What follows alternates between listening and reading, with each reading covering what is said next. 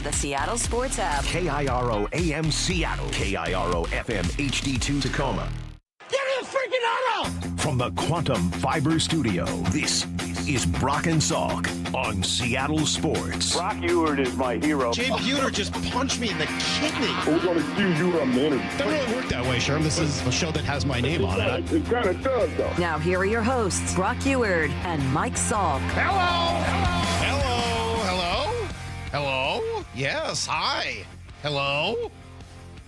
Hey, everybody. Missed all you guys. Brock and Salk Show, Seattle Sports. 710, seattlesports.com, the Seattle Sports app, all the podcast platforms, 97.3 HD2 and YouTube. I'm here. I've missed you all. Thank you for everyone who filled in last week, for Brock, who took on a little extra work, for Maura, who I'm sure did a lot more work than anybody did. Is that right? Yeah, Ian's definitely nodding. Like, yeah, Maura pretty well. She was the workhorse last week. Of course she was. We all know that. That's not a surprise. Well, I told people not to tell you, but I did give you a little credit. No. I realized that, like, as much as I produce everything else, you always handled, like, the opening. And especially after, like, that 22-0 loss. I don't like it. I think you're very good at it. Oh, you don't like that? No. You don't like coming in after 22-0? No. You don't like coming in after 19-2? No? Weird. Because most of us love it. Glad you're back. That's why I signed up for this job to begin with. I was like, oh, I'm working. I got a gig, but I kind of want to get into sports radio because it'd be so fun to show up at 6 a.m. and start talking about a team that gets demolished, embarrassed in a historical fashion. But I realized that you're really good at it. Oh, well, thank you, Maura. I appreciate it. The key to those types of losses, honestly, and if I had been here last week, I'd probably tell you the same thing I did today, is the crazy thing about them is that they're only one loss. And in some ways, I know this is going to sound ridiculous, they're better than the close loss because you don't blow out your whole bullpen in dealing with them. And let's be really clear. One of the problems the Mariners have right now, and one of the reasons that game got away from them yesterday, is that they're short a man in their bullpen, right? You call up Cade, great. We'll talk about him. Phenomenal start. Really, really great job, getting through 5 and very confusing 6th inning that I will not understand. And I don't think I'm alone on that. You call up Cade and you don't know yet what you're doing with Brian Wu, so you're back to having 6 in the rotation. It may not be a 6-man rotation, but you've got 6 starters right now, which means you're a man short in the pen. Plus, you have Michael Rucker, who you could debate whether or not he's a position player or not. So you put those things together, and you're trying to get a little bit more out of your starters than you want, right? You're trying to get a little more out of Bryce Miller yesterday. I don't know how history doesn't show you that that's not going to happen, but you're trying to. You're trying to get a little bit more out of Cade Anderson, but that's not a good way to debut a rookie who's only been throwing 80 pitches max in the minors. So I understand why you're trying to get a little more out of your starting pitching. You're short a man in your bullpen. Well, I don't know what to tell you guys. Put Brian Wu on the IL. Or you got to wait another couple days before you call up a kid who can only throw 80 pitches, especially when Bryce Miller can't go deep in games right now. Or move him to the pen because he's pretty good early on, but he can't hang on right now. All of those are real legitimate options. But the reality is you can't move Bryce Miller to the pen until you know that Brian Wu is able to start. Yeah. Otherwise, you're short a starter. So they do have some roster construction issues that are obviously impacting some of the decisions that the manager is making. But with all of that being said, the decisions that are being made are at times almost tragic. So, look, at 7:30, we're going to go through this Mariner stuff in greater detail. I know this sounds bizarre. I still think this team is going to make the freaking playoffs. I can't believe I'm saying this. And I'm not saying it because I think they're good. I think history's shown us pretty well they're not. Do you know what I just saw this from John Heyman of all people. I mean, it's just math, but do you know what the AL West the 5 teams in the AL West, do you know what their total run differential is? If you were just off the top of your head, take the 5 teams in the AL West, add up their combined run differential. So you get a positive for every positive number and a negative for every negative number. What is the total run differential? Runs scored versus runs against for the entire 5-team American League West. Top of your head. Negative 120. Let's go negative 408 for the 5 teams combined. The Astros lead with a negative 44 run differential. A's are the worst, by the way, at 187. The Mariners sit at negative 61. Like, do I think the Mariners are good? I think they've pretty well shown us they're not. We're nearly 5 months into this season. Do I think they're out of it? No. They're 3 games out in the division. They're 3 games out in the wild card. And the teams around them stink. They find ways to lose every night. I don't know where it's at now, but as of last week, there were 7 teams under 500 competing for that spot. Their playoff odds are 35%. No one wants to do this. And the Mariners have as good a chance as anybody does, just given some of the players they have on their team. And I do think there were some positive things that occurred over the last week. They were overshadowed at times by some of the negatives, but we'll dig into some of the positives. Couple of, comeback crazy wins over the weekend. Randy Arozarena and some of his heroics. I think the Kate Anderson debut, despite what happened in the 6th inning, was cause for great optimism about his future. I think that there is a conversation to be had about how they came back to win the day after the 22-0 historically awful defeat. But there are some real positives that were. I know it sounds stupid, but there were. But they were overshadowed, unfortunately, by some of the just ridiculous things that this team does. What's going on with Julio? I mean, I got to have a whole hour conversation just about Julio. And not just the fact that he's not hitting, although he's not hitting. The fact that he's paying more attention to the fans than what the are we game? doing? And I love that Julio loves the fans. I think that's great. I think it's awesome. But I also can't. I don't know how you get caught not paying attention twice in a week. I've only been on vacation. I missed 5 days. During the week that I was on vacation, dude got caught not paying attention twice. He forgot the number of outs, and then he threw a ball into the stands. Now, I get it. Both those games were blowouts. I guess in theory that's better than, 1-run game, tie game late. Okay, fine. But if you're going to do some of those things, you better deliver in some of the big moments as well, and he hasn't done that either. And no one's a bigger Julio defender than me. I argue with Brock about this every day on the text line. I love Julio. That's unacceptable. It just is. You cannot look. Do you does it think happen? most teams would bench him after this last one for a game? I don't know whether benching is the right word or not. I don't know what goes on in the clubhouse and what the best way is to provide accountability. But I can assure you that to have it happen again fewer than 7 days later tells me that whatever accountability was there was not enough. Not that that's a huge surprise. So I don't know whether you bench him or not. Was I surprised to see him in the lineup the next day? Yes, I was. The day after the 22-0? Yes, I was. I was surprised. Surprised. Not surprised that they didn't yank him off the field. That causes an international incident, and you got to be real sure that's the right thing to do. And I'm not looking for Dan to do that. Was I surprised he was in there the next day? Yeah. Did I text you guys and say, oh, my God, Julio's back in the lineup? Yes, of course. I was surprised. But I don't know what's going on and what they do in terms of discipline and accountability. I don't know the behind the scenes, so I'm not going to rip anybody for it until he makes a similar mistake less than a week later. You just can't have that. So it's ridiculous.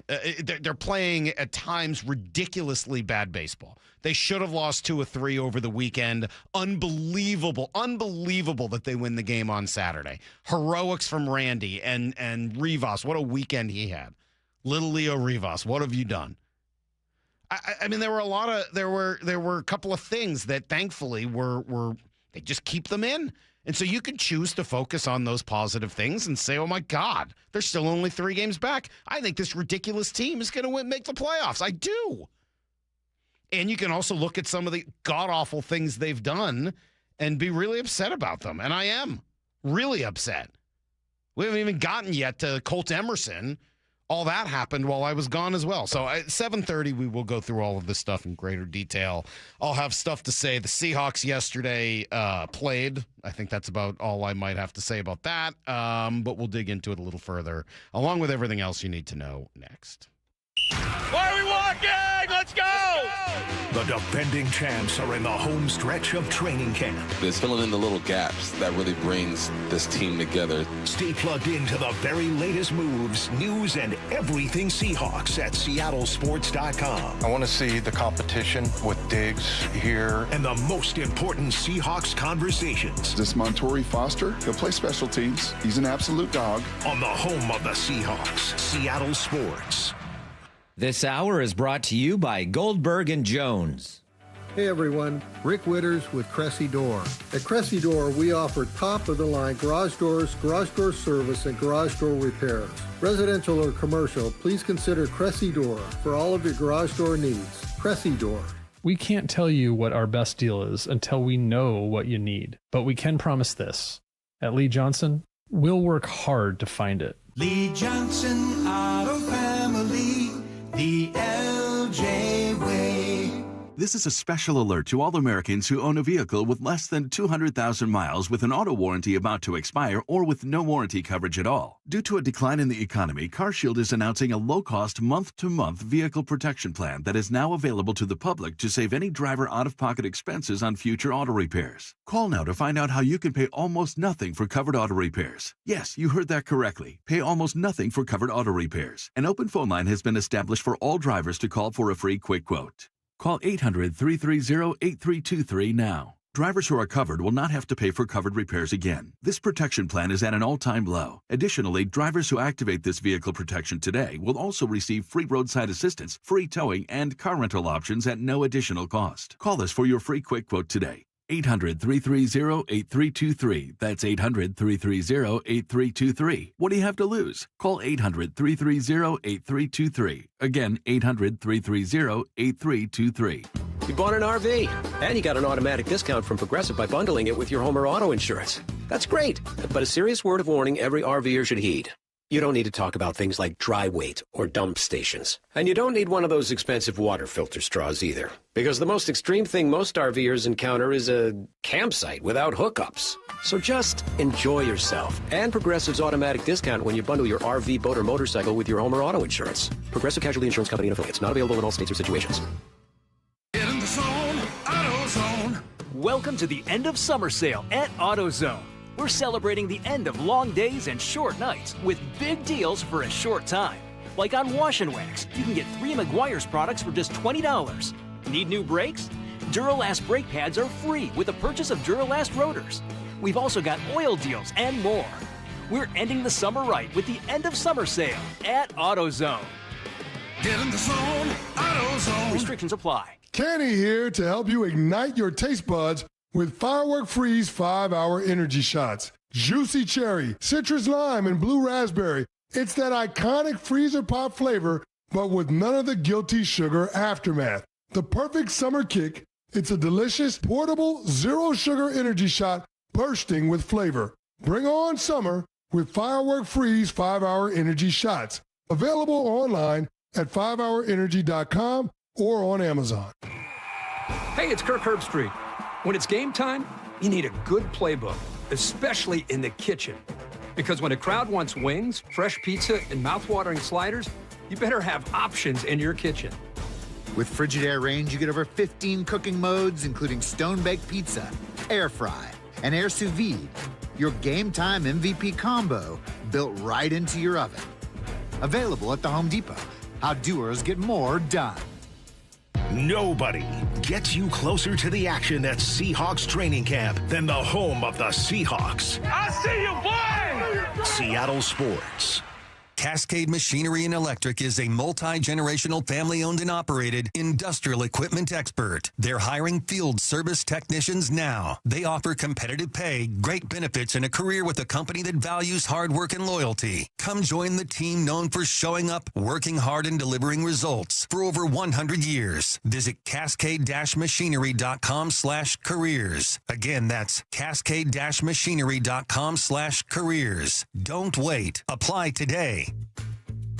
Keep summer going during the Toyota National Sales Event at Toyota of Kirkland and Toyota of Renton, with additional inventory at both stores on 2026 Camrys, Corollas, and Prius. Through August 31st, see your North and South Toyota dealers for exceptional offers on cars in the Corolla and Camry families, along with the Prius. Visit either store and test drive one and take that car home the same day. Whether you're in the North or the South, they've got you covered. Visit ToyotaofKirkland.com and ToyotaofRenton.com. O'Brien. Summer is for letting it rip. Swung on and missed, ripped it right by him. 7 scoreless innings. Marvelous Miller again. Summer is for showing out. Swing and a miss. Woo, 6 up and 6 down. Summer is for Mariners baseball. Logan Gilbert, he's knocked down a dozen in a row. So call your favorite Walter and head to T-Mobile Park, because our pitchers are rolling. From George Kirby to Senor Smoke. Up in the attic at 101. Nothing but the express tonight for Andres Munoz. Matilda would be proud. Mariners baseball. Tridents up. Don't miss out on another great interleague series at T-Mobile Park. Julio Rodriguez and the Mariners are squaring off against Bryce Harper and the Philadelphia Phillies. Tonight and tomorrow night at 6:40 and Wednesday afternoon at 1:10 with a special midweek matinee. Get your tickets for this marquee matchup at mariners.com. Need to know. 15 minutes past every hour with Brock and Salk. Presented by Marquee Data. Here's what you need to know.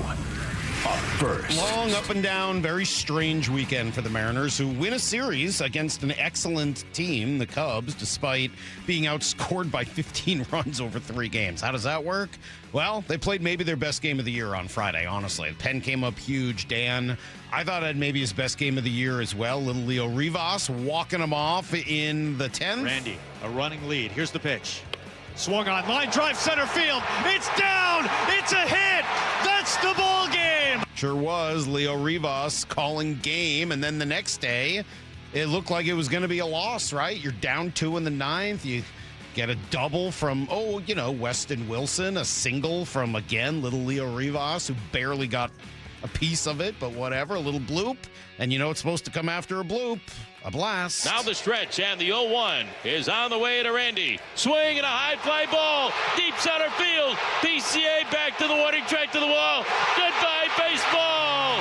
Randy Arozarena walks it off. Unbelievable. Leads off that game with a home run, ends that game with a home run, leads off the next game with a home run, and unfortunately that's where the positive vibes came to a crashing halt as everything got away from them. What turned out to be a 19-2 drubbing yesterday. Here comes the 1-2. Swung on, tag, right field, down the line, hooking towards the pole, and it is off the pole, gone. That was the first of 2 grand slams on the day. To be fair, one of them came off of Johnny Pareda, so I don't know. I mean, both of these historically bad losses, a lot of the runs came off position players. So what? We're supposed to say the Mariners have terrible position players at pitching? Look, you shouldn't have to be in those situations. I'm not excusing them, but it does obviously look a little bit worse than it actually was. I'd rather see them have position players give up 7, 8, 10 runs than have a pitcher out there, blowing out his arm and using up those innings, whatever. They gain ground, okay? They sit just 3 back of both Houston and Texas in the West, 3 back of Texas and Cleveland in the wild card. 3 more in this little homestand here, and it is the red-hot Phillies who come to town starting tonight. Great pitching matchups. Logan Gilbert and Zach Wheeler. Tomorrow will be George Kirby and Aaron Nola. Wednesday, not sure yet. We're waiting on Brian Wu and Jesus Luzardo for Philadelphia. Here's the second thing you need to know. All right, as for the Seahawks, bit of a mixed bag. There were some real positives early. In motion is Russell across the formation. Quick fake, now throw down the middle, wide open, Arroyo, touchdown, Seahawks! He slams the ball into the turf in the end zone, and the Seahawks are on the board from 36 out. And again, there's most of the starters down in the end zone to greet Arroyo. They were going nuts, and they played really well early. Drew Lock, 12 of 14 with a touchdown in the first half. Seahawks led 16-9 when he came out. 69-yard run from Jacardier Wright for a touchdown. That was a huge highlight. We'll play that for you as well. The defense, I thought, was excellent with no starters in there, but things to get away late. Jalen Milroe, a pair of ugly picks. It allows the Titans to come back and win 19-16. What did Mike McDonald think of the loss? Look, we're trying to win games, and so ultimately the goal is we fell short in that department, which I actually think it's going to be a really great opportunity for our team to learn from this on how we manage games and the things you need to be able to do in the second half to win football games, first half included, but. The bright side is I really do feel like our team got better this week from the work that we got in practice, and I thought we did a lot of great things, especially earlier in this game, which is what we're looking for. Yeah, unfortunately, the end just kind of, again, got away from them a little bit, and it was mostly just that Milroe didn't play very well, so we'll discuss that a little bit later. Unfortunately, also a couple of injuries. It started with rookie second-round pick. Bud Clark carted off. Yeah, we had two really tough injuries today. So Bud has a broken ankle, to my knowledge. Severity, I'm not sure, but he's going to be out multiple months. Yeah, the other was Mason Richmond, backup tackle. He was hurt as well, and that's going to be significant. So coming on the heels of losing Jake Bobo for the season as he suffered a serious knee injury during that joint practice in Tennessee on Friday, opening up a couple spots for some other guys to try to make this team. Here's the third thing you need to know. Well, as frustrating as yesterday was, it was also amazing to see the debut of Cade Anderson this weekend. Dude was electric first couple times through the order. We'll discuss what happened in the sixth, but he had allowed just 2 hits in a run after 5 innings while striking out 5. I thought he was great. Yeah, it was obviously a really cool opportunity, and forever grateful for this opportunity. And walking through the doors today was special, and glad I got to come in yesterday, kind of get my feet wet a little bit. So today, not by any means it was a normal day, but it felt a little more comfortable, and it was just a blast out there, and the way the game finished was really cool. So yeah, so I mean, if that was him in his debut, as he gets more comfortable, curious to see what that will look like. It does make you wonder. Would he have been one of their 5 best starting arms for the final 4 or 5 weeks, maybe?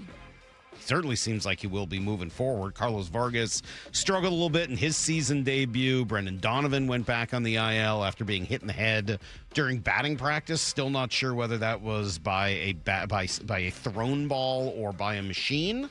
But either way, I've never heard that one. That one's new. That's a new one. That's everything you need to know.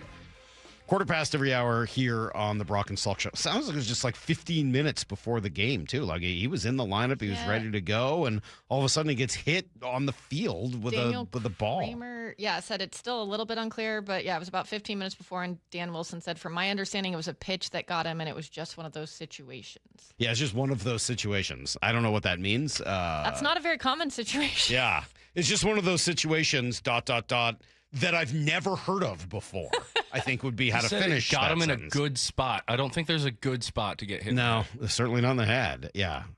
that I've never seen before, or nor has anyone else. It's been a... and he's been so good lately. Dude, I will say, I'm not gonna, sit here and make excuses for the Mariners. They don't need any help with that. They've got enough of their own problems. But I do wonder what this season looks like with a healthy Brendan Donovan all year. You can't help it. Every time he's been in there, he's been really good. Dude can really hit. And he provides so much of what they've been missing all year long. It's crazy.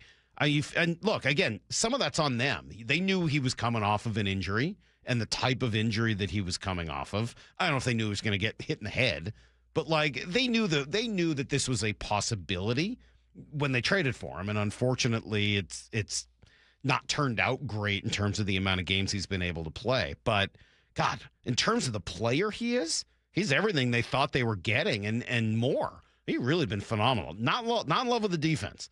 Sure, not in love with the defense at third base, but I think over time you may see him more in the outfield. You may see him more. I don't know, but I in terms of the hitting, it is one of those what ifs about this season. You just don't know what it would have been like if he had been healthy all year long. All right, it was a crazy weekend.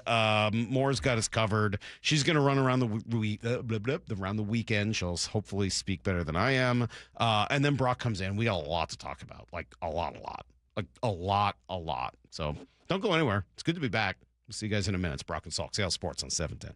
We got a kid on the mound making his major league debut, 22 years of age. Welcome to the big leagues, kid. The first inning, he was off to the races. Swing and a miss, strike three, and he does. 1, 2, 3. Go the Cubs in the first. After Cade Anderson's much-anticipated debut, what are the takeaways? Very impressed with this young man. He was really good against a really good team. The Cubs can really hit. The Cade conversation continues on the home of the Mariners, Seattle Sports. Mike Rowe here with a fun fact. Did you know that 50% of the air that you breathe inside your home comes from your crawl space? Yeah. Whether your crawl space is wet, musty, or your floors are bouncy, do yourself a favor. Call Groundworks. I spent some time working with these guys, and they're the real deal. Their people are trained and certified to repair your crawl space. Schedule a free inspection with Groundworks, the foundation and waterproofing experts. Licensed in all states where work is performed. See website for details. Start having fun. Caesar Sportsbook at Muckleshoot Casino Resort is your #1 place to eat, drink, watch, and have fun. Keep up with your favorite sports anywhere and everywhere on property with the mobile app. Visit MuckleshootCasino.com today. Scan the QR code and let the play begin. Muckleshoot.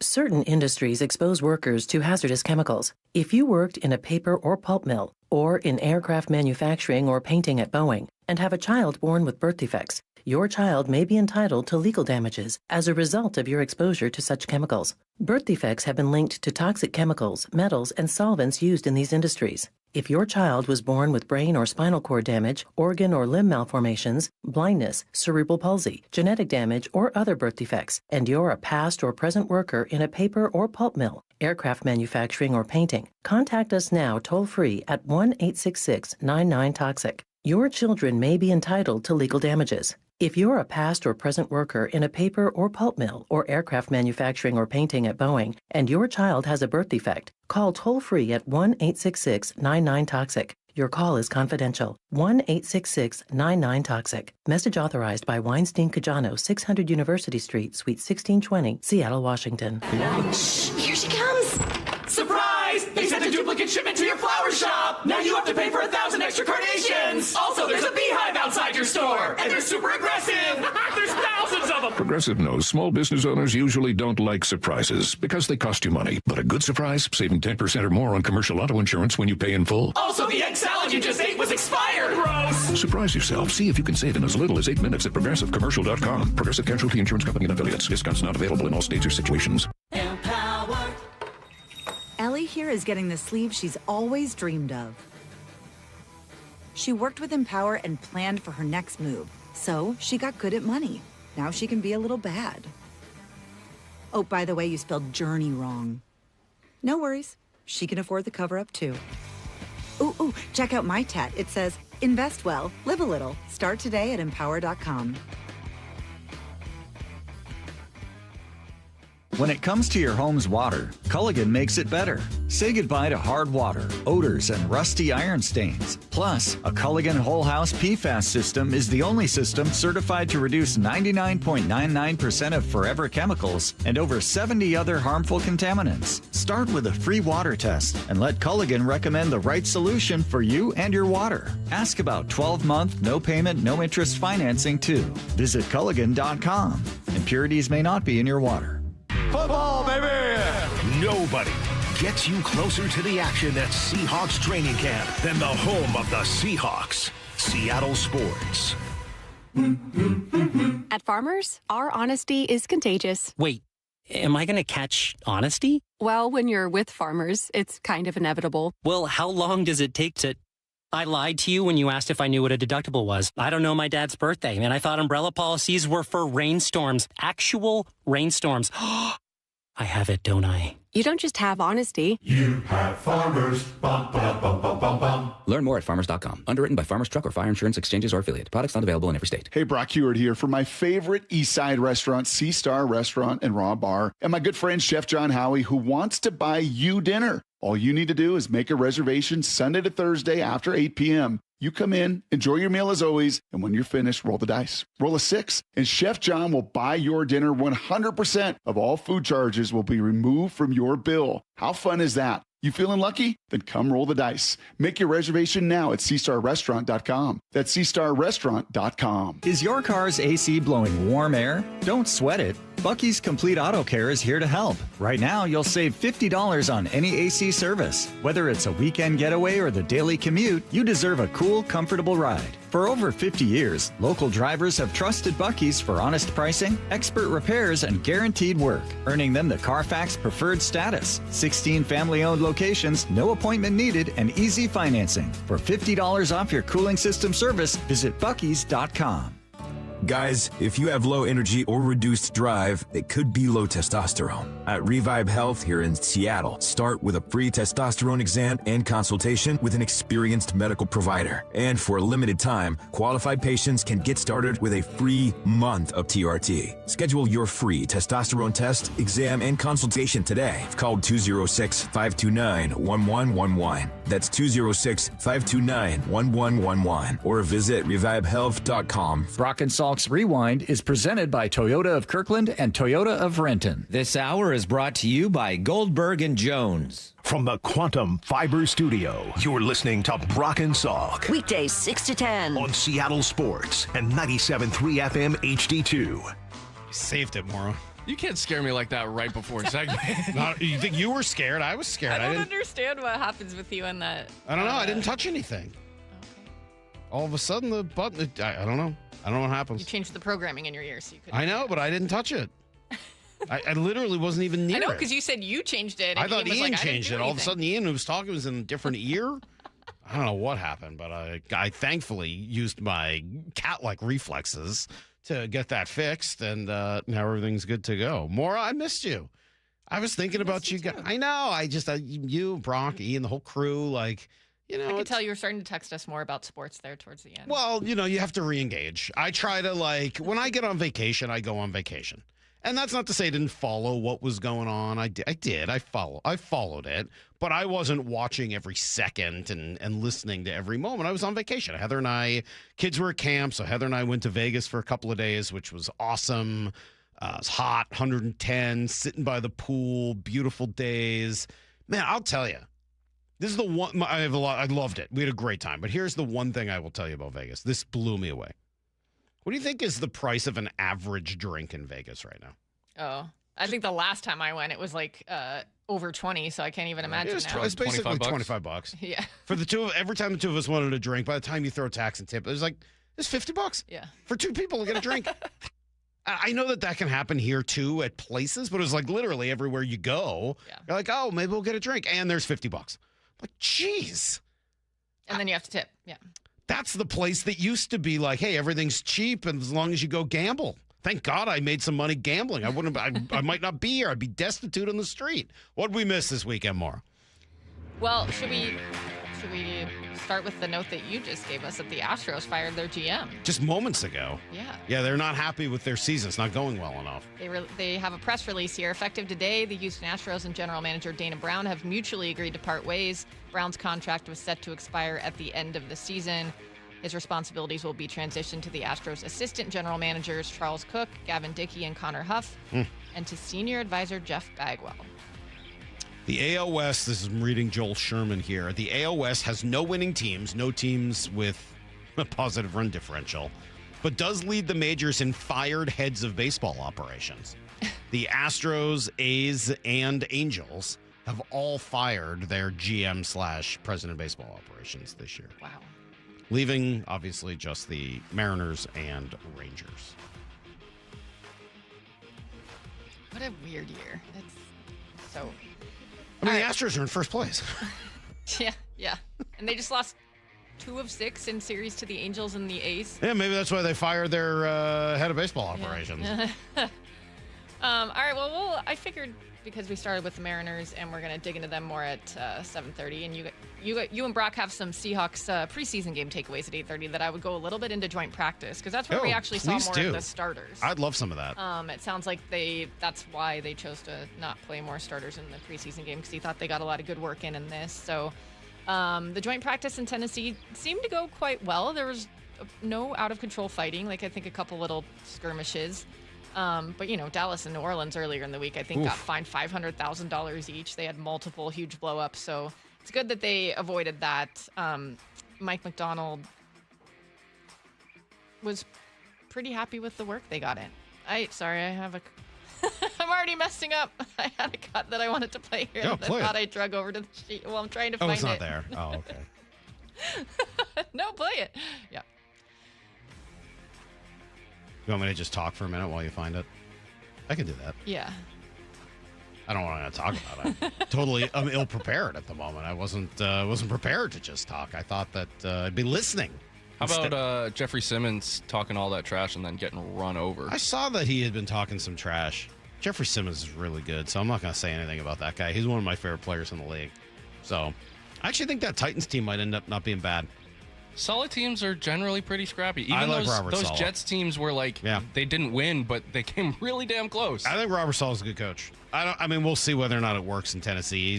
I don't know whether they've got enough talent or not, but I saw somebody saying he looks like Xerxes, God King of the Persians. He does have a little bit of Xerxes. What was that movie? 300? Yeah. He's got a little Xerxes from 300. All right, I found the cut. Sorry, guys. No doubt. I don't know if it's going to be that riveting. No, it's cool, Maura. We're just talking Xerxes. Go ahead.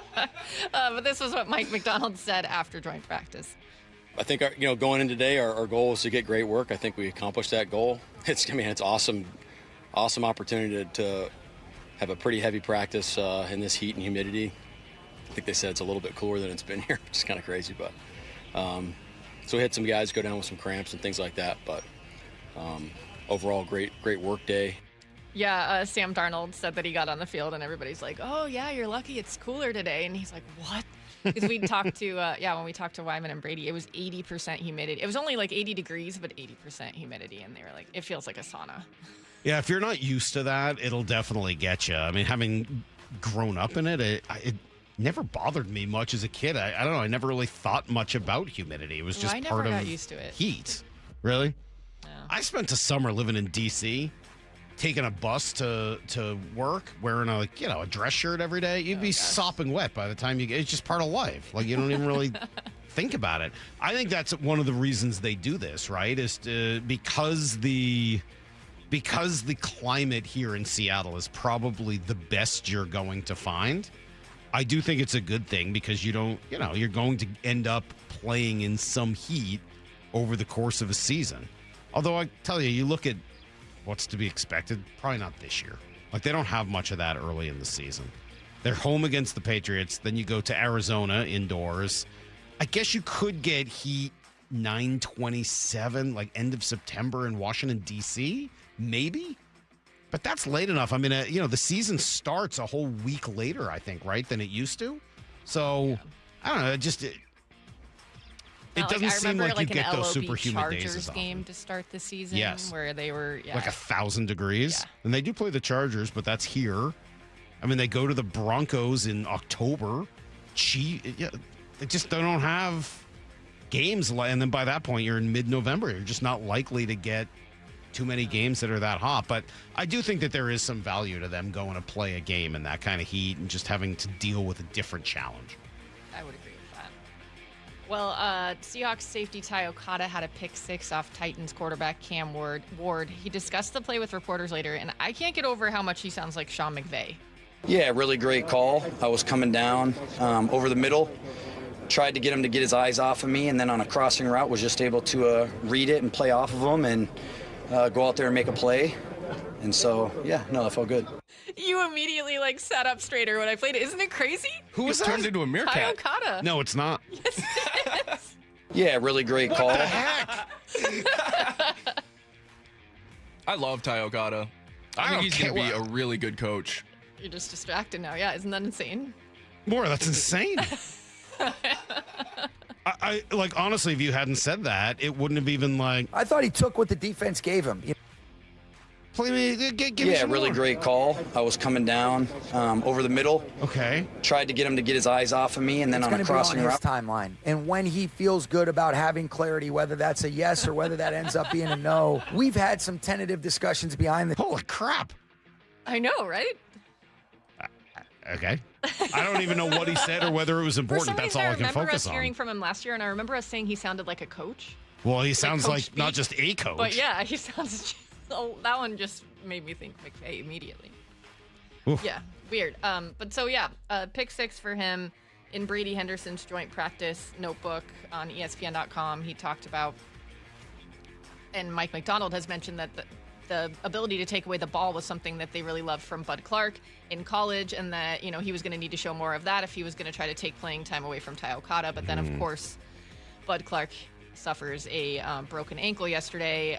So it's so sad to see that happen anyways, but I hate to see it before it seems like they love Bud Clark's potential, but they hadn't really felt like maybe he had grasped everything they wanted him to fully yet. So you just hate to see him miss that time. Yeah, I mean, of course. We'll wait and find out. I mean, a broken ankle might, I don't know. I mean, Might not be all season. No, it might not. Brock always says that a high ankle sprain is what we used to call a broken leg, and so I'm hoping that it's maybe, but it's also, I mean, my wife broke her ankle. It was a full tibia fibula deal, and that's a couple months. They did put an air cast on him. Yeah, it didn't look good. There was no doubt. No, and you just wonder if he'd be able to just jump in at a certain point when it already seems like maybe he wasn't quite as far along as they would like him to be if he was going to compete for playing time early. Yeah, maybe there is some level of learning that can go on, and who knows? But yeah, it's just a bummer. That one stunk yesterday. You hate to see that. Definitely.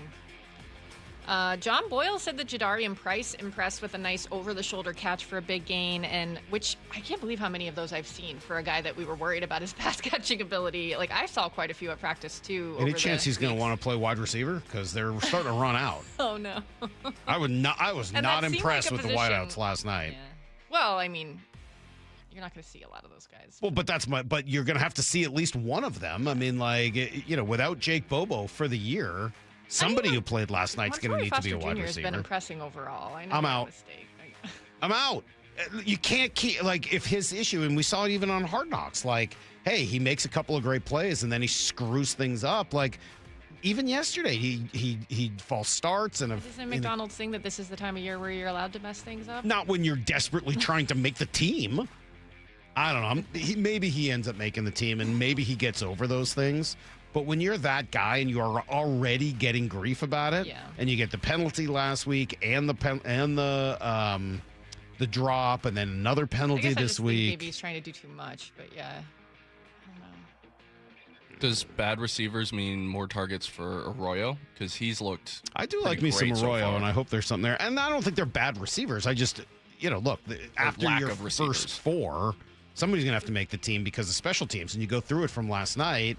One White had a big drop. Another White had a fumble on a punt return. Emmanuel Henderson had a terrible decision coming out of the end zone. Montori Foster had a false start. Those are your 4 prime candidates to be the last wide receiver. All 4 of them did something where you're like, ugh. So, yeah. I didn't love that. All right, well, back to Price. He's, John Boyle said he had a nice over-the-shoulder catch for a big gain, later broke off a big run through a hole up the middle, which I've also seen a lot of from him, which also, with the right touchdown yesterday, that speaks to the O-line play as well. Mm-hmm. But McDonald says Price is still ramping back up from his injury, which, if he is, he's had some standout moments in practice since he came back last week, so he's ramping up pretty well. Sam Darnold talked about him after the joint practice. Yeah, he's a special player. He's a really special player. He brings a different facet to the offense that only a guy like him can bring. Whether it's catching passes out of the backfield, catching screens, running in between the tackles, outside the tackles. He can really do it all, and I know he's just going to continue to get better and learn. Now, I know Greg Bell in the Tacoma News Tribune reported that they're not going to play him in preseason at all. I don't know how I feel about that. You don't want him to get hurt like Jeremiah Love, and I get that part, and he's already been coming back from an injury, but I'd like to see him get some game action. I don't care. Honestly, I don't mean I don't care about mostly for that position. It is somewhat for that position. I think that position has so much instinct to it, and it's just so easy to get hurt. And if they didn't have the Charbonnet injury, I think they could probably afford to give him some of those reps in the preseason. But knowing that Charbonnet might not be ready for the first 4 weeks or longer, we just don't know yet. You can't afford to have that guy hurt on a meaningless snap. You just can't. True. So I understand why they're doing that. In a normal situation, yes, I would prefer that he get a couple of reps, even if it's just a series, just to feel it. But I honestly don't think they can afford to do that. Yeah. When you've got Emmanuel Wilson banged up too. Yeah, he didn't play at all yesterday, right? No, hasn't. And Helani didn't play because what? They're sold on Helani? Like it's 100%? He's in? I'm sorry. It's going to be one of my takeaways at 8:30. Henderson told us early on in the offseason that he thought he was going to be a big.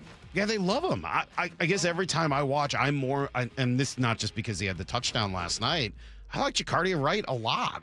I like what I've seen from Emmanuel Wilson. I don't know whether he's healthy. I don't know what the deal is there. I think it's tough, though. Helani's been going up against the ones. You're seeing Jacardia Wright with a bunch of, Sure seemed to be going up against the ones from Tennessee yesterday, and he looked really good, not just on the touchdown run, but I thought throughout. I just like him. I like the way he runs. I like the style.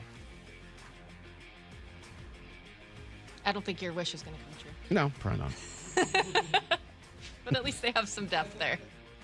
Unless what Hawkblogger said is real. Remember his idea was they cut Helani because he won't get picked up somewhere else, and then they bring him back before week 1. We'll see.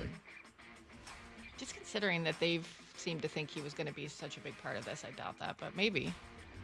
All right, well, let's get into a little Mariners because we're up against time here, and we definitely don't need to get into yesterday's game. So Friday's start was not ideal. Emerson Hancock allowed home runs to Pete Crow Armstrong and Alex Bregman to give the Cubs a 3-0 lead in the first, but Cal Raleigh's 3-run shot in the second tied things up. Here's the pitch to Cal. Swinging a fly ball deep to left center field. Going and going. Goodbye baseball into the Mariners bullpen. Cal Raleigh ties the game with his 14th home run of the season. And just like that, it's the Mariners 3 and the Cubs 3. And this crowd has come to life here in the friendly confines of T-Mobile Park. Then a Donovan RBI single gave them a 4-3 lead heading into the third. Arozarena, who had a huge weekend, his RBI single in the fifth gave them some insurance with a 5-3 lead. But Edward Bizardo allowed a leadoff home run in the eighth to pull the Cubs within one. And then Bregman hit a solo shot off of Andres Munoz in the ninth to tie it up. So we go to extras where Sir Anthony Dominguez went 3 up and 3 down in the top of the 10th. In the bottom of the inning, Randy advances to third on a Robles sac bunt. And after a Josh Naylor walk, Leo Rivas did this. Randy, a running lead. Here's the pitch. Swung on, line drive center field. It's down. It's a hit. That's the ball game. The Mariners walk it off. Leo Rivas plays hero again. 6-5. Mariners win as Randy touches home, and the Mariners take game 1 against the Cubs. I had like zero faith by that point. I was not expecting that. That's for sure. It was definitely one of those games. You just have such an advantage in extra innings at home. I think that's why, not that I was shocked that they won the game, but once you get to extras at home, you do have a huge advantage. I know the Cubs lineup is really good. Why did the Mariners win that game? Couple of reasons. One, the Cubs went 1 for 16 with runners in scoring position. That's an epically awful, unlucky night for them. Two, I thought Dan made every good decision he could make on Friday night. He used his entire roster. He used the bullpen in the right way. I mean, he really knew that they needed a win in that game, get the first game of the series, and he went for it. And I thought it was... Look, I've been very critical and will be today over a lot of the decisions Dan's made and even made this weekend. I thought Friday might have been his best game, and Spire backed him up and helped him out. And Bizzardo, yeah, I know he gave up the home run, but coming back after that to get out of the inning. Yeah, I thought they played a really good game on Friday. It wasn't perfect, and it's against a good team, but I thought they played a good game. They were 4 for 7 with runners in scoring position, and the Cubs were 1 for 16. Yeah, that's better. Saturday, Randy Arozarena hit a home run on the first pitch of the day and the last pitch of the day and robbed a home run in the third inning. Unbelievable. And beat out a ground ball double play. I mean, Yeah. Randy was everywhere. They don't win without him that game. No and chance. That probably would be the story of the day, except for the fact that it was Kate Anderson's debut. So Anderson looked great, only allowing 1 run and 2 hits with 5 strikeouts through 5 innings. But he was sent back out in the 6th to see the order for a third time, and that proved to be too much. He gave up back-to-back home runs to give the Cubs a 3-2 lead. Vargas came in and gave up another run before getting out of that inning. The score would remain 4-2 all the way until the bottom of the 9th inning. With 2 outs, Weston Wilson doubled, Rivas had a single, and then Arozarena, as previously mentioned, did this. And, we had the big double. Oh, that's not... I'm having issues with this sound this morning. You're back, and I just started messing everything up. So I make you nervous. Is that it? Now the stretch, and the 0-1 is on the way to Randy. Swing and a high fly ball, deep center field. PCA back to the warning track to the wall. Goodbye, baseball. Randy Arozarena walks it off with a 2-run home run here in the bottom of the 9th inning. A miracle finish for Randy Arozarena. The Mariners win it 5-4. Center field home runs are so hard to figure out on TV off the bat. Pull home runs, you know when they're gone. Yeah. Even when, the rare oppo, you can kind of tell the way they hit it. It is so hard to tell when they take a somewhat outside pitch and hit it straight into center field, how hard it's been hit. Sometimes they don't even look like much, and all of a sudden you're like, oh, that's a 460-foot bomb. It's just hard to tell. I wasn't sure exactly what that was off Randy's bat. I knew he got it. I knew it was going to be a long fly ball. I honestly thought it was probably like a warning track deal when it went off his bat. But my God, it just kept going and going and going. And what an improbable, bizarre, crazy, awesome win for the Mariners. Now, you're going to go back and wonder what the heck Kate Anderson was doing in the 6th inning. I was going to say, I think we're up against it here, but I'm sure you're going to get into, to me. Yeah, we will. There's what happened with Kate Anderson, and then in Sunday's game, what happened with Bryce Miller. Yeah, and do all these things lead to each other? Yeah, I mean, all these things are interconnected, and that's sort of the thing in baseball is because you play it over 162, what you do on one day, affects what you're going to do the next day and the day after. I don't understand how you just put Kate Anderson out there for his debut, and then it seems like go off feel. I feel like there should be a set plan for someone like that. Yes. Ahead of time. Yes. I mean, all of it was very strange in the moment. Never would have expected him to not just be back out there, but to stay. It was odd. And they had the righty ready. Yeah. But again, they are a little hamstrung. You've got 6 starters right now, one of whom was not pitching. But that's of their own doing, right? If Wu needs to go to the IL, then I don't know what they're doing. Well said. All right, thanks, Maura. Good stuff. Maura's going to go. She's got a lesson later on how to play sound. It's going to be a. No, it's how to add the right sound to the sheet. I didn't do that correctly. Oh, so your actual job, the thing that you do every day. I made you your own cut sheet, and then I messed my cut sheet up. Yeah, there you go. That's really funny. Self-sabotage from the great Maura Dooley. I got a ton of texts saying that Maura was awesome in the 6 o'clock hour all this past week. Thank you, Maura. Was really nice. Oh, that's nice. That's rare. They must like you more than they like me. All right, Brock's in. I was asked the same question, I don't know, 24 times maybe. No joke. I was asked the same question probably 24 times while I was gone. I'll try to answer it next on Brock and Salk. Bump and Stacy at Seahawks training camp. Weekdays 10 to 2. He is DeMarcus Lawrence, kind enough to join us here from training camp. How close were you to considering retired? Like literally just to leave on top? I was very close. Went through a long off season of, going back and forth. I think the one thing that held me steady is it's easy to take over a kingdom. But the hard part is when you got the kingdom and now it's time to defend it. Watch live or later on the Seattle Sports YouTube channel. In 2026, Bay Alarm celebrates 80 years of security.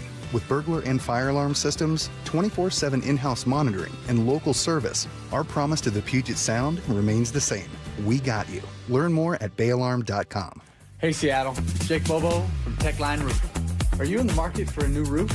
With the strongest workmanship warranty in the business, Techline Roofing has you covered. Take advantage of our easy financing and our summer special. Trust Techline. Need a heavy lift? Levitt Machinery is now your Taylor lift equipment dealer in Washington and Oregon. Engineered for extreme duty durability, Taylors are designed for demanding environments with uptime built into every machine. When the work is tough, Taylor delivers. And now backed by Levitt Machinery in the Pacific Northwest. LevittMachinery.com. Give us a call today. Stack it, reach it, lift it, Levitt. Summer is for letting it rip. Swung on him, has ripped it right by it. 7 scoreless innings. Marvelous Miller again. Summer is for showing out. Swing and a miss. Woo, 6 up and 6 down. Summer is for Mariners baseball. Logan Gilbert, he's knocked down a dozen in a row. So call your favorite Walter and head to T-Mobile Park because our pitchers are rolling. From George Kirby to Senor Smoke. Up in the attic at 101. Nothing but the express tonight for Andres Munoz. Matilda would be proud. Mariners baseball. Tridents up. Don't miss out on another great interleague series at T-Mobile Park. Julio Rodriguez and the Mariners are squaring off against Bryce Harper and the Philadelphia Phillies. Tonight and tomorrow night at 6:40 and Wednesday afternoon at 1:10 with a special midweek matinee. Get your tickets for this marquee matchup at Mariners.com. Sleep Number's new collections are designed to adapt to the changing nature of your life and your sleep needs. Whether it's the personalized comfort of the Comfort Mode mattress, the targeted pressure relief of the Comfort Next mattress, or the Climate Collection that actively cools or warms to help you fall asleep and stay asleep. And now, all beds are on sale during our biggest sale of the year. Save 25% on the new Comfort Next Luxe for a limited time, only at a Sleep Number store or sleepnumber.com. Chicken and waffles, a cozy combination. Chick-fil-A's got chicken and waffles. Sweet and savory together in a brand new way. Whoa. Introducing Chick-fil-A's new chicken and waffles. Crispy chicken between 2 maple-flavored waffles with bacon and honey butter spread served with syrup. Available all day long. Chicken and waffles. Right now at Chick-fil-A. Order chicken and waffles all day at Chick-fil-A. Menu switches from breakfast to lunch at 10:30 a.m. I'm not one to say I told you so, but I switched to Pure Talk over a year ago, and ever since, I've been telling people there's no better wireless company out there. Well, a few months ago, a massive survey was conducted. 123,000 people were asked to rate their wireless carrier in 4 categories: coverage, support, data, and overall value. Well, the results are in. Guess which wireless company was the only wireless company to get 5 stars in every category? Yeah, Pure Talk. 5 stars, every category. To celebrate, Pure Talk is offering the first 3 months of any plan for just $15 a month, including their top-tier unlimited plan. No contract, no commitment, just a very inexpensive way to test drive the only American wireless company with 5 stars in every category. Just dial pound 250, say micro, and Pure Talk's U.S. customer service will take it from there. Again, pound 250 micro. And yes, I told you so. So I've got this right. Flat repairs or replacement if needed. Rotations and rebalancing every 5,000 miles, all included with the tire purchase. With paid installation and tax? That's the... Don't make me say it. I was going to say it. You don't say it. You back it up. That's the limited lifetime tire guarantee. Free with every tire purchase. So they're the best around. Nothing's gonna ever keep you down. You're the best. Midas, the best around. This is the story of the one. As a maintenance engineer at a beverage manufacturing plant, he starts his day knowing every line is ready to run because Grainger delivers the industrial-grade products he needs to keep mixers, conveyors, and packaging equipment moving. With Grainger's vast selection of bearings, belts, and motors, he keeps operations running smoothly, so nothing grinds to a halt. Call 1-800-GRAINGER, click Grainger.com, or just stop by. Grainger, for the ones who get it done. Let's go! This is Seattle Sports. Streaming through the Seattle Sports app. KIRO AM Seattle. KIRO FM HD2 Tacoma. Home of the Seahawks, Mariners, and everything Seattle sports. Get in the freaking auto! From the Quantum Fiber Studio, this is Brock and Salk on Seattle Sports. I don't read the internet, guys. Take the bull by the hands. And Brooke, you are. And Brooke, you are. Now here are your hosts, Brock Eward and Mike Salk. Oh, well, it's good to be back together, Brock. Hello. Hello, Michael. How we doing? You made it through the week. Oh, aged me by 10 years. You wearing a robe? What are you wearing? No. Oh, it's a white sweatshirt. It almost has a robe-like quality to it. Yeah. Oh, really? It has a little bit of... Like it that looks big fella and Byron Murphy. A little bit. Robes, yeah. Doing a little podcast. Yeah. Nice. I was wondering if you were pulling off a little, I could Big do Hank. it. I got a nice bathrobe. You want me to put on a bathrobe for the next segment? No. Heather likes the bathrobe when we go to the hotel. We were at a hotel in Vegas. Went to the great time. She likes the robe. I never know what to do with a robe. I have it. I'm like, what am I going to wear this? Like, I don't know. It does. I don't fully understand when to wear, like how long. What do you think the size of the robe is? Because it's kind of unisize, right? That's true. Like, is it just a medium? It's a schmedium? Yeah. So what depends do you on think the There are certain people that can't fit in the robe. Those hotel robes. Yeah, I'm guessing. They look a little more like a mini skirt on Brock. He's like, it doesn't cover up everything it's supposed to. Thanks, appreciate that. All right, we'll talk. I'm going to avoid the Mariners for a few minutes. We got a little deeper conversation at 7:30, and Ryan Divish is going to join us this morning at 9:30. But I was saying, Brock, I think I was asked the same question maybe 24 times in the last week or so. And no, 425, it was not, hey, Salk, how does Brock think the Huskies are going to do this year? Although that's hilarious. No, it's so funny. Like I played a couple rounds of golf with people I didn't know. I went down to Chambers on Thursday, which was great. I played up at Avalon on Friday. Shout out to Jared. That was a lot of fun. Like I had a great time. But everyone ever, hey, what do you think the Hawks are going to be like this year? And I don't even, like, I'm almost confounded by the answer to this question. I know people are just making conversation. Yeah. Right? And they know you work in sports. Like, hey, so how do you think the Seahawks are going to be? But, like, do you really need to ask that question? How do I think the Seahawks are going to be? No, they're going to go 0-17. Like, what do you think I'm going to say? What does everyone think? Like, is there a debate here? How do I think the Seahawks are going to be? Good. Really good. That is born out of it. It's very, very core. Like deep down, when you get a question, and I'll get a question from from one of my players, and I just know because I've been down the road so long, just kind of know like the very core what that question is. It's usually a level of some insecurity. And I just want to be affirmed. Right. Do you think at the very core of that question is, gosh, I want to make sure last year was real? It just came so fast. It happened so fast. And I hear from others how it was kind of fluky, and it was this, and it was Sam Darnold. And do you think at its very core, yes, that most of the folks are just like, yeah, yes, that's exactly what I think. I'm not trusting all of last. No, year. That's exactly what I think it is. Is it really? Yeah, I mean that's what I wrote to you in my email last night. Like they won the Super Bowl last year, right? Did the Seahawks win the Super Bowl? Does anyone remember? We went back and even replayed some of the sound from it. The Seahawks won the Super Bowl. And then they were differential in the history of the franchise, by the way. And then returned almost their entire team. They have a coach who seems to be maybe the best in the game. They've got a GM who's done this in ways that no one else ever has. They might have been a year too early last year. Like, there's no... Look, I don't know if the Seahawks are going to win the Super Bowl again this year. Nobody does. Nobody can account for injuries. Nobody can account for bad luck. And I guess the one concern might be a level of complacency, although I don't see it happening. It's at least something that's a reasonable conversation.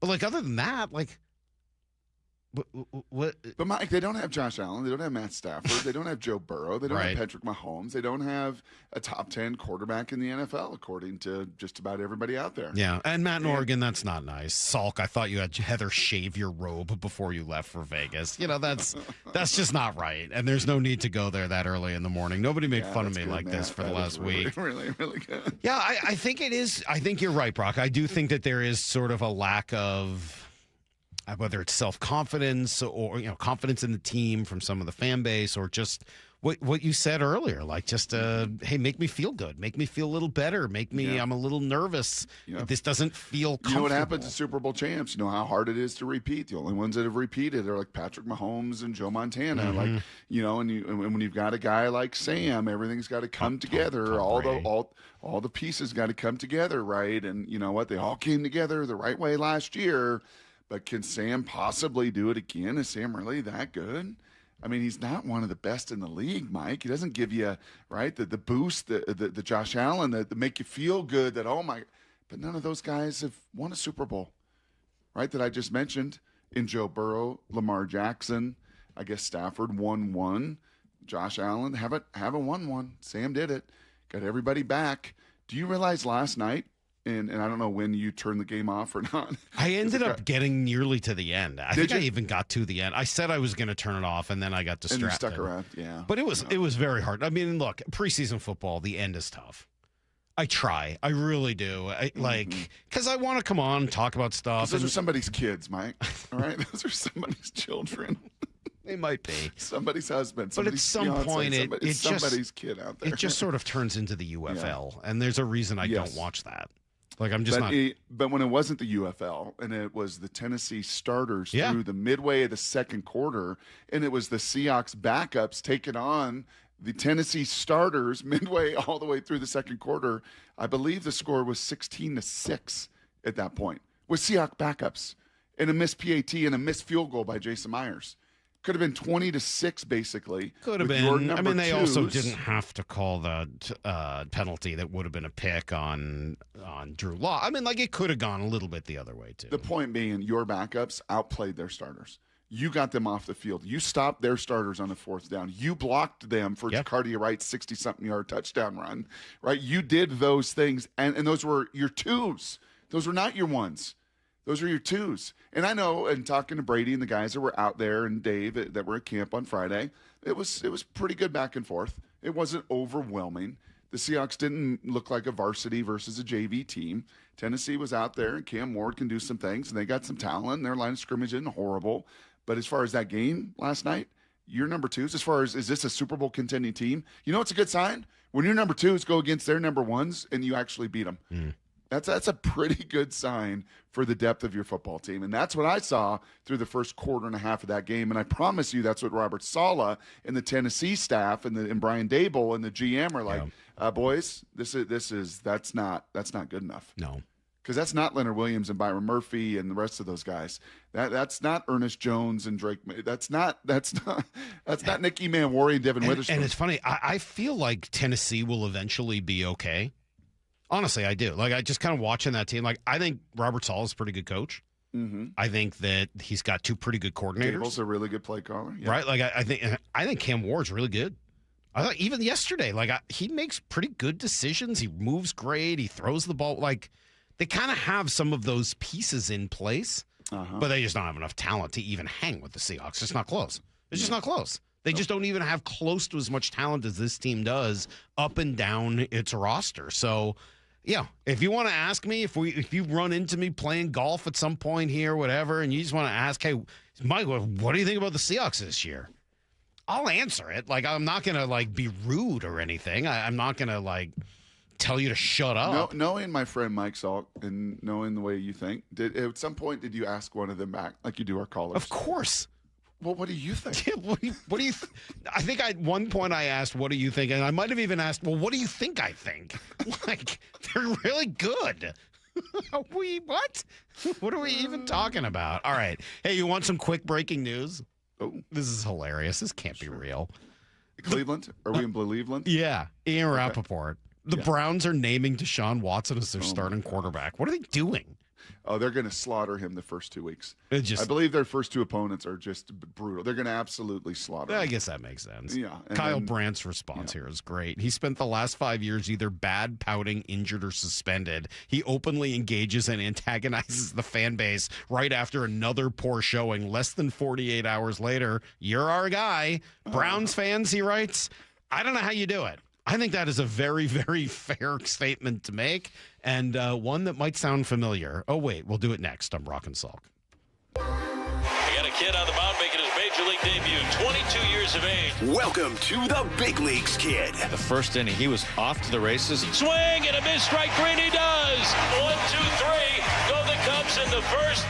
After Cade Anderson's much-anticipated debut, what are the takeaways? Very impressed with this young man. He was really good against a really good team. The Cubs can really hit. The Cade conversation continues on the home of the Mariners, Seattle Sports. Guys, if your energy is down, your workouts feel harder, and your drive isn't what it used to be, it may not be aging. It could be low testosterone. At Revive Health here in Seattle, the first step is simple: a free testosterone exam and consultation with an experienced medical provider. We'll review your labs, symptoms, and overall health to determine if testosterone therapy could help improve your energy, strength, and performance. And for a limited time, qualified patients can get started with a free month of TRT. Revive has helped over 120,000 men since 2011 improve energy, sleep, mood, and confidence. If something feels off, don't ignore it. Get answers and take control of your health. Call 206-529-1111. That's 206-529-1111. Or visit revivehealth.com. Revive Health. Elevate your vibe. Must medically qualify. Terms apply. Contact Revive for full details. There's a sink at the brink and a drain that's a pain. DayandNight.net. Slow drain? Backed up toilet? Call Day and Night to save $100 off any drain cleaning. Hi, I'm Bruce with Day and Night Plumbing and Heating. From a slow drain to a major backup, no drain is too big or too small. Whether we're your first choice or smart second opinion, I guarantee our experts will solve any drain problem, day or night. Now get $100 off any drain cleaning. DayandNight.net. Is your car's AC blowing warm air? Don't sweat it. Bucky's Complete Auto Care is here to help. Right now, you'll save $50 on any AC service. Whether it's a weekend getaway or the daily commute, you deserve a cool, comfortable ride. For over 50 years, local drivers have trusted Bucky's for honest pricing, expert repairs, and guaranteed work, earning them the Carfax Preferred status. 16 family-owned locations, no appointment needed, and easy financing. For $50 off your cooling system service, visit Bucky's.com. Lots of dealerships will tell you they'll work hard for your business. At Lee Johnson, we've been proving it for more than 90 years. You can count on us. Lee Johnson Auto Family, the LJ way. If you have unpaid tax debt to the IRS that you can't pay, please hear this special notice. Specially approved IRS relief programs designed to aid delinquent taxpayers are now in effect that can significantly improve your financial situation. Depending on your circumstances, you may qualify to have your tax problem resolved in your favor and may even have your back taxes reduced by thousands or eliminated entirely. A relief hotline has been established by Community Tax for you to call and see if you qualify at 800-224-4083. If you owe the IRS back taxes that you can't afford to pay, don't let the IRS trick you into thinking you have no way out. Our highly accredited tax professionals will let you know what you qualify for and how much you can save. We may be able to stop all liens, garnishments, levies, and save you thousands. Call and see if you qualify for this taxpayer relief at 800-224-4083. 800-224-4083. That's 800-224-4083. Hey Seattle, Jake Bobo from Techline Roofing. Are you in the market for a new roof? With the strongest workmanship warranty in the business, Techline Roofing has you covered. Take advantage of our easy financing and our summer special. Trust Techline. Mariners and Phillies tonight at T-Mobile. 6:40 first pitch, 5:30 pregame. Every pitch, every game, one app for free. The Seattle Sports app. What if I told you a local credit union is giving members up to $30 per month just to make everyday purchases? Dave Wyman here, and when I heard about the offer from Harborstone Credit Union, I said, sign me up. And that's what I did at harborstone.com/cash. You know, I'm not a tech-savvy guy, but opening a checking account was easy enough for me to figure out. I got my PNW Cashback checking account for free, no fees or minimums, and when I make everyday purchases with my Harborstone PNW Cashback debit card, I earn up to $30 each month. My wife loves it when I get cash back on gas, groceries, coffee, travel, and lunch. All categories count towards your cash back. You can even tap to pay. If you live, work, or worship in the state of Washington, sign up for a membership with Harborstone Credit Union and get the PNW Cashback free checking account. Open your free account online like I did at harborstone.com/cash or visit one of their 29 branches across the Northwest. Insured by NCUA. Terms and conditions apply. Certain industries expose workers to hazardous chemicals. If you worked in a paper or pulp mill or in aircraft manufacturing or painting at Boeing and have a child born with birth defects, your child may be entitled to legal damages as a result of your exposure to such chemicals.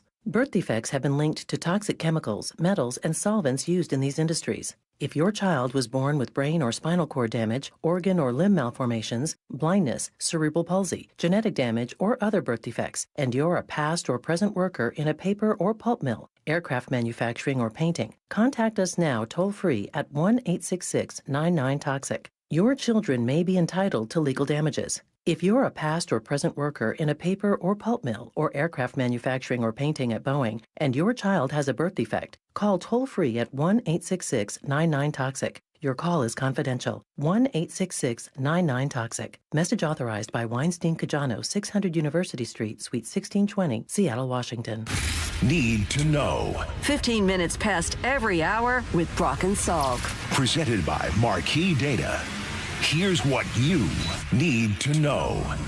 Up first. All right, long, odd, up and down weekend for the Mariners, but they win the series despite being outscored by 15 runs. True story. How do you do that? Well, you play maybe your best game of the year Friday. Penn comes up huge. Dan, I thought, managed a really good game on Friday night. Little Leo Rivas, Brock, finds a way to walk it off. Randy, a running lead. Here's the pitch.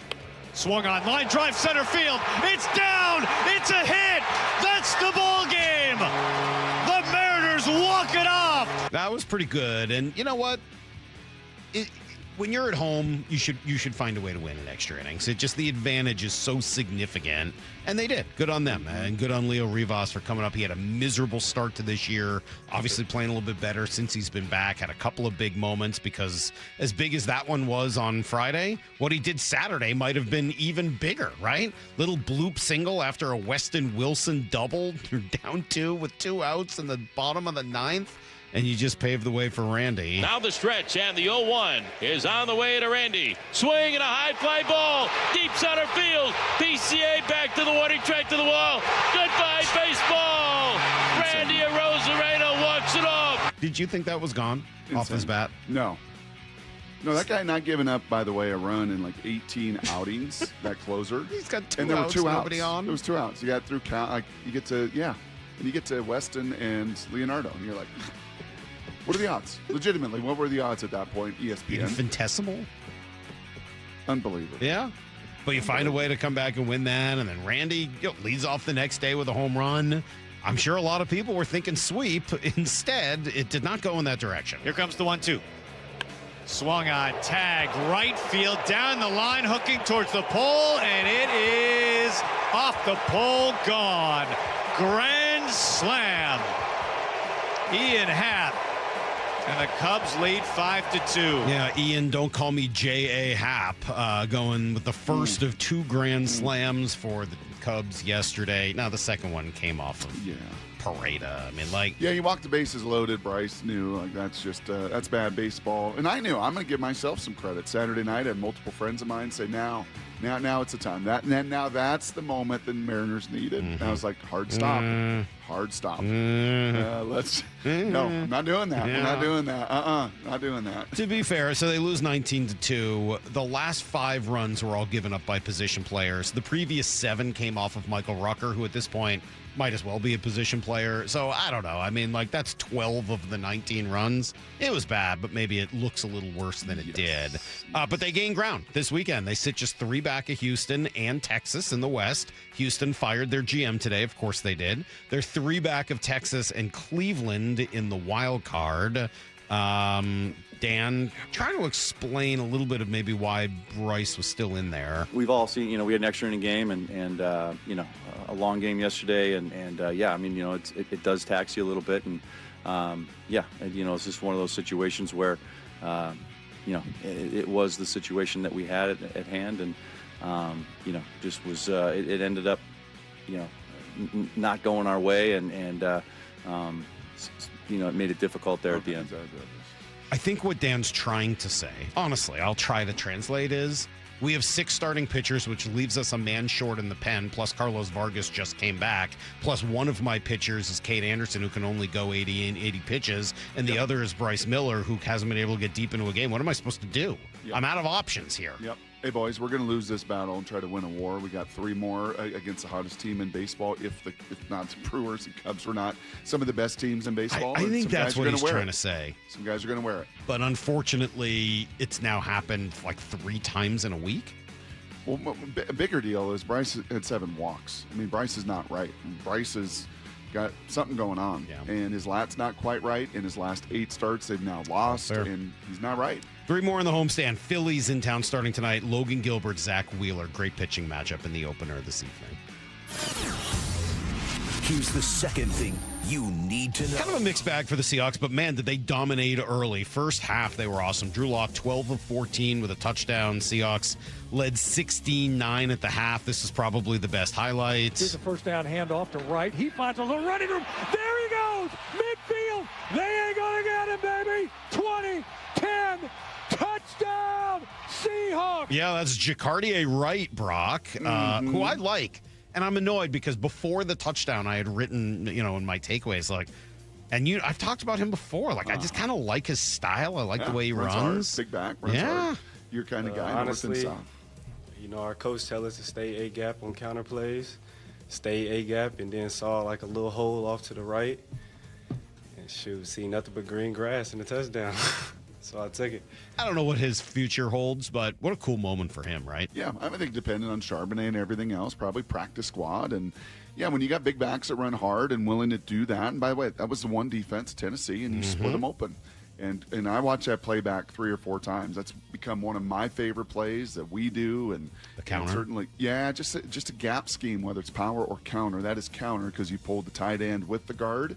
But everybody on the front side did their job, man. Josh Jones, Cable Osu did an awesome job. Yeah. And then you kick around. And I think what I liked is that Haynes was out of the picture. No, Haynes had pulled, him run away. Awesome yeah, job. He did. He ran away and allowed somebody.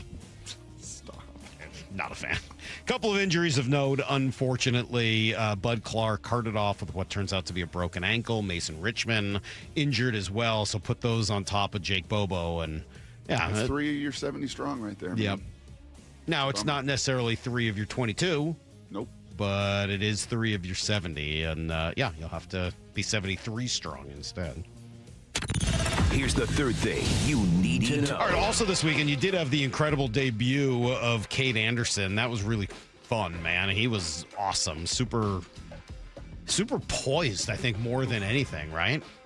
And you could see, by the way, I was thinking, the Cubs are unbelievable offensively. Really good offense. Do not chase. Seiya, Suzuki, anything that's an inch off the plate. That guy has got an eye like Edgar. It's insane.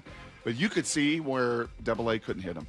Because of all that, I don't know what pitch it is. He throws a lot of them. But the one that just runs into righties that they just took numerous times. And you could see Cade going, dang, all right, that's a hell of a take. Because nobody in AA is going to take that, right? That's going to come right in on their hands, and that's going to be swing and miss, or it's going to be soft contact. Yep.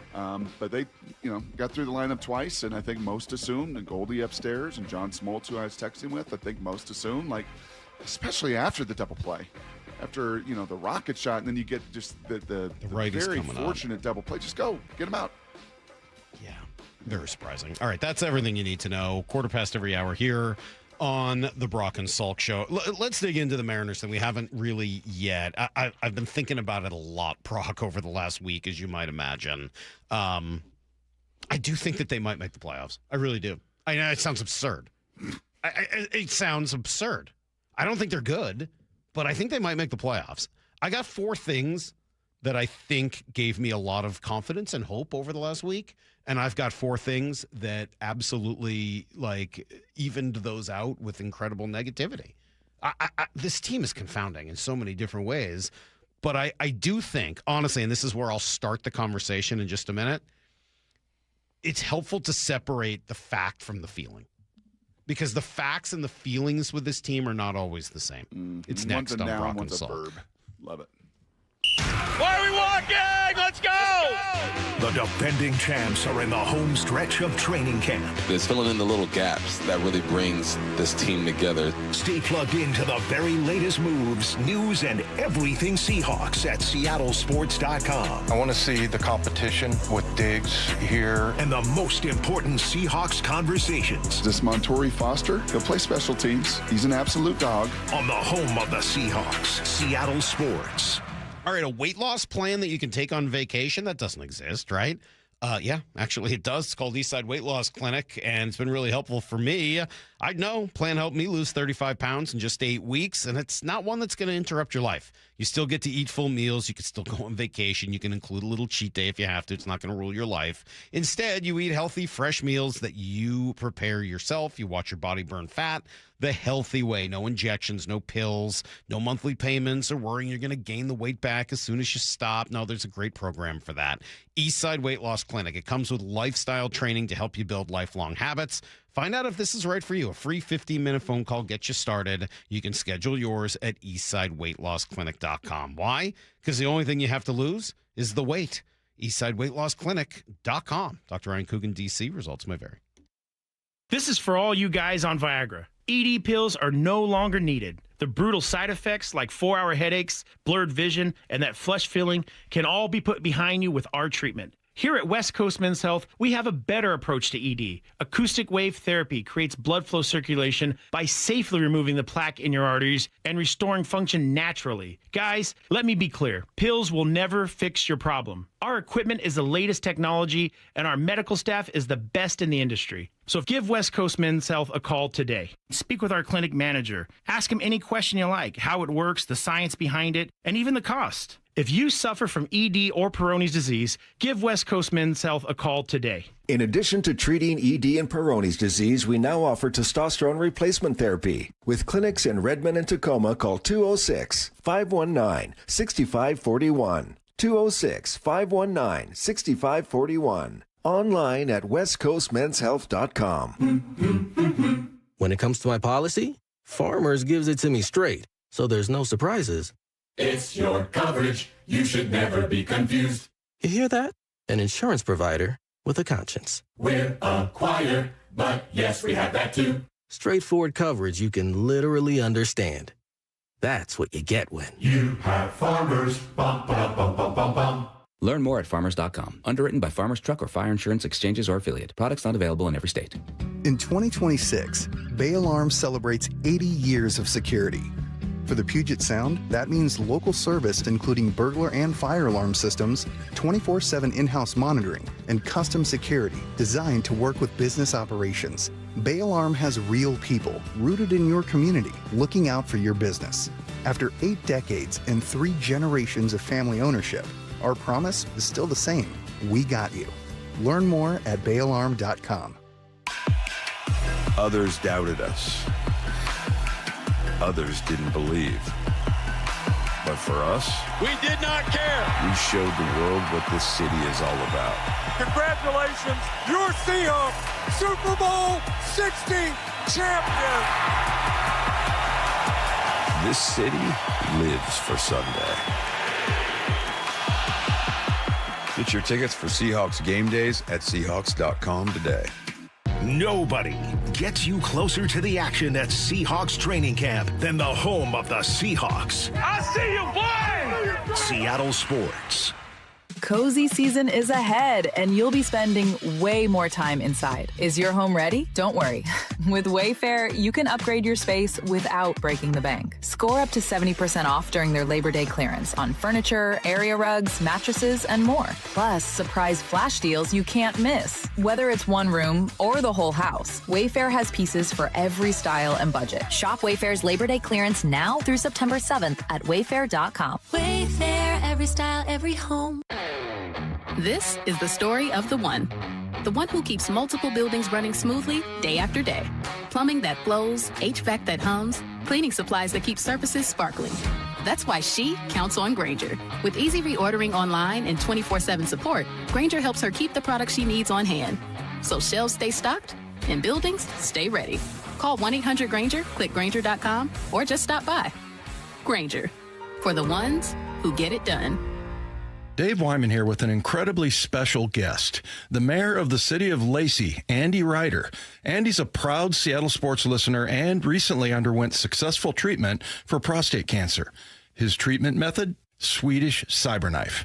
Andy, tell us about your treatment. The entire treatment was just 5 days, less than an hour a day. I spent more time commuting to the appointment than actually being in treatment. Any side effects during or after? I've had very few side effects. I've been very lucky to not have some of the side effects that I was worried about with other treatments. What would you say to anyone considering prostate cancer treatment? I'm feeling very confident about my treatment with CyberKnife, and I absolutely recommend it for anyone who has been diagnosed with prostate cancer. Thank you, Andy, and congratulations. Reach out to Swedish Cyberknife directly. You don't even need a referral. Go to swedish.org/cyberknifeprostate. Treat prostate cancer with Swedish Cyberknife. This hour of the Brock and Salk Show is powered by Star Rentals, preferred supplier to the West's best contractors. From the Quantum Fiber Studio. This is Brock and Salk. Weekdays 6 to 10. On Seattle Sports and 97.3 FM HD2. I do think the Mariners are going to make the playoffs. I don't have like a confidence in that, but I do. I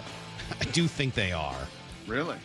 I think they are. That's not to say they're particularly good. I don't think they are. In fact, through nearly 5 months, they've shown they're not particularly good. But you look around them, the American League's an atrocity. I mean, like what's happening on a nightly basis. The Astros fired their GM today. 3 of the 5 teams in the Mariners division have fired their GMs or baseball decision makers this year.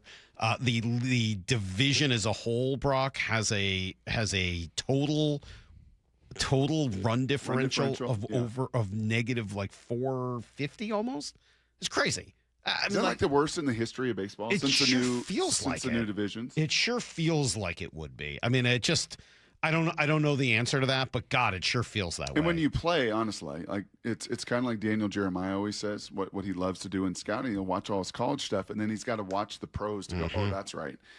Yeah, when you've just played the Brewers and the Cubs, and you're going to see the Phillies, like they play a different game right now. Yeah. Like their lack of chase, their just attention to detail, their defense, that like pitching, bullpen, like those are varsity teams. They're complete teams. And this is where I think it's helpful to separate out the feeling from the facts. Like the reality is they're 3-3 against those two teams. Playing the Brewers and Cubs back to back, you're 3-3. I know it feels like you're 0-6 because of the way some run of those differential. Absolutely. Yes. But the reality is you're 3-3. And again, like I'm not trying to tell you that those wins were pretty. They weren't. But trying to separate out some of the feeling, and I have the same feeling as everybody else. Not like I watched this game and I'm like, oh yeah, this team's playing really good ball. I love this. But I also am trying to look around like you're 3 games back of 2 mediocre teams in your division. You're 3 games back of a couple of mediocre teams in the wild card. You have a 35% chance still of making the playoffs. And I look at the roster, and when Donovan's healthy, anyway, 4 things that I thought were great. Honestly, the things that gave me a little bit of confidence here over the last week, and 4 things that were on the other side of that ledger. The first was, as bad as it was losing 22-0, I thought taking their medicine, coming back the next day and getting a win against the Brewers was important. Mm-hmm. I'm not saying that in and of itself makes you a playoff team. Baseball, momentum is the next day's starting pitcher. But that game was historically embarrassing. But rather than taking it that way and making it feel that way, for them, not for us, but for them, and come out and win the next day. And played a pretty good ball game. And scored 7 runs the first 2 innings. That's right. Like, hey, we know yesterday was awful, but we're not a bad team. We're just a team that had a bad day, is I think how they were feeling in that moment. And so I thought there was some level of importance to coming out the next day and getting a win. They did almost blow that game. I'm really glad they didn't, but, they come out and get a win. Second thing that I liked was, and I thought Friday night was maybe the best game they've played all year against the Cubs. Playoff environment, loud, sold out, big crowd that was really into it on all sides. And I thought seeing Spire and Bizzardo coming off the mound, yelling and screaming like it was a playoff game, it just, again, gives you that vibe of like, hey, these guys are not done. We may feel at times like they're done.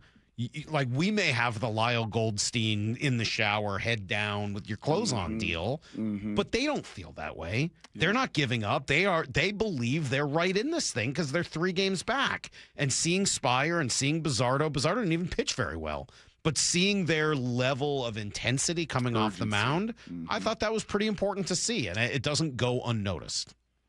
I would agree with that. And I think we've all been clamoring for that sense of urgency. Like, let's go. Let's put this thing together. And whether it was emotion, whether it was urgency, however you want to frame it, you're absolutely right. Bizzardo came out spitting fire after he got out of that bases loaded situation that he put himself in and, kept them alive and ultimately found a way to finish it late. I mean, again, the feeling of that game was, well, the other team went 1 for 16 with runners in scoring position. You still needed a walk-off hit from Leo Rivas in the 10th. So, like, it doesn't necessarily fill you with confidence, but the reality is you find a way to win.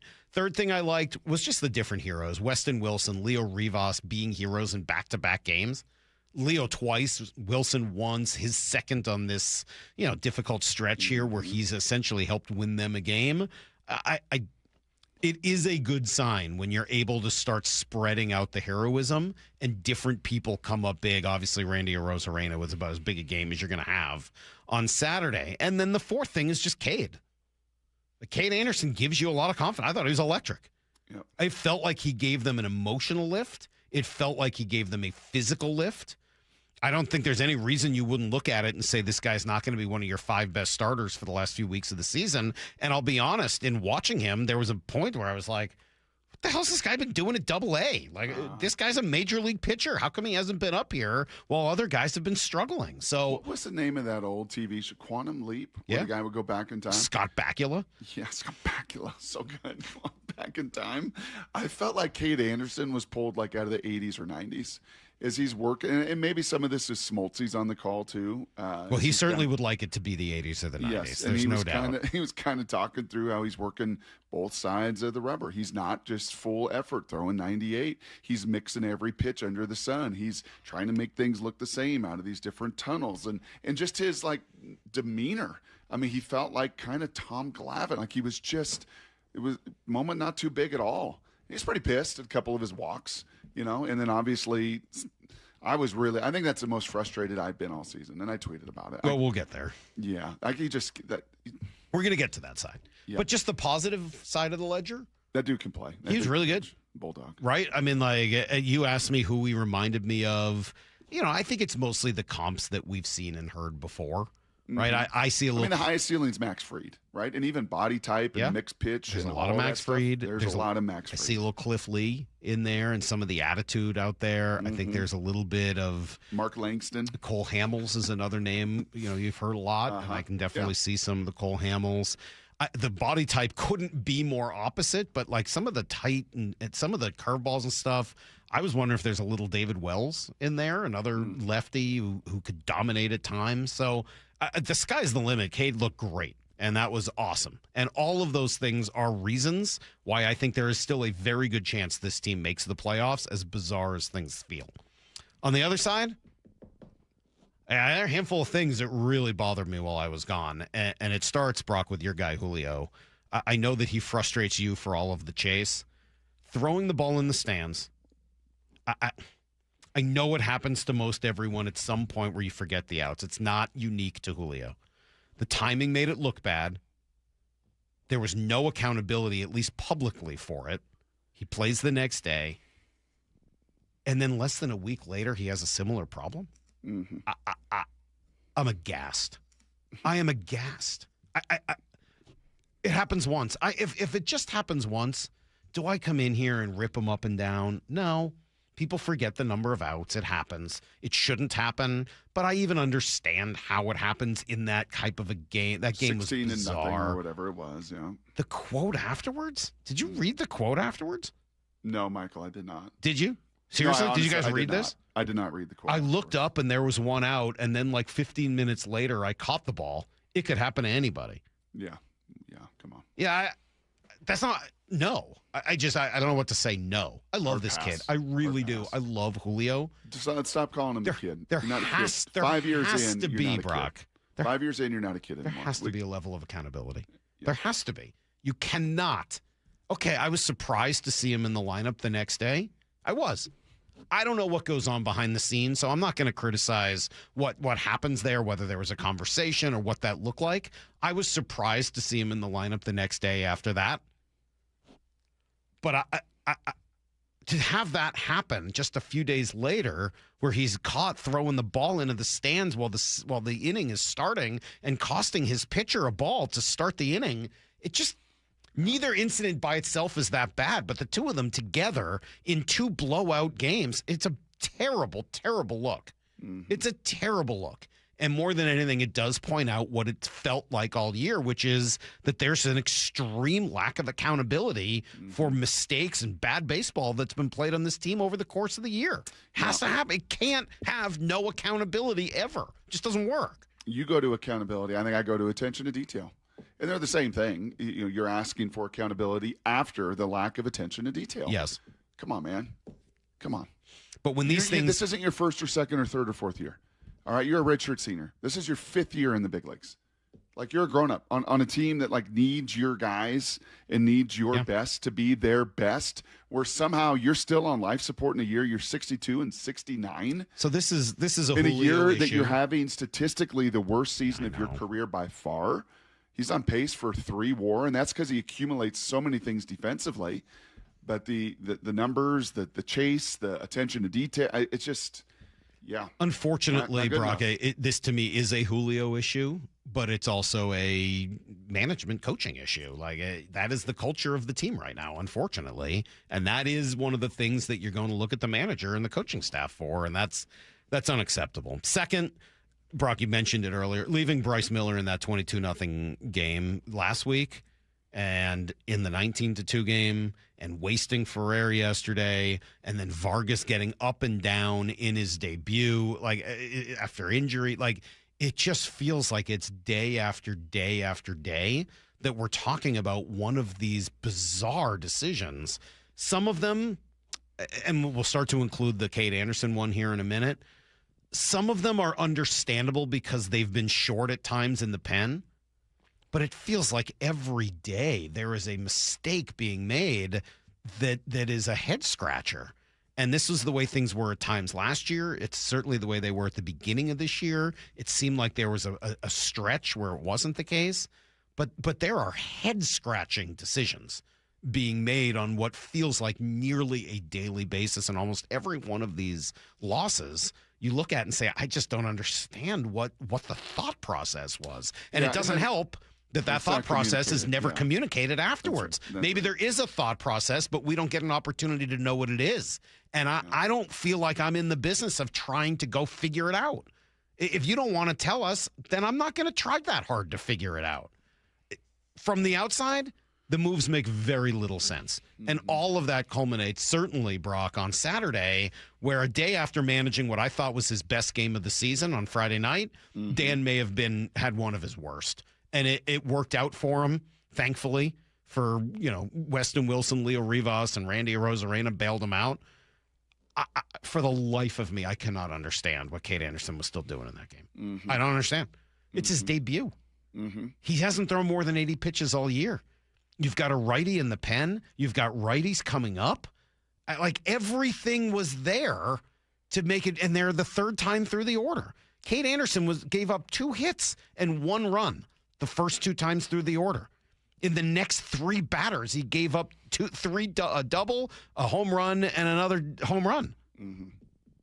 Yeah, you could hear it between Goldie and Smoltz on the national call. So Goldie flips over, and it's a national broadcast. And you could hear Goldie very surprised he even comes out to face the lineup for the third time. And mind you, the best left-handed hitting lineup in all of baseball that you're facing, that he got through twice and gave you 5 innings of 1-run ball. So you could hear it in Goldie. And then Smoltz said, well, most certainly, it's just he's going to go until he gets a runner on, right? If the first run that's going to come on, well, the bullpen's not going at that point. Like, come on now. Like, okay, you get a runner on. Let's go. Get him out of the game. Give him a standing ovation. Let him have his first start. I don't know. The bullpen was going. It was going at that point? Oh, Vargas was 100% ready. He was up the inning before. Vargas was up and ready. There's no that Vargas was. Oh, it was up yesterday. Excuse me. It was ready. Yesterday when Bryce was wearing it. That was a different. There we go. And at that point, they'd probably had so many pitchers and all that, but. So then PCA absolutely laces a double off the wall, 1 foot from a home run, and you're like, okay, get him out. Like, he's still not out. And then you get a gift double play where PCA makes the biggest mistake of his life. Like, gift double play. Get him out. Get him out, coach. Throw the towel. I was Apollo Creed's guy in the corner. Like, throw the towel. Throw the towel. Get him out. Give him a standing ovation. Let him start this thing the right way. And then it's home run, and it's just like, you got to be absolutely kidding. And Vargas didn't exactly help. And if Vargas had come in and blown it, I guess you sort of shake your head and go, all right, what are you going to do? But that one was, of all of the bizarre decisions that have been made over the course of the year, that one definly stood out. And that is, honestly, and I think I texted you, and I certainly texted others, and I think even tweeted, and I got some blowback. But, like, where's your pitching coach? Where is Manny Acta? Where is the whole dugout? Where is, like, isn't there some groupthink in this that, hey, when we get to this point, this is what we're doing? I don't understand. I really did not understand that one at all. And what did he say post-game? He thought we could get through it, and after the double play, okay, thought you could get through it, and just one more out. We had the big double play and a chance for him to really finish it off. It didn't go that way, but I think I think he takes a lot of positives away from today, and again for a debut, just so impressive the way he handled and handled it all, and the poise that he showed. That's a mistake. I don't know how else to say it. And Brock, I appreciate that you're looking to spread some of that blame around. Mm-hmm. That's unlike you. You think so? A little bit. Generally, like, somebody's in charge. I understand. The buck stops with him. Let me be very clear. The buck stops there. But, when we're calling plays and you get in big moments of games, and that happens on that headset with Mike McDonald, hear it all the time. He's taking in that information and that information and that information from all of his staff. Yeah. And that happens. And I'm sure Dan's getting a lot of information. But at the end of the day, he's the manager. That's his call. Yep. It's not the pitching coach's call. It's certainly not the bench coach's call. That's the manager's call. That's literally the job. Yeah. And in that case, it was not done in the way it needed to be done. There's some more, and we can talk some more about this at 8 o'clock, but it is weird. All of those things kind of speak to the feelings that are really challenging. And I have a lot of problems with the way this team has played throughout this season.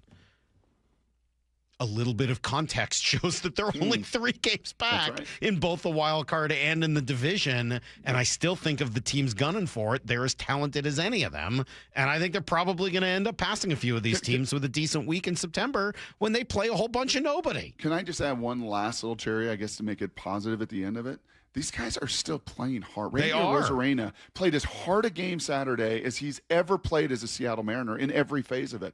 They're running out every ball. They're playing as hard as they can. They're displaying emotion. They come back with 2 outs in the 9th inning, right, on a Saturday night to maybe salvage their season. I mean, they're still playing with effort. But, man, the execution on so many levels is lacking. This is Brock and Salk's Blue 88, brought to you by Culligan Seattle. We're going to go red, right, tight, close, sprint left, G, U corner, halfback, flat, on one. Ready? Brock Ewart tackles 3 football questions as only he can. Blue 88. Now here's your hosts, Brock Ewart and Mike Salk. All right, Brock, 3 good football questions. Seahawks played none of their starters again last night. Why? Yeah, I was a little surprised. I thought you might see one series. like they did last year, where the starters in the second game played a series, get their feet underneath them. But I think it speaks to a couple things, 3 things, in fact. I think number one, that Friday practice was hyper intense. It was hot, it was humid, it was sticky. Guys went down with heat-related issues and cramps and everything else.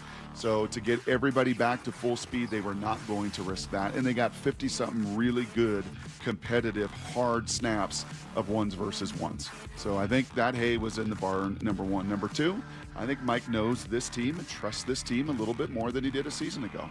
He knows his guys. They went all the way to the mountaintop and planted that flag. And because of that, the equity, the trust, the way they're going to play, I don't think he has, and the way they competed on Friday, like, nope, we do not need to do that. So I think that's number one, and that's number two. And then ultimately, if there's any level of risk, if the guys are not in tip-top shape, you are not going to put them out there. And the one maybe most surprising, frankly, is the rookie running back. Do you want him, Jadarian, to get a carry or 2 or 3? And that's like, are those 3 or 4 or 5 carries worth more? Are we going to get more from that value, Salk, than we are the risk of an injury? The risk of a rolled-up ankle like Ashton Genty has, the risk of an ankle like Jeremiah Love has, the risk of a knee spike. Is that worth the risk? And the data says no. So I think for that reason, you didn't see a single starter play a snap last night. All right, question number 2. Save for special teams. Yeah. Stock up, stock down, based on what you saw. I think stock up Connor O'Toole. In this whole conversation of Jared Ivey, Jamie Sheriff, Connor O'Toole, these edge guys that you want to see somebody emerge is maybe, just a fringe roster guy. I think Connor O'Toole played with his hair on absolute fire. I think he punctured the edge numerous times. Obviously had a great play on a 3rd down late in the game, blowing up, a back and then the quarterback and making the tackle for loss. But just the edge that he set, the edge that he played with. I thought Riley Mills from game 1 to 2, I thought the pads were down. I thought the destruction and the block destruction was higher in the middle of the line. So I probably put those 2, and then certainly Surratt. And I mean, that guy he looked like Tyrese Knight from the week before. So I'd probably put those 3 the highest up. Stock down was just the bottom of the receiver rotation. And Frisman Jackson, the receiver coach, you had to be really disappointed in that collective group effort. You false start, you false start, you false start, you push off and you extend your hand on as obvious as, you don't fight back for the ball. I thought the whole bottom of the receiver with Jake Bobo missing the year now, right? With our guy Torrey Horton out again for some time, said Mike McDonald. There's opportunity for 4, 5, 6. Cody White, the fumbled punt, really bad fundamentals on that. So I think for Frisman and his group, especially on the bottom of the roster, that was a pretty disappointing effort. All right, question number 3. Brock, well, nothing seems reasonable these days in college football. Anybody as a voice of reason? How about Dan Lanning in Eugene, Oregon? I know. I'll play you the sound. I think there's a lot of negatives that are involved around this. One, once you go to the NFL, to me, you're in the NFL. You don't get the opportunity to come back. 2, most of us have built our rosters, and you have a limited roster limit now. So if you invited somebody back to your team, that means you're kicking somebody else off your team, right, to match your roster limits. I don't think that's fair to the players that worked all summer, all spring, and put themselves in position to be ready to work for a team, to have somebody come back. But ultimately, it used to be once you had an agent, or once you went and did the combine, or once you went to all those things qualified as you were no longer an amateur, you're a professional now once you declare for the draft. So to let any of those players come back, fair or unfair to them, it's unfair to the sport. It's Babylon Bee satire. What are we talking about? What are we doing here?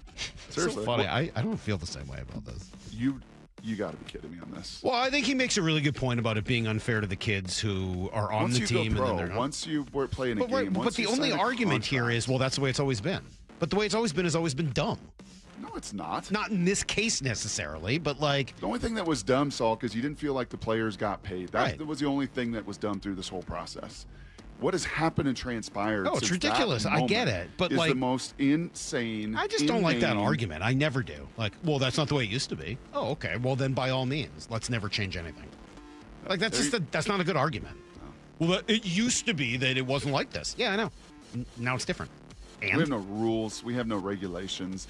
And now it's hit a point where we've gone beyond jumping the shark. It's funny. Like Lane Kiffin is the most self-serving, self-seeking, like going to do it within the rules, thanks to these judges who are getting some of these, restraining orders. And he's like, yeah, come on back. Yeah, come on back. I'll pay you $1 million. Yeah.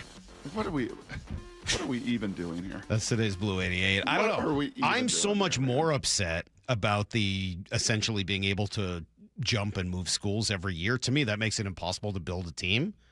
What do I care if a guy spent but won't this create more of that? Because that's more like, oh, now he's back, so I'm going to go transfer somewhere else. That's the part that offends me, not the he played in a preseason game. Who cares? He got Why do I paid care? to play professionally. He lost his level of amateurism. So what? It's over. There's no amateurism. It's not amateur.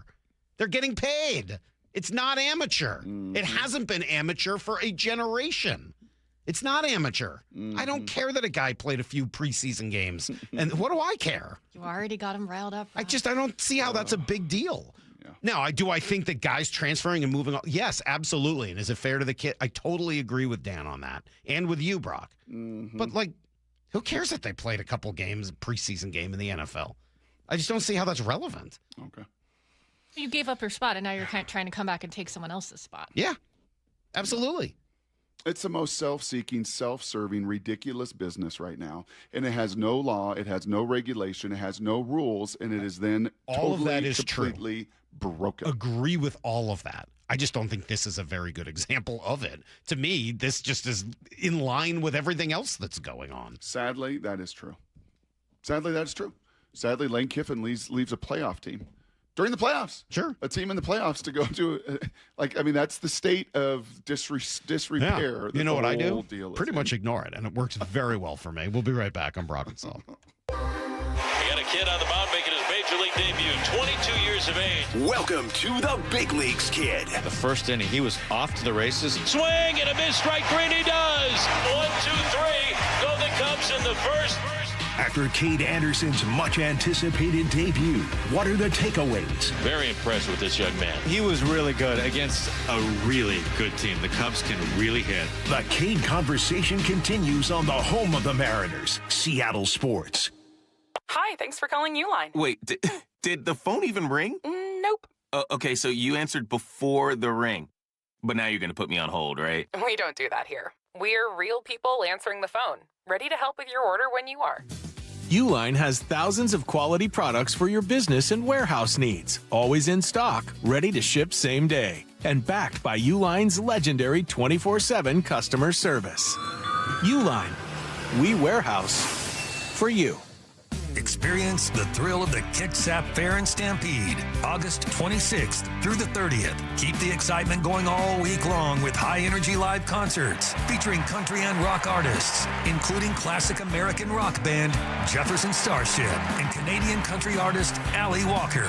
The Kitsap Fair and Stampede runs August 26th through the 30th. Don't miss it. Get your tickets today and all the info at kitsapfair.org.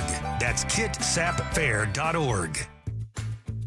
Toyota of Kirkland and Toyota of Renton are committed to giving drivers the best service experience in the region. With an open service drive, there's no appointment needed at either dealership. Summer travel plans? They offer complimentary battery health checks and brake inspections. Multi-point inspection video is done with any service. They price match tires from all local shops and match coupons from Toyota dealers. Excellent technicians, wonderful customer service teams, and one of the last Toyota dealers to offer loaner vehicles. Whether you're in the north or south, they got you covered. ToyotaofKirkland.com and ToyotaRenton.com.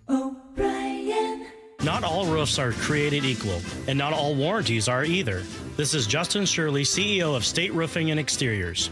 Right now, take advantage of free lifetime Golden Pledge warranties on all GAF shingle installations. And save up to $3,000 or choose 0 down, 0 payments, and 0 interest up to 24 months. Summertime savings won't last forever. Protect your home with a roof you can count on for decades. Call 866-ROOF-ROOF or visit stateroofing.com today. Held to a higher standard since 1968. Jane is a small business owner. Tell them what that's like, Jane. Yeah, well, it's like a roller coaster with a lot of ups and downs, and some days things can feel like they're flying off the rails. Yep, it's a lot. But the Total Solutions Advantage only from Comcast Business can help you manage it all.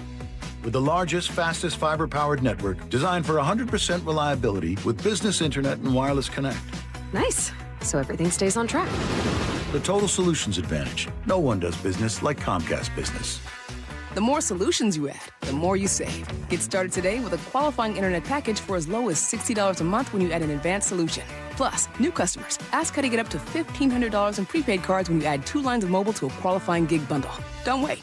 Call today.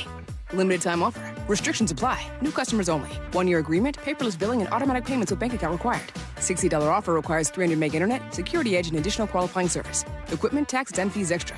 Prepaid card offers end 9/13/2026. Is your car's AC blowing warm air? Don't sweat it. Bucky's Complete Auto Care is here to help. Right now, you'll save $50 on any AC service. Whether it's a weekend getaway or the daily commute, you deserve a cool, comfortable ride. For over 50 years, local drivers have trusted Bucky's for honest pricing, expert repairs, and guaranteed work, earning them the Carfax Preferred status. 16 family-owned locations, no appointment needed, and easy financing. For $50 off your cooling system service, visit Bucky's.com. Hey, Mike Salk here for Snoqualmie Casino and Hotel, and not all getaways are going to earn 4 diamonds, but you can experience the 4 Diamond Snoqualmie Casino and Hotel, where the breathtaking views, elevated dining, and world-class gaming and entertainment make the perfect escape. Also, check out upcoming shows. You got 80s pop sensation Taylor Dane on September 6th, or local rock legends Queensryche on October 10th. Tickets at snocasino.com. You can elevate your next getaway. That's 4 Diamond and Seattle's closest Snoqualmie Casino and Hotel. Please game responsibly. T-Mobile is launching something no other wireless network offers. Introducing Nothing. Pay nothing today and walk out of the store with a new phone. What did he say? Nothing. You definitely said something about nothing. Exactly. Go to T-Mobile, pay nothing up front, and leave with a new phone. Wait, nothing rules. She gets it. Hey, thanks for nothing. For the first time ever, switch to T-Mobile, pay nothing. No taxes, no fees, no money down. And walk out with a new phone. There are 250 reasons to choose T-Mobile, and now nothing is holding you back. On eligible devices with qualifying credit plan and 36-month finance agreement. Wesley Financial Group is not a law firm, and Chuck McDowell definitely not an attorney. This is Chuck. If someone talked you into buying something really silly and you want to get out of that silly little thing, my advice, get the facts. Call me and I'll send you our timeshare exit kit absolutely free. Inside, you'll learn how timeshare works and all your options for cancellation. Call Wesley now for your free exit info kit. 800-762-6565. That's 800-762-6565. Let's go! This is Seattle Sports. Streaming through the Seattle Sports app. KIRO AM Seattle. KIRO FM HD2 Tacoma. Home of the Seahawks, Mariners, and everything Seattle sports. Give me a freaking auto! From the Quantum Fiber Studio, this is Brock and Salk on Seattle Sports. Brock Heward and Matt Marcus. Sorry about just Mike. Heward, not exactly Joe Cap there in the pocket. Now here are your hosts, Brock Heward and Mike Salk. All right, we will go through some takeaways from last night's Seahawks game here in a half hour, Brock, and then Ryan Divish will join us at 9:30, so that'll be good. I'm looking forward to that. It's nice to be back. I missed you guys. Did you? Yeah. A little bit? A little bit. A little bit. There was a lot going on over the course of the week where I was like, I got stuff to say. But so what happens then? Are you on the pool chair with Heather? And like, hey, let's tee it up in 3, 2, and 1. Yeah, I give you one of those. Yes. Yeah. How long do I got? We're back. I got 45 seconds. Okay, 3, 2, and 1. Yeah. Heather, let me give you my hot take here. And she's like, One of the first times. Still don't care. Sitting in that backup studio doing draft profiles with John Clayton, rest in peace, Professor. And Lundberg one is like, okay, let's make these about. And John's like, well, what do you want? 15, 20, 25, 30? You know, I'll do whatever you want. Okay, here we go. 30 seconds to 3, 2, 1. And of course, he's right at like 29.5. Yeah. Yep. There you go. Yeah, he just got that clock in his head, Yes, man. He's been doing it for a long time. No, I don't know. There were just every time something would happen, I'd be like, I like taking some time off, but I am kind of itching to comment on some of this So stuff. they had to go 12 and 12. Do you still have that math in front of you? By the way, at and that point? I was looking at it. Where did we only get 24 games? It's 27 when you include did we not include the Red Sox series?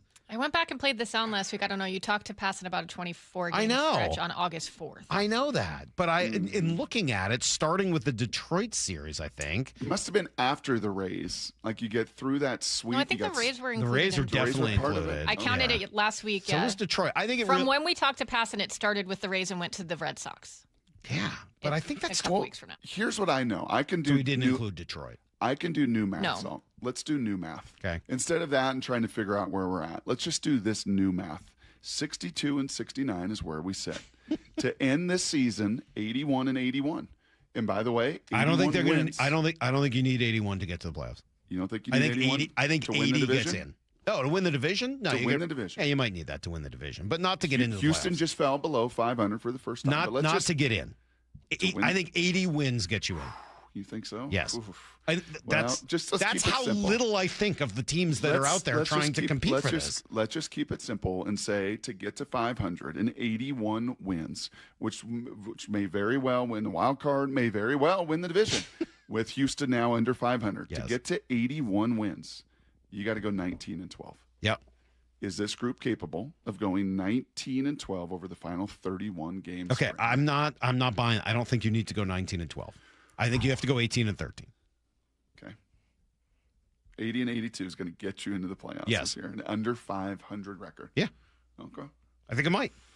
I mean, look, I don't know this. I'm not like betting my mortgage on it, but like I think it does. Okay. These teams suck, all of them. They're terrible. The Twins are awful. The Guardians are terrible. The Blue Jays stink. The Tigers are bad. The Rangers are worse. The Astros stink. Like these teams are all just bad. Went 2 and 4. They suck. At home Brock, versus these teams the Angels are awful. and A's. They're all awful.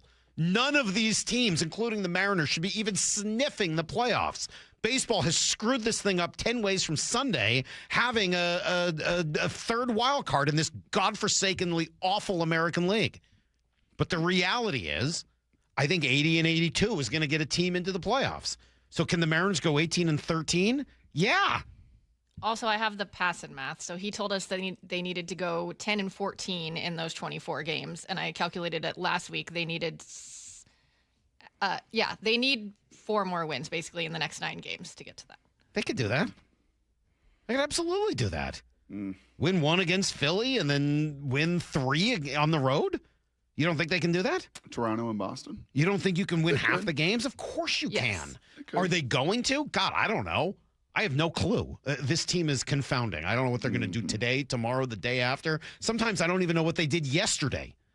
But they're absolutely capable of going 18 and 13, especially when the teams they play in September are awful. Awful. Now you got to execute. You got to beat those teams.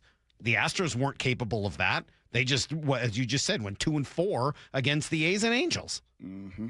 But it's weird. I think they're capable of it if they don't fall apart before then. Now, one good week, Brock, and you're like in first place. One bad week, and this whole thing ends. Like that's the reality of it. You have a week where you go 5 and 1. You're probably going to be either in first place or leading the wild card. You have a week, 5. Don't you think? Yeah, I think that's fair. You have a week where you go 1 and 5, and that's we're on to Seahawks season.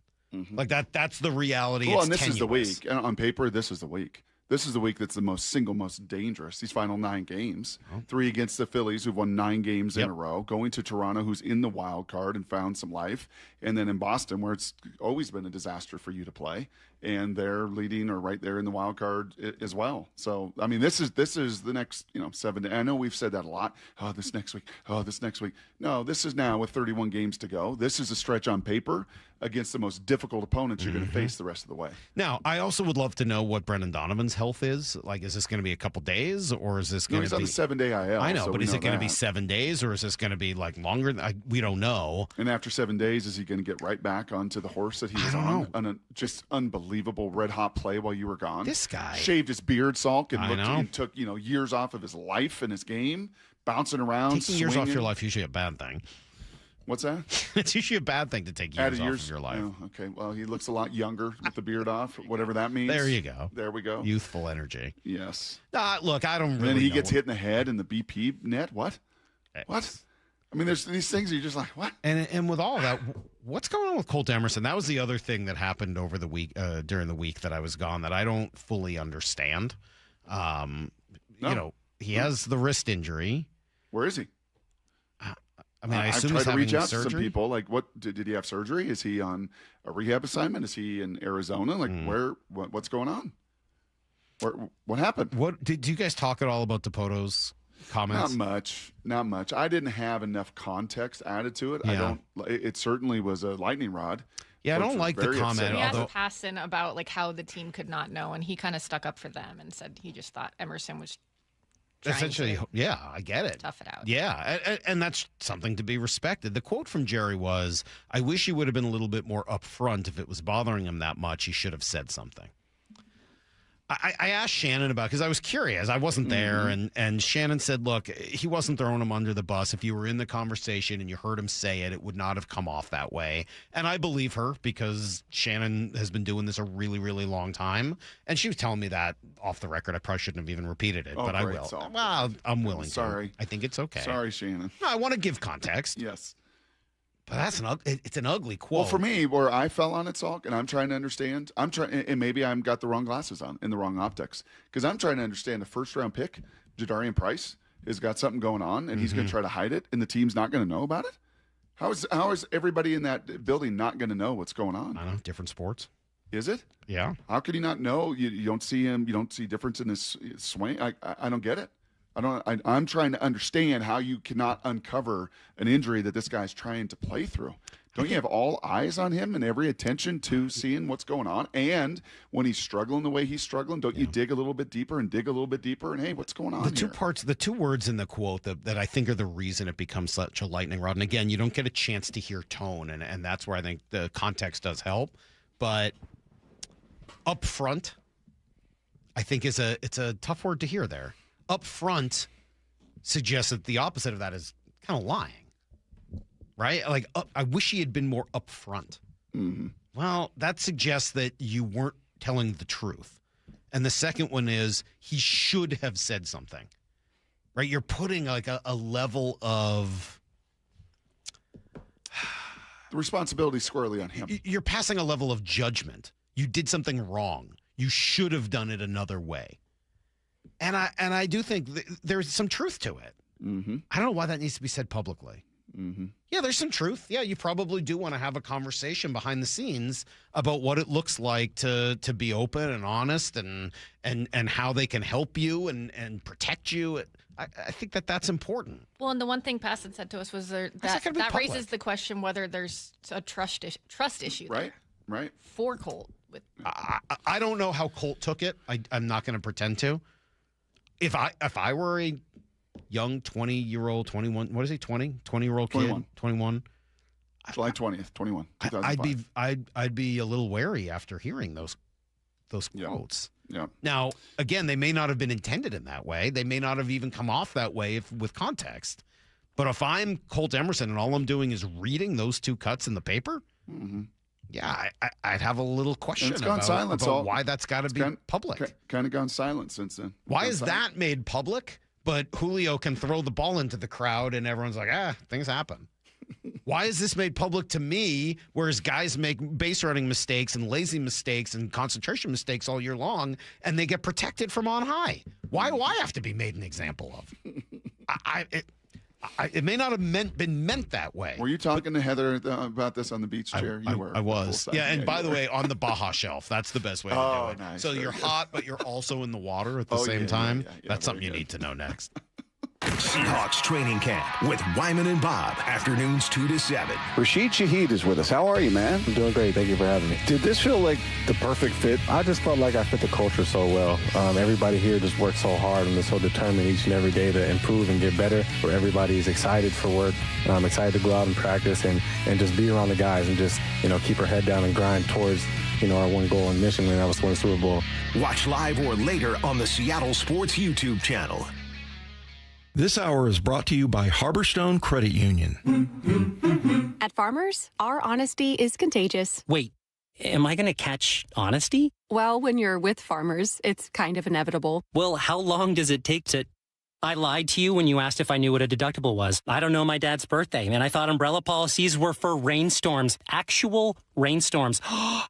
I have it, don't I? You don't just have honesty. You have Farmers. Bum, ba, bum, bum, bum, bum. Learn more at farmers.com. Underwritten by Farmers Truck or Fire Insurance Exchanges or Affiliate. Products not available in every state. Your old furnace ain't nice, and your toes are like ice. DayandNight.net. Give your home year-round comfort with day and night. Install a heat pump, get a free furnace. If you're not sure your furnace will make it through another winter, call us to install a proper, long-lasting, efficient heating system backed by our lifetime workmanship guarantee, so you won't be left out in the cold. Upgrade to a high-efficiency heat pump this month and get a free furnace from Day and Night. DayandNight.net. Anybody can promise you a good deal. What matters is who's making the promise. At every Lee Johnson dealership, we'll work hard to get you the best deal we can. The LJ Way. When you see this in your kitchen, The stainless steel fridge is covered in fingerprints. you hear this. Leslie, people are going to think you were raised in a barn or by wolves, or raised in a barn by wolves. Fortunately, Wyman Stainless Steel 3-in-1 cleans, shines, and protects to give you the best shine. A spray and a wipe will have your fridge shining like a mirror. Wow, my fridge looks brand new. Your fridge looks amazing, Leslie. Sorry, I was being a little dramatic earlier. Your kitchen says a lot about you. Let it brag with Wyman. You're still glowing, flirting, grooving. You've still got it. But your immune system weakens as you age, making it harder to fight illnesses like pneumococcal pneumonia and RSV. Vaccines are a key part of any health routine and can help protect you from getting really sick. Ask your doctor or pharmacist which vaccines you need. See more at PfizerForAll.com. Sponsored by Pfizer.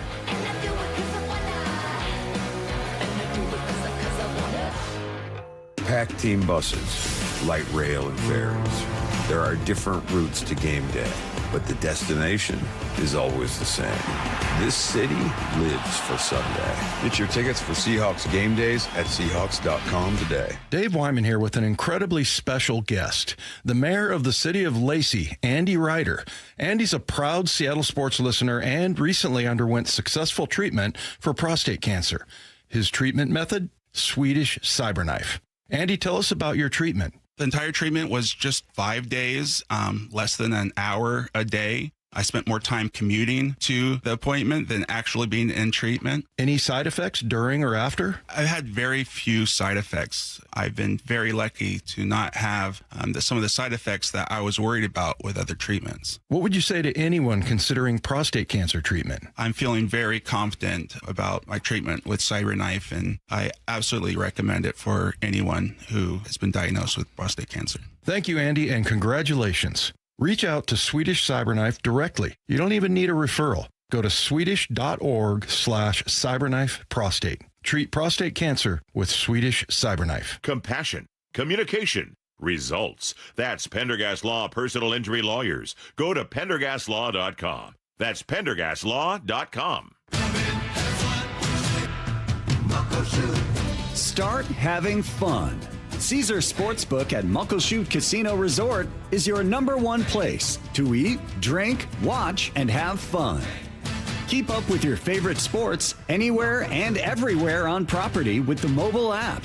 Visit MuckleshootCasino.com today. Scan the QR code and let the play begin. Muckleshoot. What if you could have the most reliable fiber-powered Wi-Fi? And get this, what if you could keep it at the same price for 5 years guaranteed? Now through August 24th, new Xfinity customers can get our best price on gig Wi-Fi this summer before it disappears. Just $50 a month for 5 years. No annual contracts, no hidden fees, and our best equipment included. Plus, get online in minutes with same-day Wi-Fi. It's Wi-Fi that finds and fixes problems before you even notice them. Like super intelligent Wi-Fi with a 6th sense. Plus, it keeps you protected from online threats. And get Peacock Premium included for 2 years. Lock in your price and unlock the possibilities. Get it now at Xfinity.com. Xfinity. Imagine that. Restrictions apply. Requires paperless billing and autopay with stored bank account. Taxes and fees extra. Speeds vary. Use of fiber coaxial cable. Learn more at Xfinity.com/same-day Wi-Fi.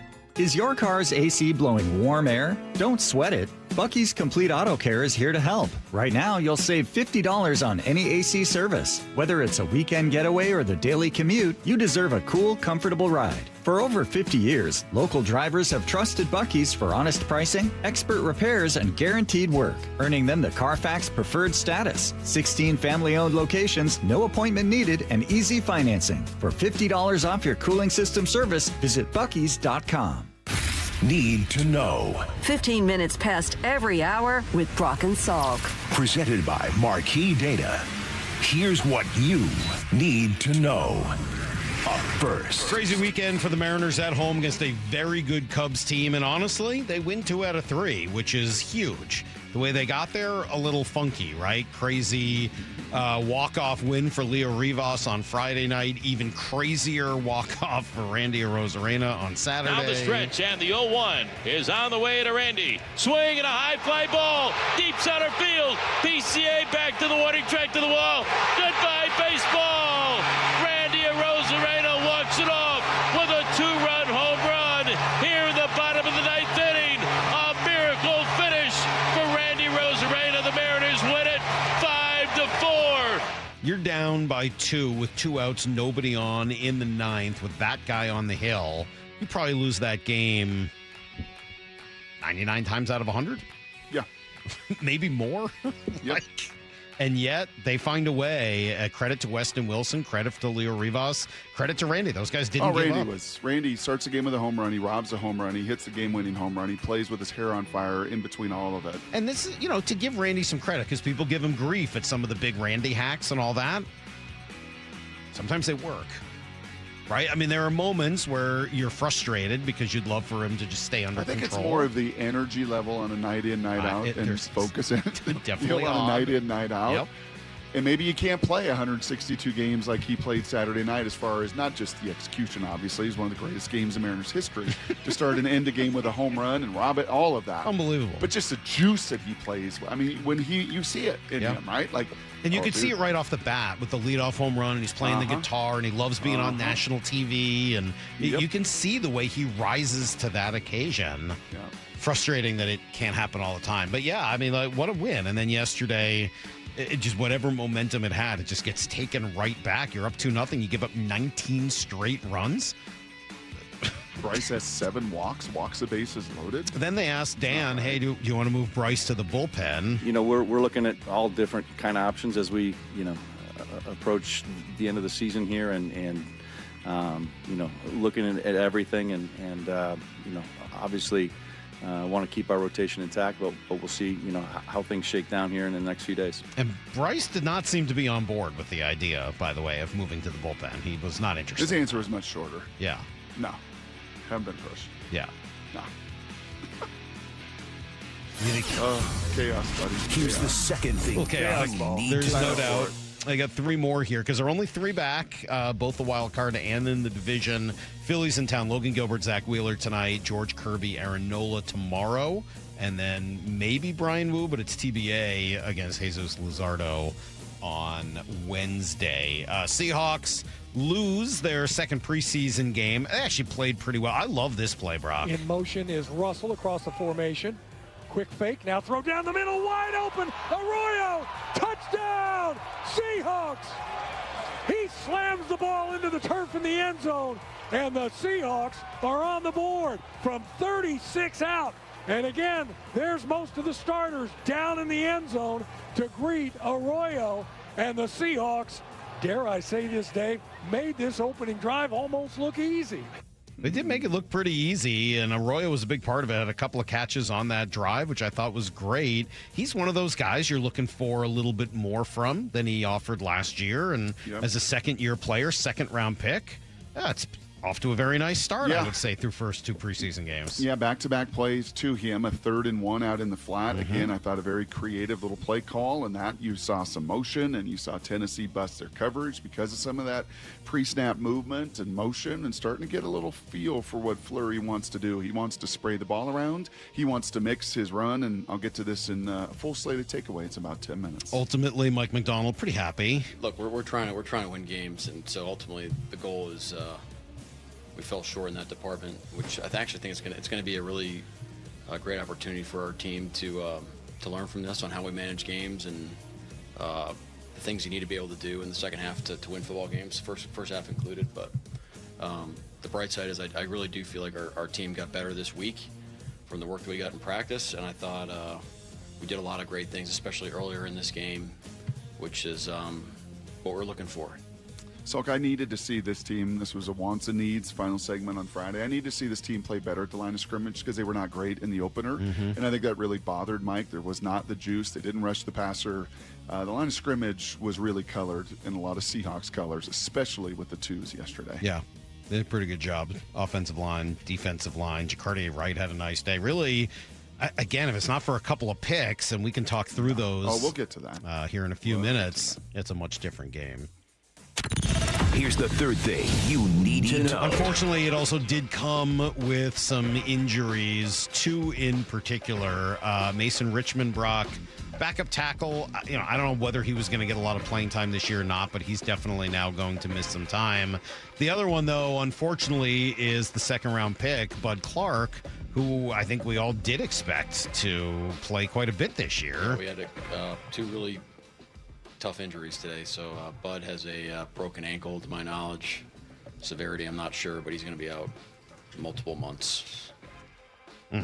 Sucks. Multiple months. On top of Bobo out for the year with a significant knee injury. Yeah, that's a tough trip. Yeah. When you take that trip and you all get on the buses and everybody gets their sandwiches and you're excited, and then in the practice Friday and at the end of game Sunday, you got three teammates all that are on crutches and coming home or maybe even leaving early to have surgeries. That is deflating. That sucks emotionally. Yeah. So they'll have to rally, and those are not three starters, but those were in Bobo a significant and maybe one of your best special teams contributors. Yeah. And it's going to open the door for somebody that's got to rise to the occasion in the back end of this receiver room. All right, well, let's talk through that. That is everything you need to know. We do that quarter past every hour. Of course, Ryan Divish, we'll get back to the baseball talk with him in about an hour at 9:30. But up next, Brock, we saw a full, well, it was a full game? I guess technically it was. But we do have a full set of takeaways from it next on Brock and Salk. We got a kid on the mound making his major league debut, 22 years of age. Welcome to the big leagues, kid. The first inning, he was off to the races. Swing and a miss, strike three, and he does. 1, 2, 3, go the Cubs in the first. After Cade Anderson's much-anticipated debut, what are the takeaways? Very impressed with this young man. He was really good against a really good team. The Cubs can really hit. The Cade conversation continues on the home of the Mariners, Seattle Sports. Are you looking to buy a house, but like everyone, you're priced out of the Bellevue, Kirkland, and Seattle market? Many buyers have the income, the credit, and the desire to own, but simply don't have the down payment, often at least $75,000 just for a starter home. Hi, I'm Scott Rirucka, CEO of Legacy Group Capital in Bellevue, with a great opportunity for home buyers. Introducing our Legacy Opportunity Loan. Legacy Group Capital has a select group of 100 new construction, single-family, and townhomes in the top Western Washington locations. Acquire a new construction home with no down payment, allowable closing costs paid, and a competitive rate. Yes, that's no down payment and some closing costs paid by Legacy. A wise man once said, the hardest part of winning in real estate is just getting in. And now you can with our Legacy Opportunity Loan. So get in the game. Limited properties available to qualified Washington borrowers. Learn more about this limited opportunity at LegacyG.com. Legacy Group Capital LLC and MLS ID 99045. Visit LegacyG.com for additional program details. Get in the zone, AutoZone. Welcome to AutoZone. What are you working on today? Truck started slow. Battery might be toast. Slow starts are the first sign of heat damage to your battery. We'll test it, no charge. Thanks. And if it is dead? We'll set you up with a new, fully warranted battery, some up to 5 years, and we'll recycle the old one. Thanks for the rundown. Lead the way. Get free battery testing, charging, and recycling at AutoZone. Get in the zone, AutoZone. Restrictions apply. This is the story of the one.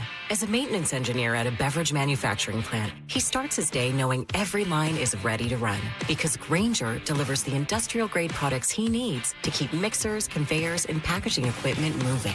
With Grainger's vast selection of bearings, belts, and motors, he keeps operations running smoothly, so nothing grinds to a halt. Call 1-800-GRAINGER, click Grainger.com, or just stop by. Grainger, for the ones who get it done. Sebastian's shoulder injury was dramatic. I was snowboarding down a really steep hill. I hit a tree and went straight through it and came out the other side and had torn my shoulder up. And the pain? The pain level was probably at a 9 and the shock level was at about a 15. I can imagine. It even affected the simplest things. Couldn't even put the seatbelt on in my car. Instead of surgery, he went to see Dr. Mark Wagner, MD, at Seattle Sports and Regenerative Medicine for Stem Cell Therapy, the most experienced in the Northwest with over 20,000 stem cell procedures. It's way better. I got much better mobility. It doesn't ache as much. Do you recommend it to people who may be considering surgery? Absolutely. I got a lot of faith in the way that the science is developing around it, and why not heal your body with your own body? So whether it's a hip like I had or a shoulder, elbow, ankle, wrist, knee, whatever it is, before choosing surgery, go see Dr. Mark Wagner first. Go to drmarkwagnermd.com. That's drmarkwagnermd.com. Every jersey tells a story. So many people dressed in Seahawk blue. From unforgettable touchdowns. Touchdown, Seahawks! Jackson Smith-Njigba, Johnny on the spot. To game-changing hits. He gets hitting it. Leonard Williams drags him down. To memorable catches. Jordan dropping back to pass in the end zone to Largent. Touchdown, Seahawks! History lives in every thread. Shop official Seahawks jerseys in-store at Lumen Field, The Landing in Renton, or online at Seahawks.com/pro-shop. Football, baby! Nobody gets you closer to the action at Seahawks training camp than the home of the Seahawks, Seattle Sports. When you order a ride from a rideshare company, do you know what you're getting? Big rideshare companies have been caught failing to protect passengers from dangerous drivers and not supporting drivers and passengers after an accident, all to protect their profits. That's why if you've been injured in a rideshare vehicle, you need Davis Law Group to protect you. Their in-house team of investigators and legal staff has a successful track record of taking on rideshare companies, and they've won millions. Visit DavisLawGroupSeattle.com. Experience the thrill of the Kitsap Fair and Stampede, August 26th through the 30th. Celebrate local agricultural heritage and get up close with the community's agricultural roots through 4-H and FFA livestock exhibits, still life displays, and educational showcases that highlight the rich farming history of the Kitsap Peninsula. Kitsap Fair and Stampede runs August 26th through the 30th. Don't miss it. Get your tickets and info at kitsapfair.org. That's kitsapfair.org. Life is full of tough choices, but switching and potentially saving hundreds when you bundle home and auto insurance with Progressive isn't one of them. Not like choosing a vacuum, which, sounds simple enough until 3 weeks later when you're joining vacuum forums and pouring through countless articles. Pretty soon you're making full-on spreadsheets, sifting through thousands of online reviews and saying things like cordless runtime in your everyday conversations. At least bundling home and auto with Progressive is an easy choice. Progressive Casualty Insurance Company affiliates and third-party insurers. Not available in all states or situations. When you see this in your kitchen, The stainless steel fridge is covered in fingerprints. you hear this. Leslie, people are going to think you were raised in a barn or by wolves, or raised in a barn by wolves. Fortunately, Wyman Stainless Steel 3-in-1 cleans, shines, and protects to give you the best shine. A spray and a wipe will have your fridge shining like a mirror. Wow, my fridge looks brand new. Your fridge looks amazing, Leslie. Sorry, I was being a little dramatic earlier. Your kitchen says a lot about you. Let it brag with Wyman. This hour is brought to you by Harborstone Credit Union. From the Quantum Fiber Studio. This is Brock and Salk. Weekdays 6 to 10. On Seattle Sports and 97.3 FM HD2. All right, Seahawks played last night, preseason game number 2 of 3. They only play 3, remember? Thank God. I don't know how many more of these I can handle. I need real football, not just preseason action. But, Brock, we watched, and we've got takeaways. Takeaways. Well, I'll start, Salky, and kind of like the first preseason game, it was a 13-play touchdown drive in that opener, which was the most positive kind of events of that game. This one was a little different. Opening drive, it was 7 plays. It was run, pass, run, pass, run, pass, pass. Run, pass, run, pass, run, pass, pass. First down, touchdown pass there to Arroyo after the third down conversion. So it was a good mix. It was a good balance. When they did run the ball, they were pretty heavy boxes. But you got 3 or 4 yards, and you won with your 2s against a pretty good number 1 defensive line for Tennessee. And if you listen to the broadcast, my gosh, Crown Jeffrey Simmons is the greatest defense player in the NFL. Amazing. He's pretty good. He is pretty good. I mean, he might be. But they handled him. Drew executed. They wanted to handle the pre-snap stuff better, the operation better. They did. And even heard from Sam Darnold. They had an extra day, right? So they had the Friday practice. So they got to see some of the scheme they were going against. And they put together a little bit of a plan, not a full-blown game plan, but they had a little bit more of an idea than maybe they did week one and more than they're going to have on a shortened week in the finale this weekend. So you saw a few little wrinkles. You saw a few little things offensively and defensively, but Drew executed really well. That was an impressive opening drive. These are these little snippets we get to see of Brian Fleury. And opening drives, back-to-back touchdowns on opening drives to begin the preseason, I think that's a positive for the coordinator. Takeaways. Yeah, I'll go positive as well. We mentioned him earlier, but I thought it was really good to see Arroyo making plays back-to-back weeks. Made 2 or 3 plays in this game. I know he made another play last week. It's not really fair to say he was a disappointment last year. That's not true. He was a rookie, and he had kind of an up-and-down rookie season. He got nicked up, and he didn't get to eat as much as the other rookies. But he wasn't bad. There just wasn't that moment of like, oh, whoa, this guy's going to be a dude that you're hoping you might get with a second-round pick, especially a guy who's kind of that move tight end who you're hoping will catch the ball and really do some things in space. He fell short of that, even though I don't know if I could say it was a disappointing year. But if he is a player that you're hoping has a huge opportunity to make a big jump from year 1 to year 2, it's only preseason, but I think you would have to say that the results have certainly indicated that that's a great possibility. Yeah, well, the first preseason game, Salk, I thought he was pretty finessey in the run blocking aspect of it. Well, I'm not going to notice that. No, I understand that, but that was the first one. I thought it was a little finessey, and he's 6'5", 250. He doesn't need to be finessey. Right. He's not like some of the old tight ends that we have seen around here at 225 or 230 that can just, they're more H-back. Like, no, he should be able to, and you don't want him to be one-dimensional. You want him to get to be able to block and do what he did yesterday, stretch the field. And obviously that's his plus. But it was disappointing for him. Heck, Ray Zabel started every game. Nick Ward became a star. Right. He watched Terrence Ferguson in the Rams second-round pick be a difference maker for them. And through knee injury and otherwise, he just never got started. I think it's an old Pete Carrollism, right? He just never really got started a year ago. Well, that was a good start last night. He's at a good camp. He looks good. He's running good. And it was nice to see his plus talent of stretching the field come to life. Takeaways. One thing that was kind of cool for the two defense, Salk, is they got to see a lot from Tennessee. Dable did in Cam Ward. That was not this whole preseason football. It's so vanilla. Some of the games are when you turn them on. That game was not vanilla last night. Mike McDonald is calling the defensive signals. He did in week 1. He wanted to week 2 for his operation and for the whole thing. You saw a multitude of different fronts. You saw a multitude of different blitzes. It looked like the number ones from last year. He didn't hold back. He didn't say, we're just going to line up in 4-2 quarters and just, let him have. Nope. He brought different looks. He brought different pressures. And so did Tennessee. Tennessee went tempo. Tennessee went no huddle. Tennessee did a bunch of motions and shifts and movements and play action. And they threw the book at him as well. And I thought from that perspective, what a great evaluative tool for Mike and the number twos. To be able to say, no, these guys were capable of doing it. D'Anthony Bell was awesome. Holy smokes, he came down and laid the wood, and he disguised, and he broke up passes, and in Nicky Manwari's stead, he looked pretty good.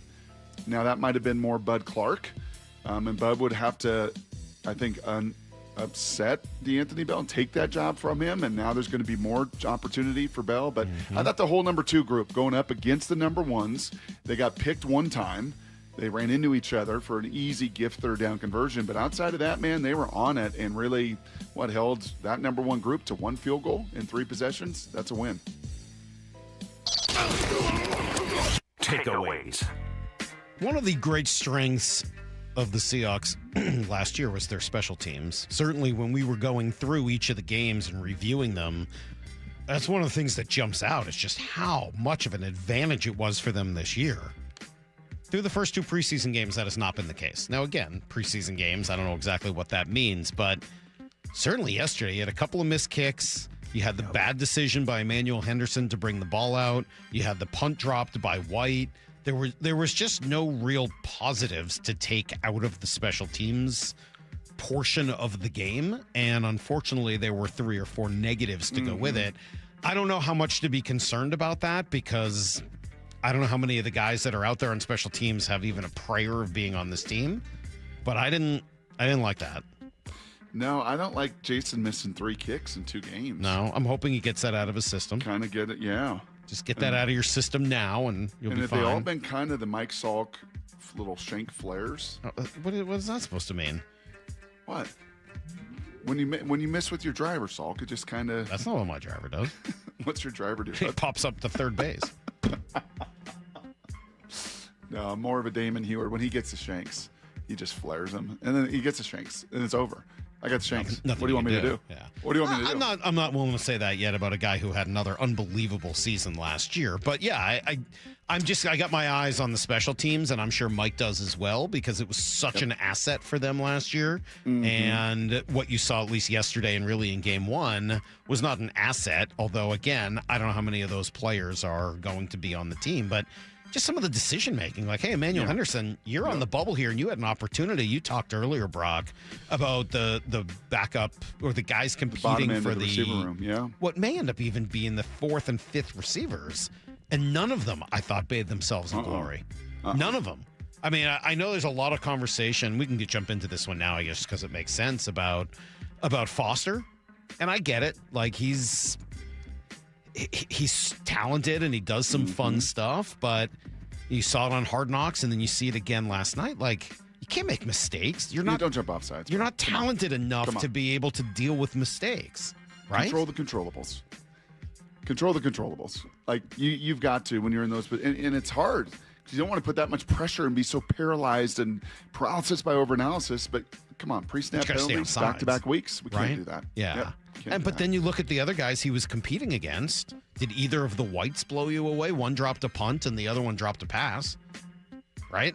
So and a pass interference. I mean, so that wasn't great. Emmanuel Henderson, I like some of the speedy flash, by the way. It looks like he can move a little bit, but a terrible decision on, am I going to take the ball out? Now I have to take the ball out. Now I'm caught inside the 20. Like, yeah, those are big mistakes. Just catch the ball and take a knee. You're at the 35-yard line, dude. I know you're trying to prove yourself, but if you're going to do it full speed. Now you're caught in between, and so I don't know. I don't know if that's a position that they go out and try to find somebody, or if there's a trade or something. But if Torrey Horton's going to miss some time, and Jake Bobo's out for the year, and you let Derek Young go in the offseason, pretty lean, doesn't it? Yeah, I don't know that I love what I'm seeing at that position. Keenan Allen just signed somewhere, right? I saw that. 42-year-old Keenan Allen? Yeah. I like me some Keenan Allen. I said in Blue 88, the biggest... Just quickly, aren't there going to be guys, though, that get cut? I mean, like, of all the positions. Correct. Can't you go out and find yourself a wide receiver if you need to? Yeah, that's usually the larger supply chain. Yeah. Than it is an offense. I mean, it's not quite running backs, but I would think that there are guys that, are gunning to be a 5th wide receiver on another team that won't make it, or that are going to be in a practice squad that if you want them, you can take them. So I'm not that worried about it. I needed to see the line of scrimmage look different than it did in the opener. I thought Dallas really got after Seattle on both sides of the line of scrimmage in the opener at home. It's why mic'd up there in Hard Knocks like we just got no juice, because the lines of scrimmage set the juice for a team. They do really set the tone, how you come off the ball offensively, how you puncture the pocket defensively. And I really thought especially through the entirety of that first half with the twos, man, the Seahawks got after it. That 4-man rush collapsed the pocket. Cam Ward was on the move and on the run, much like he was last year in the matchup. And this was with your twos. And you could see Uchenna Nwosu, and you could see Leonard Williams, and you could see Dante Fowler and DeMarcus on the sidelines. Man, they were loving what Riley and what Connor O'Toole and even at times Jared Ivey and Sheriff and those guys were doing, man. They changed the line of scrimmage. The number 3 D line, not so much. And my guy, I don't think my guy Uso Seumalo, really good without pads. Put the pads on, and it's been really, really rough couple games. So I don't know. Practice squad maybe, but that's not that dream. Mr. Peely, I think, has distanced himself in the race there for that spot. But I thought the line of scrimmage, honestly, was colored in many ways. The run game was super productive. Go back and watch, for you football junkies, go back and watch that counterplay. It was teaching tape. In fact, play the Jacardia Wright cut for me if you wouldn't mind. With him talking I loved about him. it? Yeah, cut number 7. Him That's talking awesome. about his touchdown run. This is pretty good. Honestly, our coach tell us to stay A-gap on counter plays, stay A-gap, and then saw like a little hole off to the right. And shoot, see nothing but green grass in the touchdown. So I took it. I love the laugh. You know what we call it? We call it play the piano. Coach does. And it's an old Stanfordism with Jim Harbaugh and all their gap scheme back in the day. You start in the A gap, man. You split it. And if you got it there, you go. If you don't, you got to bounce it, one key over to the B gap, then you go. And then play the piano all the way down the line. And when he got that handoff and he's, shoulders square to the line of scrimmage, Salk, they did an awesome job. Honestly, the whole left side of the job. He talked about that, too, the downfield blocking. I kind of like this kid. That was definitely the finishing block right there. I just saw that when I went back and watched the video. He came and got that safety, and I cut right off that block. I kind of like him. It's pretty sweet. I like the way he runs. I like the downhill. Every time I've seen him in practice. Big I do. You like big I think butts, everyone and I knows. cannot lie. Yes. It's funny, and I was annoyed because I had kind of written ahead of time before the touchdown. I wrote in my takeaways, I kind of like the Jones-Wright-Wilson combo. Well, we haven't over seen Wilson Kalani. in a couple weeks. I know. Obviously, the touchdown, right? But I like the play he had before that. There was, or maybe it was after, I forget. There was a little dump-off play where he still picked up 5 yards. Like Drew dumped it off because he was in trouble, threw it to him, and it looked like it was going to be a 0-yard gain. And instead, he just fights his way for an extra 5 yards. I don't know. I like guys like that. I don't know whether there's room for him on this team or not. Probably not. But I hope he's at least going to be around on the I practice like squad. Olu. I like him. I like Cable Do, and I like Jones. Just their job on the front side of that play is to wash it down, no penetration, and then Christian Haynes had his best block of the night, and Saubert comes around and gets sticky in there, and yeah, Mr. Wright did fundamentally what he was supposed to do. None of this salt, none of Thomas Hammond's shimmy, none of that. No truffle shuffle, right down the A gap for a 69-yarder. Takeaway. All right, some guys that jumped out to me, Brock, and I'd love some of your thoughts on them. Chris Paul Jr. Flew around, didn't he? Ooh. Yeah. He came and hit. I know you mentioned Surratt, and I'm sure you got to put him on the list here as well. But both guys, I thought, at the linebacker spot came Coach up and Partridge, really fired. Coach Partridge, that linebacker coach, Mike McDonald, old linebacker guy, not surprised. Mike's linebackers, not just been his edge guys through his tenure in Baltimore and Michigan and now Seattle. Edge guys, linebackers tend to play pretty well in this system. A lot asked of them, and they played at a high level. Either of those guys, I mean, Surratt was on the team last year. Surratt's going to make hurt. the team. He was really good. He's a great special teamer. Paul was a 5th-round pick of the Rams, so it's not like he's an undrafted guy. He was a 5th-round pick. He was on the practice squad here last year. Yep. Does he have a shot? Probably same kind of boat right there. And hopefully you don't get picked up. Linebacker is not a real deep position on a lot of teams in the NFL. So hopefully he's a guy you can find a way to keep around in the practice squad. The other guy that stood out to me, and he has in both games now, and it's funny, I remember Brady saying, hey, you may not notice this guy until the pads come on, but wait till the pads come on, is Noah Igbenogany. I really like him. I like the way he plays. He's physical. I thought the call they made on him was errant. Pretty weak. That was a pretty weak call. One of the 14 penalties. He does strike me as somebody who's going to get a bunch of calls because that's the way he plays. He has to play that way. Yeah. But I'm comfortable with it. Like I don't know. I like the way he plays. I like the physicality. I like the attitude. He almost look like a linebacker in 17. It's a weird, He's bigger than Drake. Maybe a and he safety. Almost looks like Ernest. Like he's a big dude. He's thick. He's a nickel. Yeah. He's been a nickel. Like him. I kind of like him out there. I'm glad that they signed him this offseason. I'm looking forward to seeing more. And I thought DeAndre Bell stood out as well.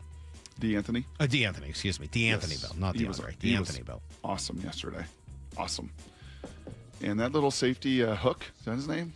Kind of just flew in like a missile. I don't know if I noticed that. Chuck Cecil. Oh, my gosh. I don't know if I noticed Chuck Cecil back in the day? I do. In fact, I just saw a video of a game we did some years ago at Arizona where he was headbutting somebody in pregame without a helmet. Yeah. So his whole face was bloodied, and, that guy, they flew around, man. All the boys flew around, those guys in particular. All right, let's have it, Saul. Let's have it. We're at 17 minutes. Quarterbacks? Jeepers creepers. Okay, so Drew, super solid, 12 of 14. Love the third down scrambles. That's back-to-back games. Little third down scrambles. Throwing himself in harm's way, which you don't really love because if he separates his shoulder, then your backup is the guy that unfortunately. We'll get to that. Okay. Let's start with Drew, though. Yep. Drew is a prototypically good NFL backup. Yep. And I think in these 2 games, he's shown why that's the case. He shows you all of the things that he can do and his ability to take what's there and to run a little bit and to manage the offense. And he still has a head scratcher a game where you're like, what in the world are you throwing the ball to? Yep. I mean, I know that they didn't call it a pick because there was another ticky-tack foul that came earlier, and he was asked about it. He was like, yeah, no, I didn't see that. I mean, that was just a bad throw. Yep. It's just awful. Yeah. And that has always been the thing with Drew Lock is you get 10 plays in a row that are awesome, and the 11th is a disaster. Mm-hmm. And that, I think at this point, seems pretty clear that's not going to stop. Yes. But that's okay. He's a really good backup and a good guy, and he runs, and he's got a good arm. And he's got an easy arm. Yeah, if they need him to come in for a game, I think they're going to be just fine. I think we've seen that over the last couple of years. Yes, we have. Now, if he does get hurt and separates his shoulder in one of these dives for the first down marker, and they need to go with Jalen Milroe, if it's the Jalen Milroe from the first drive last night, I think they'll be just fine. He was awesome. That was the best drive I've seen him have in 2 years. He was great. Ran that little run, the first play where he ran to the right was awesome. He threw the ball down the field a couple of times. Brock, that was the best I've seen him. And if which White was it? Whichever White dropped the ball on the right sideline, that was a great throw. If that's not caught, or if that is caught, rather, I think you're looking at it going, man, these first couple drives are awesome. And then it all fell apart. It was awful after that. Interception, sack, interception, What is the deal? I don't know. I don't know. I just don't know. The first interception is you can't be late over the middle, and you've got to feel. That's a total. It's not. People will say process. That's the easy one to say. I kind of like instinct and feel. You just kind of know, man, when you're thrown over the middle, unless it's right on time, hit your back foot like you did on a third down conversion the week before, the first third down conversion, hit your back foot and throw because that window's tight. But you know, if you don't hit it on your first throw, you just know there's linebackers that are active in there. And, oh gosh, like that can't happen. Okay, so flush it. All right, move on. A fourth down sack, again, this is back-to-back weeks, Salk, a fourth down sack. Like, just put the ball, that's the time to put the ball in harm's. It's fourth down. There's no downside. Especially down the field, but to take another, 15-yard sack with even more field position. Like, what? And you heard Vilma, much like you heard Bennett the week before, you got to go. Don't retreat. You retreat, bad things happen. And then, the last interception on the move, did the receiver slip a little bit? Yes. Was the ball misplaced? Yes. So it was almost like one of those as a QB, from bad to worse. He just got away from him. It was so frustrating because it started off, I thought, so well. Right. Honestly, that's the best I've seen him play on those first drive or two. Until the pick. I was like, oh my God, we might actually get to see the third round pick that they spent on this quarterback. And dude, his speed is outrageous. Yep. When he took off up the right side, you're like, there aren't five quarterbacks in the league who can do that. That's right. There might not be two or three. He's that fast. But then every time you're in the pocket, and I remember watching him in Alabama, and I think in a Rose Bowl against Michigan, I think he got sacked 6 times in the first half. Right. And then they eventually just basically went wildcat with him. So we're not even going to try to drop back and do this. We're just going to run and run. Because every time he drops back in the pocket, I think as a defense, you're like, yes, please stay between the tackles. So I don't know if I would imagine you've seen enough of Locke. With that performance from Jalen as well, you're like, okay, no more Locke. Or if he does one possession and he doesn't run, get the ball out. And then, Jalen, you've got to find a way. And if he plays, I think if you're Fleury, you've got to call 10 bootlegs. You just got to get him on the move. Get him out. Just get him out. Sprint outs, bootlegs, move the pocket down, whatever it is. Because you got to gain some confidence with him. Sure. Going into the regular season, I would think. You would think. So I'd like to see maybe even design QB run, get him out. But then again, if he gets nicked up, Drew has to go back in the game. There's only 3 quarterbacks on the roster. Well, yeah. So I'll tell you who else I like is Cam Ward. I liked him. I like the way Cam plays. He gets the ball out really fast at times. At other times, he's a little lackadaisical with it. But Dable is going to be an excellent coordinator for him. I think so, too. I think if you could handpick a coordinator to do a little RPO, to go a bunch of empty, to do a bunch of stuff that plays to his strength, a lot of tempo. He loves to play fast. At Wazoo and Miami, Salk, it's all gas, no brakes. And he can operate that thing pretty well. All right, there you go. Those are takeaways from the second preseason game. I noticed that they interviewed Sam Darnold during the game. That was nice. What's that? She's new. Miguel she's Michelle been with them a couple years. Levy? I don't know. Megan Levy. Megan Levy. Thank you. What did I say? Miguel. I was thinking of Miguel Olivo, obviously. Miguel Olivo was on the sideline. Miguel Olivo went in to interview Sam Darnold. Yeah, all right. The guy that a certain broadcaster once referred to as the golden retriever because he had to keep running to the backstop to pick up. No, I thought Miguel Olivo did an excellent job on Yeah, all right. Anyway, Megan Levy, thank you. Anyway, so she asked Sam a question about who stood out. I thought it was weird because he answered it. He didn't just name 35 people on the team. He was like, oh, well, probably this Monterey Foster. I was like, oh, that's nice. He just answered the question. And then he even said, no disrespect to everyone else. A lot of people are doing great work, but I just love the way he's doing X, Y, and Z. Oh, that was great. What about the kitchen lady? What was her name again? Wendy. Wendy lady. Yeah. Did you mention Wendy? They also the Wendy asked Leonard Williams the same question. He was like, oh, yeah, Riley Mills. Riley Mills. That's pretty great. It was just weird that you could answer a question like that and it was fine. I tell you what. No one's going to invite Sam Darnold to come work at CBS with questions like that. Not if he's going to keep answering questions that are asked of him. That's going to be it for him. All right, coming up, Brock, I hope the most intriguing countdown went okay it went in so my good absence. last week. Okay, good. I think it went. Was that one of our best segments, Maura, would you say? The sound you cut? I think I played every piece of sound the Soundhound put on the sheet last week, yes. Well, number 13 today, bit of mystery. Next on Brock and Salk. Why are we walking? Let's go! Worried about the cost? This is Justin Shirley, CEO of State Roofing and Exteriors. We've created our summertime savings event to make it simple and affordable. Save up to $3,000 off your exterior project or get 0 down, 0 payments, and 0 interest up to 24 months. And every qualifying GAF roof is backed by our lifetime Golden Pledge warranty. One call gets you started. Call 866-ROOF-ROOF or visit stateroofing.com today. Held to a higher standard since 1968.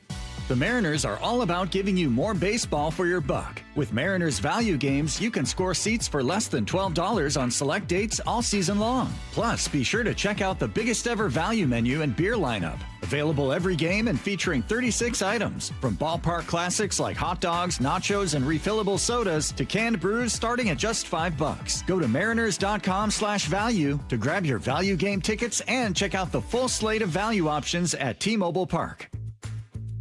Keep summer going during the Toyota National Sales Event at Toyota of Kirkland and Toyota of Renton with additional inventory at both stores on 2026 Camrys, Corollas, and Prius. Through August 31st, see your North and South Toyota dealers for exceptional offers on cars in the Corolla and Camry families, along with the Prius. Visit either store and test drive one and take that car home the same day. Whether you're in the North or the South, they've got you covered. Visit ToyotaofKirkland.com and ToyotaofRenton.com. O'Brien. Guys, I'll never forget the first time I saw somebody get results at our clinic. He was an 81-year-old man who hadn't been intimate with his wife in over 8 years. Viagra had stopped working for him, and he was desperate for help. After several treatments, he walked into my office and told me he couldn't believe the results. Needless to say, this was a very happy man. This man made me a believer in what we do. He had taken pills for years, but he had never fixed the problem. When he came to us, we fixed the problem. Our treatment does what no pill can do. So give West Coast Men's Health a call today. Speak with our clinic manager. Ask him any question you like, how it works, the science behind it, and even the cost. Change your life today, like the thousands of men who already have. In addition to treating ED and Peyronie's disease, we now offer testosterone replacement therapy. With clinics in Redmond and Tacoma, call 206-519-6541. 206-519-6541. Online at westcoastmenshealth.com. We'll work hard to get you the best deal we can, and I know you've heard that before. But when that promise comes from Lee Johnson Dealerships, you can count on it. Lee Johnson Auto Family, the LJ way. The best safety feature on any machine is a well-trained operator. With online, hands-on, in-class, and blended options, Levitt Training helps your team stay safe, certified, and confident on the job. Book your training today. Stack it, reach it, lift it, Levitt. Endless hours of research, seeking referrals, dozens of calls. Hiring the right attorney can be a challenging process during an already difficult time. JP Pendergast with Pendergast Law explains. In Washington State, Tom, there are thousands of attorneys to choose from. Referrals and online research can be helpful, but discovering the right attorney requires a conversation. It can be hard to identify integrity and authenticity without that interaction. So, what do you recommend? We encourage anyone looking for personal injury representation to call for a free consultation with our team before making a decision simply based on referrals or online research. Accident victims need an attorney that listens, demonstrates honesty, and is genuinely understanding of their unique circumstances. The care, attention, and preparation that our firm provides throughout the case mirrors the effort involved when taking on the insurance companies. Save time and avoid mistakes after an injury. Contact the caring and compassionate team at Pendergast Law. If you or a loved one has been injured in a car accident, call Pendergast Law. We can help. Everyone needs to take care of their mental health, even running back Bijan Robinson. When I'm on the field and feeling the pressure, I usually just take a deep breath. When I'm just breathing and seeing what's in front of me, everything just slows down. It just makes me feel great before I run the play. Just like Bijan, we all need a strong mental game on and off the field. Make a game plan for your mental health at loveyourmindplaybook.org. Love your mind. Brought to you by the Huntsman Mental Health Foundation, the Arthur M. Blank Family Foundation, and the Ad Council. Hey, it's Kirk Herbstreit. Before kickoff starts, I like a room that looks ready and plays tough. Fresh paint, strong coverage, and a finish that can handle a full season of Saturday celebrations. Bare Ultra Interior Paint has an extra durable finish that holds up from game time to the off-season. It covers in fewer coats, goes on smooth, and helps walls stay looking new longer. Game-ready defense with coverage that goes the distance. Bare Ultra, only at the Home Depot. How doers get more done. This is Seattle Sports. Streaming through the Seattle Sports app. KIRO AM Seattle. KIRO FM HD2 Tacoma. Home of the Seahawks, Mariners, and everything Seattle sports. Get in the freaking auto! From the Quantum Fiber Studio, this is Brock and Salk on Seattle Sports. Brock Ewert is my hero. Jay Buhner just punched me in the kidney. We're going to excuse you on the interview. Doesn't really work that way, Sherm. This is a show that has my name on it. It kind of does, though. Now here are your hosts, Brock Ewert and Mike Salk. All right, final hour of our morning here. Ryan Divish will join us in 30 minutes while you're reading the Jed York stuff. What? I know. The owner of the Niners arrested at a mobile home park in Ohio. For Is that Mad soliciting Libs? a prostitute. Is that Mad Libs? For soliciting a prostitute. And something about criminal tools. Oh, my gosh. Yeah. He inherited. You never want to mess right? with East Palestine, Ohio, either. He inherited the team, right? Uh-huh. His parent. Yeah. Criminal tools. Yeah. I'm kind of looking forward to Stacey's headline on this one. I have a sense that she's going to come up with something pretty good on the Bump and Stacey headlines. Yeah, that sounds about right. No pressure, Stace. That's coming up in about an hour right now, Brock. We are on to our most intriguing countdown. Just a couple of weeks left of this, right? Gearing up for the season that's not that far away. Today we're on to... Number 13. Number 13, most intriguing Seahawk is running back Zach Charbonnet. I don't know where he would have been if it weren't for the injury. Maybe around the same spot. But there is just a mystery as to when he's going to be healthy, when he's going to be able to play, and how healthy he'll be at that point. Everyone has been blown away by him and by just his ability to recover. This was Mike Garafolo. Everybody that I've talked to says that this rehab is going extremely well. You look at the timeline, right? In January, you start to think, a lot of times these tend to be close to a calendar year. Well, that's not going to work if he's going to play in the regular season. And they're not pushing him too hard. But being on the physically unable to perform list, which we did expect, potentially leaves him out through the first 4 weeks of the season. You stay on that, and then you come back anytime after that. And I don't think it's going to be far beyond that if that winds up being the case for him. And plus, he can even start practicing before that 4-week window is up as well. Again, I don't think it sounds like he's going to be able to practice before the season begins, and there's no chance he would be in the opening day roster. I don't think. But Mike McDonald doesn't rule anything out with this guy, and I just think it's important to hear the way Mike talks about him. It's the same way Chip Kelly, right? When we talked to Chip about him, right, in college. Yeah, just the love that coaches have for the way this guy conducts his business. Zach, any opportunity to get a chance to talk about Zach, I'm going to take advantage of it. He's done a phenomenal job. He's just attacked the heck out of the offseason and his rehab, as you'd expect, and the returns have been what he's deserved. He's really put in that work, so I'm really excited about where he is. No timetable right now, but man, he's just he's kicking butt, and he deserves a shout out because he's a special guy. It's just he deserves a shout out because he's a special guy. Like, I don't even need to talk about it, but I'm going to because that's just the way we feel about him. So we'll see. I guess we could check in with various reporters' moms and try to figure out where he's at. But I just want to make sure we know. Salk. Well, I just, There you go. Gorilla Glass. You knew something was going to happen. A week off. I missed a lot this past week. Well, 184 carries last year, Brock, for 730 yards. That's exactly 4 yards per carry. He had 12 touchdowns. 12 tutties. He had 48 first downs, which, by the way, was 2 more than Ken Walker had. Mm-hmm. He's a really important and good player when he's healthy. And again, going back and watching all of those games and all the highlights from last year, the number of times he just put his foot in the ground and ran. Yep. It's awesome. He has the style that I love. It's very different from Ken Walker. Quite frankly, it's probably different from what we're going to see with Jadarian Price. But I have so much respect for the way he plays. I love guys like that. Well, I think he's intriguing and unlucky number 13 here because, that injury was unlucky in the playoffs. So to be even talking about him 9 months later of coming back and having some level of availability is very intriguing. Mm-hmm. What else is intriguing is what are they going to do roster manipulation-wise? Mm-hmm. Can they say very clearly, yep, we're going to sit you the first 4 weeks? We know some of John's mindset in this. He said it on Hard Knocks when it comes to Terrion Arnold and a little bit with Trayvon here. Like, we're in this for the long game.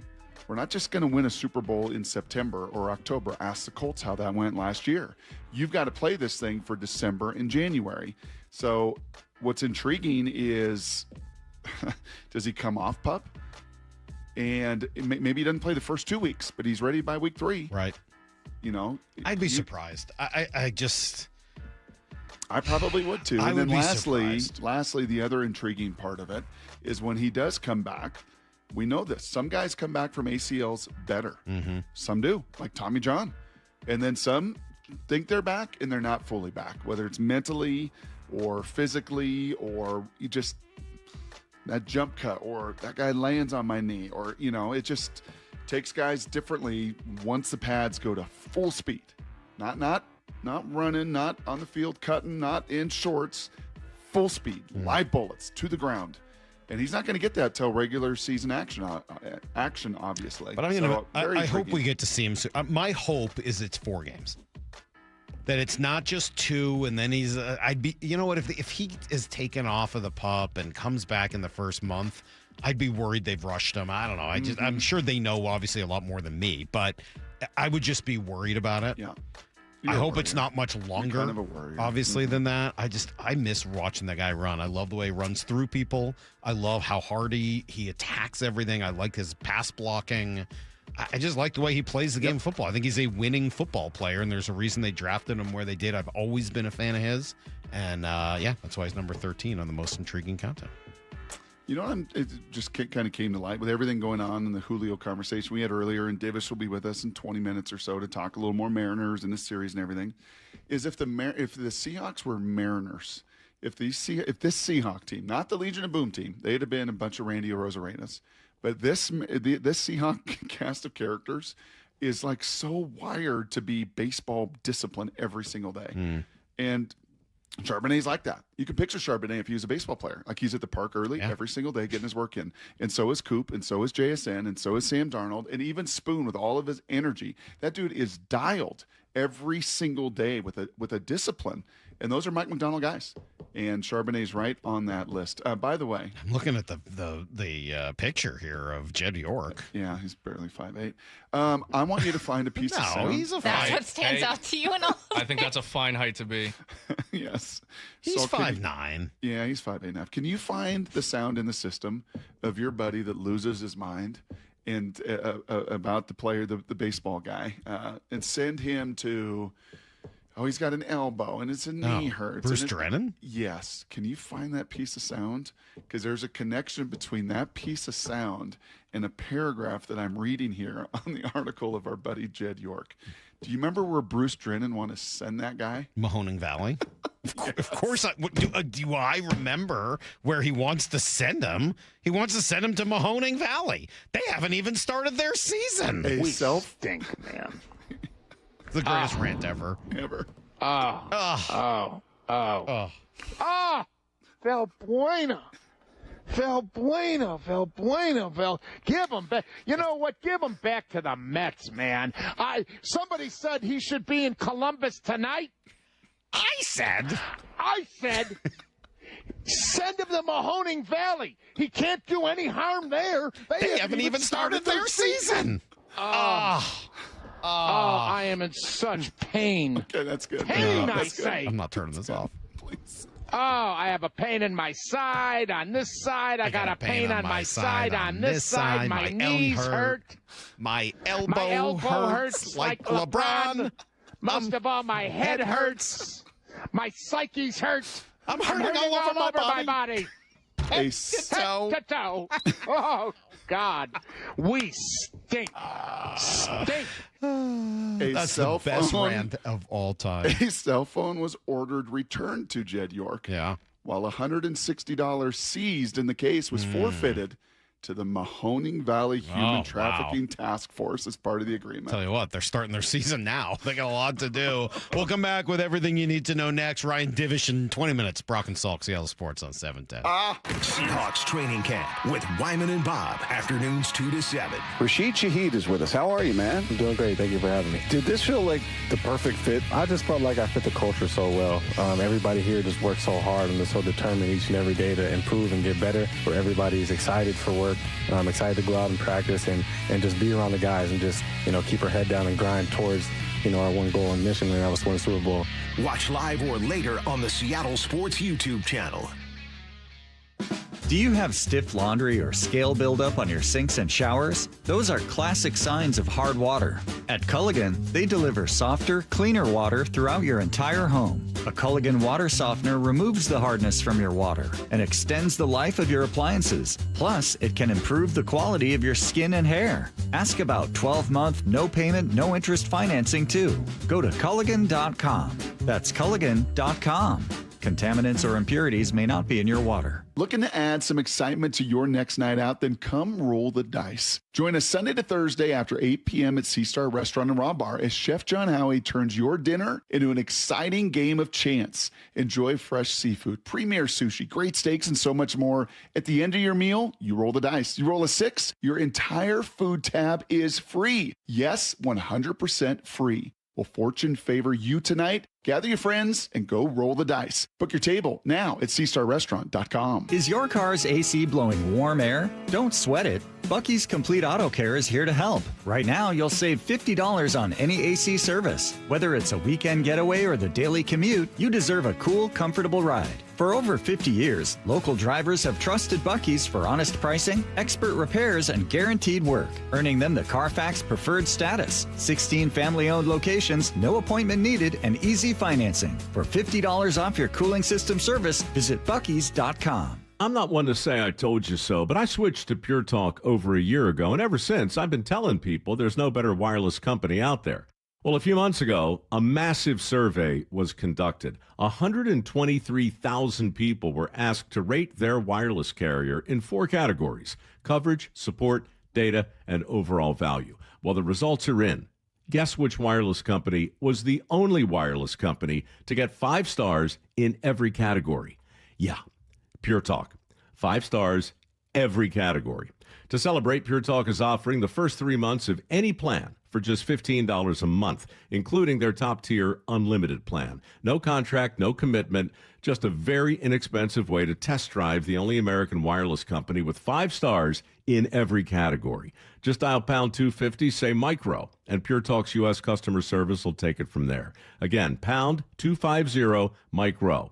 And yes, I told you so. Just hearing the word IRS can make people break out in a cold sweat. No one wants to deal with the IRS, and now you don't have to. The good news is Legal Tax Defense has been successfully negotiating with the IRS for more than 15 years. It doesn't matter how much you owe, whether it's $5,000 or $5 million. You deserve the best in the business on your side, and that is Legal Tax Defense. Even if you're working with someone else and just want a second opinion, there is no cost or obligation to call. They can prevent levies, liens, wage garnishments, even file back tax returns. And the best news about Legal Tax Defense is they won't take your case unless they know they will reduce or eliminate your tax debt. Call Legal Tax Defense right now for a free no-risk consultation. 800-346-2476. 800-346-2476. You have nothing to lose but everything to gain. 800-346-2476.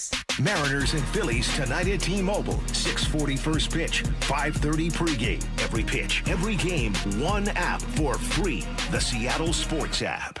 Mike Rowe here with a fun fact. Did you know that 50% of the air that you breathe inside your home comes from your crawl space? Yeah. Whether your crawl space is wet, musty, or your floors are bouncy, do yourself a favor. Call Groundworks. I spent some time working with these guys, and they're the real deal. Their people are trained and certified to repair your crawl space. Schedule a free inspection with Groundworks, the foundation and waterproofing experts. Licensed in all states where work is performed. See website for details.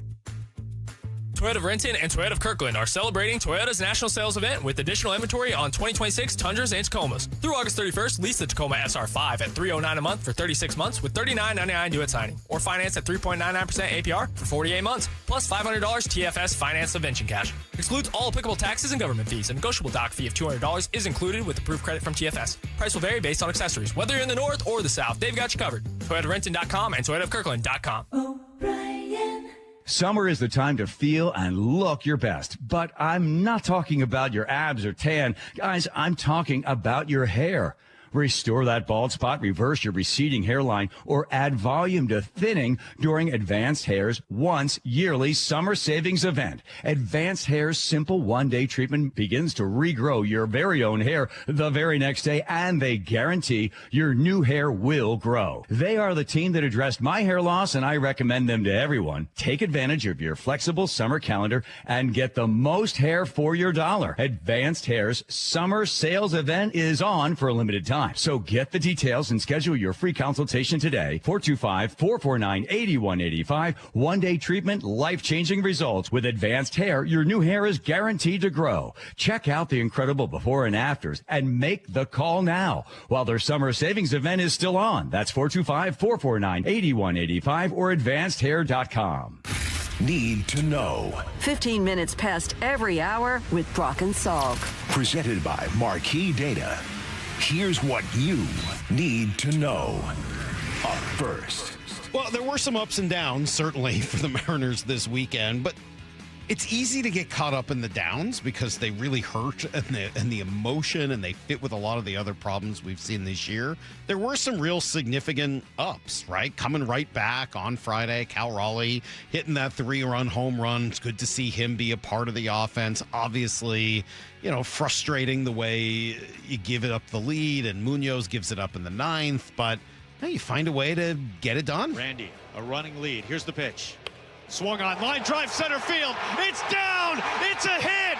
That's the ball game. The Mariners walk it off. Leo Rivas plays hero again. So I didn't hear it. I was watching, but I didn't have the sound on. Did Aaron say, little Leo Rivas, what have you done again? I was hoping he would. I think he may have. I hope so, because it's such a great call the first time. I think he may Leo Rivas, what have you done?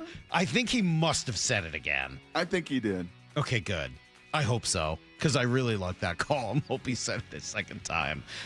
He certainly had the opportunity with Randy the next day as well. Craziest comeback you're going to see. Now the stretch, and the 0-1 is on the way to Randy. Swing and a high fly ball, deep center field. PCA back to the warning track to the wall. Goodbye, baseball. Randy Arozarena walks it off with a 2-run home run here in the bottom of the 9th inning. You see Craig Counsell's comments after that game? No. You would have liked them. What'd he say? He said we were baseballed. Yeah. We were baseballed. Yeah. Loop and a blast. Wrong timing. Loop and a blast. Yep. Loop and a blast. We were baseball. Some guy that had not given up a run in his last 18 outings. By the way, he did not do that call. He didn't? Oh, Aaron. Wins it for the Mariners. 2 outs, 2 on. Into center field, Leo Rivas wins the game for the Mariners. They walk it off. That's too bad. He had such a great opportunity to bring back that call. Let's give him some grief. let's have a conversation with him. Anyway, 2 great wins, walk-off wins. You started up 2-0 yesterday, and you're like, you're going to sweep these suckers. It did kind of feel that way. You're going to be 2 games back of the Astros. And then they gave up 19 straight runs. Here comes the 1-2. Swung on, tag, right field, down the line, hooking towards the pole, and it is off the pole, gone. Grand slam. Ian Happ. And the Cubs lead 5-2. Yeah, that was the first of 2 grand slams. Things got away quickly. I mean, you can't walk 7 guys. Bryce Miller walked 7 guys. It's just not. That's not a tenable thing to do in a baseball game. Certainly not against one of the best hitting teams in the league. Somebody might have more to say on that. Second thing. So I stay on the clock. That's what we did last week. Okay? We have plenty of time. So 3 more against the Phillies tonight. They've only won 9 in a row, by the way. Logan.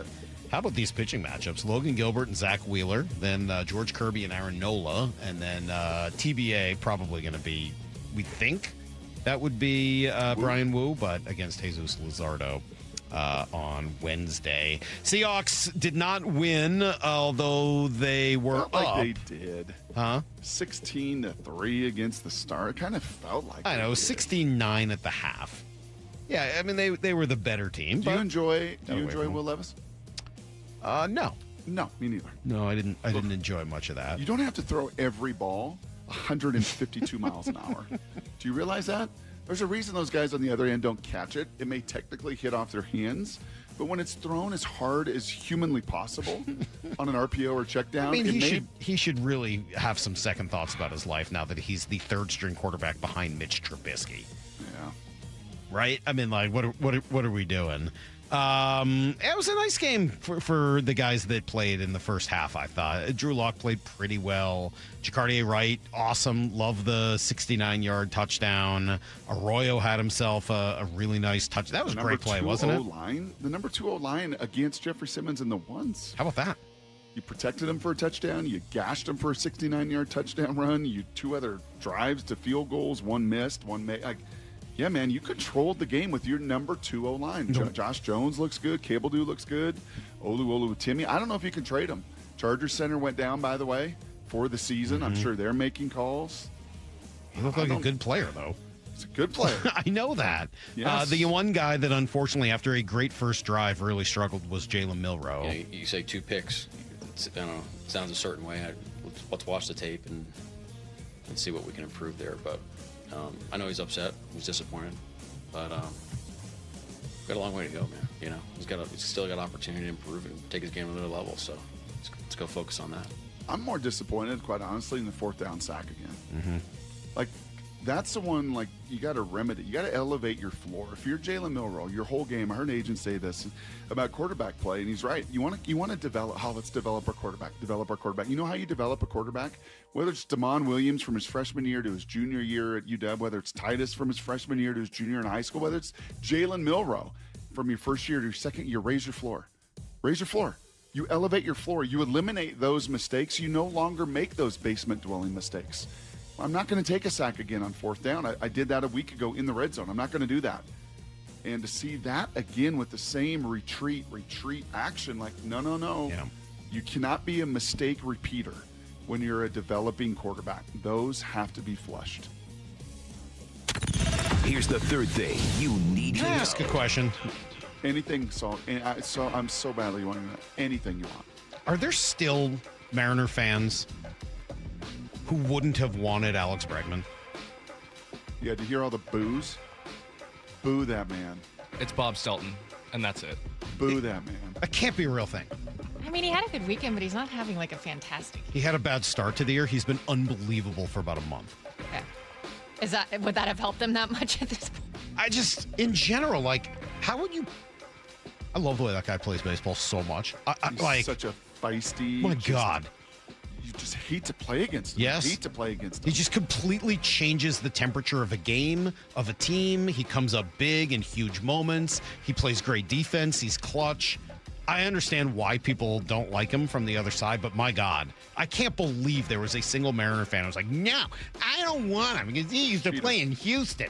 That is honestly one of the worst takes I've heard. I mean, what about the injury history? No, if you don't like the injury history, fine. I understand that Can I ask you a conversation. question? But Can I that's ask you not a what I'm question? talking. I'm talking about the I don't want him because he used to play for the Astros.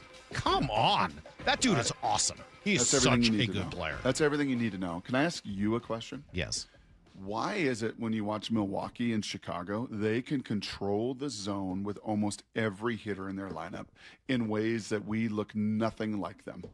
What Cal swings at, what Julio swings at, even what Josh swings Because you guys are all excited about contact. Control the zone. No, you want contact, I thought. No, I want you to control. I thought you wanted the zone. contact. And then when you get a good count, then you do some damage. Like they control. Like how in the world? Isn't that what I've been saying forever? Isn't this what I've been talking about for what like are they years and you get mad at doing me? Behind the scenes to be able to have a command, honestly, of the strike zone that others don't. You have to have patience. Jeez. Just have patience.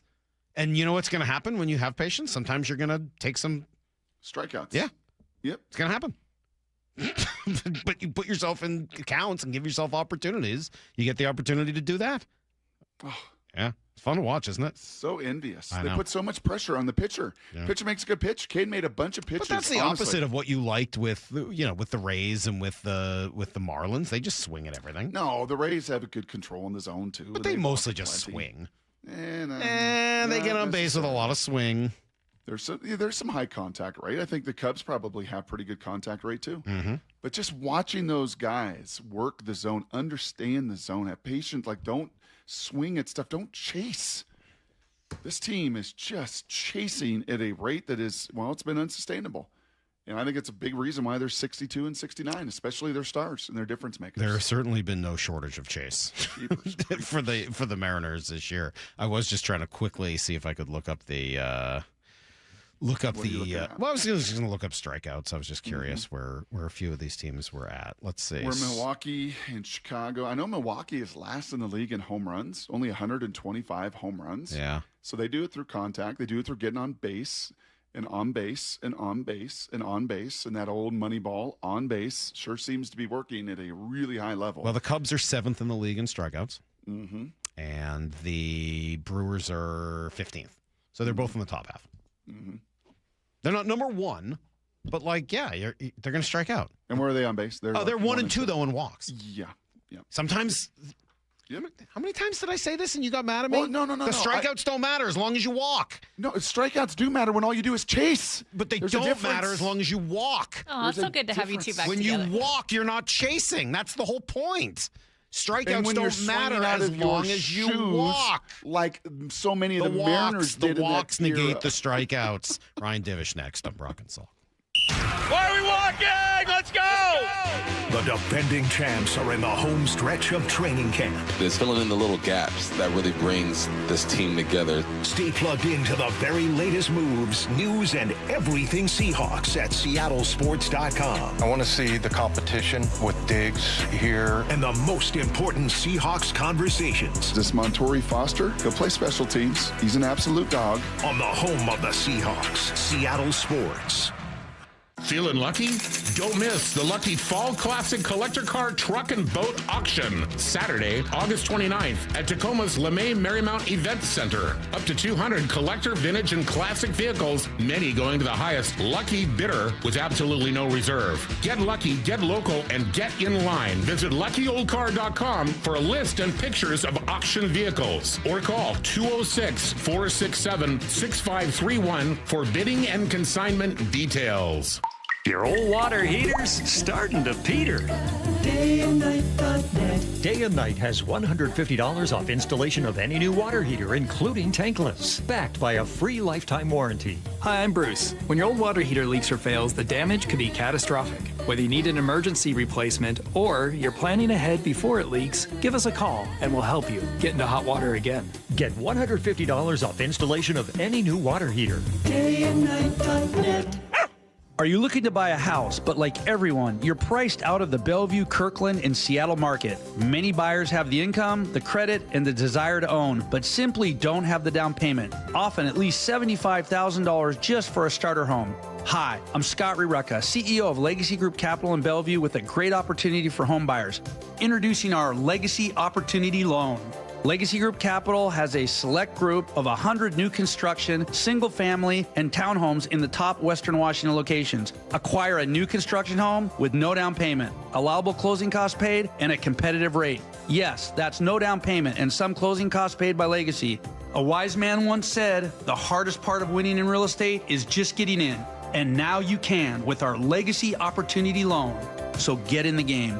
Limited properties available to qualified Washington borrowers. Learn more about this limited opportunity at LegacyG.com. Legacy Group Capital, LLC, and MLS ID 99045. Visit LegacyG.com for additional program details. This is the story of the one who keeps multiple buildings running smoothly day after day. Plumbing that flows, HVAC that hums, cleaning supplies that keep surfaces sparkling. That's why she counts on Grainger. With easy reordering online and 24/7 support, Grainger helps her keep the products she needs on hand. So shelves stay stocked and buildings stay ready. Call 1-800-GRAINGER, click Grainger.com, or just stop by. Grainger, for the ones who get it done. Tired of hearing scary radio ads about the IRS? Tax Relief Advocates is different. TRA is here to tell you that if you owe money to the IRS, whether it's $5,000 or $500,000, we have a solution. TRA can eliminate or reduce what you owe to the IRS with zero risk to you. We have over 1,000 5-star reviews on Google and an A+ with a BBB. End your tax nightmare today by visiting TRA.com or call 800-583-6681. That's 800-583-6681. When it comes to my policy, Farmers gives it to me straight, so there's no surprises. It's your coverage. You should never be confused. You hear that? An insurance provider with a conscience. We're a choir, but yes, we have that too. Straightforward coverage you can literally understand. That's what you get when you have Farmers. Bum, ba, bum, bum, bum, bum.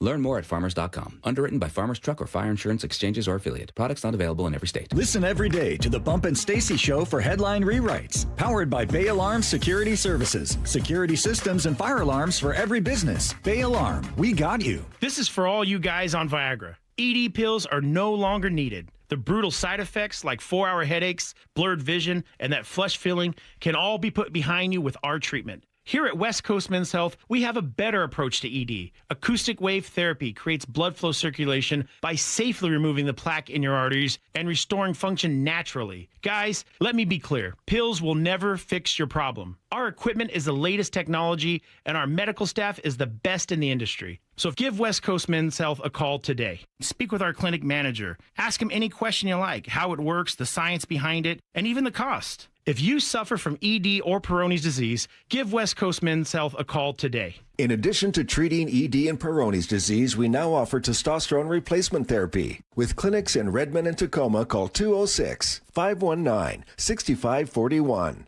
206-519-6541. Online at westcoastmenshealth.com. Certain industries expose workers to hazardous chemicals. If you worked in a paper or pulp mill, or in aircraft manufacturing or painting at Boeing, and have a child born with birth defects, your child may be entitled to legal damages as a result of your exposure to such chemicals. Birth defects have been linked to toxic chemicals, metals, and solvents used in these industries. If your child was born with brain or spinal cord damage, organ or limb malformations, blindness, cerebral palsy, genetic damage, or other birth defects, and you're a past or present worker in a paper or pulp mill, aircraft manufacturing, or painting, contact us now toll-free at 1-866-99-TOXIC. Your children may be entitled to legal damages. If you're a past or present worker in a paper or pulp mill or aircraft manufacturing or painting at Boeing, and your child has a birth defect, call toll-free at 1-866-99-TOXIC. Your call is confidential. 1-866-99-TOXIC. Message authorized by Weinstein Cajano, 600 University Street, Suite 1620, Seattle, Washington. This hour is brought to you by Davis Law Group. From the Quantum Fiber Studio, you're listening to Brock and Salk. Weekdays 6 to 10. On Seattle Sports and 97.3 FM HD2.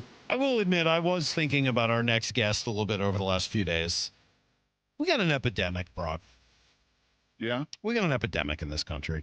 And maybe it's not this country. Maybe it's the whole world. I don't want to speak for where this is most prevalent, but people truly are completely unaware of their surroundings and don't seem to care about it at all. I can't even tell you how many people, now this is in Vegas for a couple of days, just stop. Like you're walking on a side, like everyone's walking. Everyone's moving roughly the same pace in the airport, on the sidewalk, on the strip, wherever. And they just stop.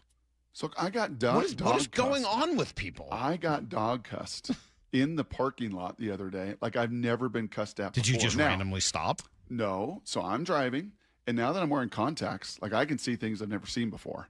So Molly's right. There have been times that maybe I've invaded a pedestrian space a little bit, gotten a little too close without my contacts. Yeah. Now I see it left and right, and I could see this guy. He's coming out of Ace Hardware. He's holding a bag of fertilizer, soil, or something, and he's aimlessly like walking. And this is a busy parking lot. He's aimlessly walking in the middle of the road. Get out of the road. So I am like slow playing, and finally I do creep up on him, and he's like, "What are you doing?" I'm like, "Get out of the road." Right. And he just Well, you were in the right. I We had was. a couple, Brock. We're taking a moving walkway. They get off the moving walkway and they just stand there. The only thing that's going to happen is people are going to crash into you. I swear. You run them over? I wanted to. Unfortunately, they were a little aged. Ryan Divish joining us now. This is why Ryan's just going to move to Montana and we'll never see him again because people drive him so crazy. Hi, Ryan. How are you? I'm good. Someday I'll tell you the story about the guy in the middle seat on my flight to Pittsburgh who needed the extender, and I went to get up, and I felt something dripping onto my leg, and it was him sweating on my leg, and I was wearing shorts. Ew. I told Stelton that story while he was trying to eat his dinner. It was one of the funnier things I've ever seen. He just sat there just so repulsed. Ryan Divish, the odds that the 62 and 69 Seattle Mariners make the playoffs to Ryan Divish are what? Oh, man. I'd say probably about 40%, just because of how easy their schedule is and how difficult the Astros schedule gets. I mean, like, I honestly envision somebody winning the American League West with 80 wins. I don't think it's going to be a winning record. It might be 80 wins. That's how bad it is. I mean, the Astros just lost a series to the A's and fired their GM, which they were going to fire him anyways. They're going to fire Joe Espada after this year because Jim Crane is kind of that guy. But, I think maybe 40%. I don't even know. Like, I watched a couple of those games the other day, and all these, like, the Astros are so disjointed and so messed up with their pitching staff. And then you watch the Rangers, and they can't hit, and their bullpen finally came back to normal. And then you just watch the Mariners for two games, and you think, oh, my God, this is a legit playoff team. And then you watch when things start to go wrong, and it snowballs, and then next thing you know, it's 19-2. So the fewest wins ever recorded by a Major League Baseball division champion in a full non-shortened season is 1973 and the 2005 Padres. Both ended their seasons with 82 wins. So you think the American League West won't even take 82? Yeah, and I think, honestly, if you go back and look in 94 before the strike, I think that there was a losing record for the American League West in that year, too, as well. But then the strike came, so it was going to be a team that had a losing record was leading the division at that point. But yeah, I mean, I do think it'll be about 80 wins. I don't see, like, you watch Houston, you watch Texas, and I watch the Mariners. I don't see a team that's capable of winning like 4 out of 5 right now.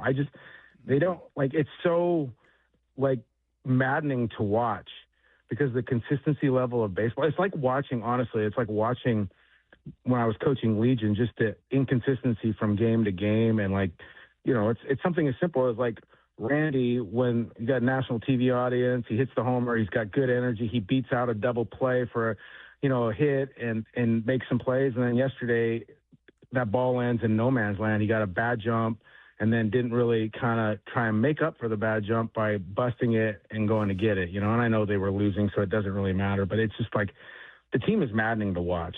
Like, it is frustrating to watch for, like, and I'm not a fan. It's just maddening to watch because it's so inconsistent in terms of the quality of baseball. Right. This is like going back to when, you know, the Jack Z years when they were going to lose 100 games and he was playing all these quad A guys trying to see if there was lightning in a bottle with one guy, and they were striking out like 19 times a game, like Trayvon Robinson, and they were pitching this Rob Rasmussen guy, all these guys that they got that were all borderline major leaguers. And you understood then why the consistency was why it was so inconsistent, because they weren't major league players. But these are basically, the Mariners are rolling out major league players, 75% of their roster right now, like valid major league players, and you're still getting an inconsistency that speaks to what you would get if you were in a rebuilding mode. So, Ryan, I think you and I see a lot of this very similarly. And by the way, I think not only could 80 wins win the AOS, I think 80 wins could also win the third wild card. You might end up with two teams in the postseason that both have under 500 records. Crazy. The inconsistency, a lot of it does seem to be tied to sloppiness. Can you help, Brock? I know loves to use the word accountability. Can you help us understand what accountability has looked like on this team this year? It's a word that gets thrown out a lot. To me, I think it gets used vastly too much when most people don't exercise any level of personal accountability themselves. But the accountability is like sometimes just admitting like you made the mistake. Like, I've always told players, you know, a lot of times when I have conversations with them off the record or just talking with them, like, I'm never going to take a cheap shot at you in a story, and I'm never going to question whether or not, like, you're giving your effort or you're hurt and you're playing through injury and you're not really hurt or not. Like, I will always ask you all these things. But I said, if you mess up, and I don't use that language exactly, but if you mess up, I got to ask you if you mess up. And the answer usually is, yeah, I did. You know, it won't happen again. I got to make that play or whatever. But it doesn't seem like we're seeing that, and maybe it's because we should ask more, but at the same time, it's like some of these are physical errors, some of these are mental errors. The mental errors, we're not seeing. I did like that Julio came out and said the other day in Milwaukee, hey, look, I messed that up, you know, I got to be better, and then even joked about it. But, like, I don't know, the base running mistakes and stuff, and you'll say, yeah, that happens sometimes. Yeah, it does, but, like, when you're in September or you're in August and September and every game is meaningful and every mistake seems magnified because you don't hit, then, you know, it happens isn't really a good answer. You know, that's baseball answer isn't always good, especially when it's been a consistent problem. Well, let me jump in a little bit more specifically because you mentioned Julio. I get it. Those things happen. He's right. Everyone forgets the outs at some point. And certainly, as he said, it's like a 15-minute inning. Like he's been out there forever. But I was a little surprised to see him in the lineup the next day. And then, okay, he was. But to see then a similar kind of mistake yesterday where he's still throwing the ball into the crowd as the inning is starting, like that's where I start to wonder a little bit about that word accountability and what it means from an organizational perspective. Yeah, I mean, that's the one thing is like Dan, you know, and we've talked about this before on here, and I know I've mentioned it on, I think, with Bump and Stacy, just like the difference with part of the reason they went to Dan and they wanted to make the change from Scott is he was gripping it too tight. And some of the anxiety that he was feeling in that year, you know, he didn't have a contract extension. He was working in kind of a lame duck status, and then they started to lose, and you could just feel it gripping tight, and he was trying to do more thinking that would be better. And really what the players wanted was for him to do less, believing that they could handle it. So they go get Dan. Dan gives the players ownership over their performance, ownership over the leadership, ownership over all the preparation and everything else to some level. And what we're seeing is that, you know, sometimes we're not seeing the accountability maybe held by the players that that maybe Scott would have. Scott never really. It took a lot for Scott to criticize a player or come out publicly. He always protected the players for the most part, but there was a tipping point, and it came with Jesse Winker. It came with Gene Segura. It came at different points where he just enough was enough, and I'm not necessarily saying, hey, you know what, you got to sit the guy down, bench him or whatever, but there are ways to talk about that these mistakes are not acceptable to the public. I think the biggest problem I have, Dan's managerial style and Dan's bullpen decisions and stuff, they are what they are, and you don't have to agree with them. And there are a lot of times where I don't necessarily understand what he's doing, but his inability to articulate what they're trying to do and what they're trying to accomplish on a daily basis, it leads to a level of misunderstanding and distrust because, it's like some of the injury stuff. We don't know what's going on. He doesn't tell us really. Maybe he's trying to protect the guy or not. It's like the other night, I asked him after Brendan Donovan comes out, after the game, I said, hey, Dan, how did this happen? Well, and he said, I don't really know all the circumstances. And I'm sorry, but to me, if I'm the manager and my leadoff hitter, who has been very instrumental in this little recent surge of offense, gets hit in the beam with a baseball during pregame and can't play and possibly has a concussion, I want to know how the hell that happened. Whether it was a pitch or he got hit off a ricochet or whatever. And that's the thing is I don't think he's trying to hide things from us. He's just not telling us stuff, but it doesn't inspire any sort of confidence in people to believe that they know what's going on because he doesn't articulate it. It's the running joke. Tough one tonight. It leaves a void, and people are going to fill in that void. It leaves it to interpretation. And that's the one thing. Scott wasn't great when he first started about doing this stuff, about explaining, but we had kind of, Scott and I got into it more than a few times. And one time he just says, why do you ask questions that you know the answers to? And I said to him, I just kind of yelled at him. I go, I know every answer you're going to say. I said, it doesn't matter if I know it. You have to say it. I can't always just write it all the time. And I also told him, look, if you make a decision and it's like reliever or pinch hitter and we ask you about it post game and it's still that you don't give us a great answer, know that we're coming back and asking again the next day. So you better have an explanation. I said, a lot of times we're on a deadline, we can't sit there and get super granular and we haven't done the research. But we're going to ask you, we're going to continually ask you, and we have. And that's, I think, the biggest problem is I don't have a feel for how the Mariners want to play right now under Dan Wilson because it's like sometimes you think they're going straight by the script and the analytics and everything that they do pregame. And there are other times you're thinking, well, that doesn't seem right. That isn't part of the iPad script or whatever. People always sit there and say Dan goes by the iPad. I think he goes off the iPad more than he goes on with some of the stuff he's doing.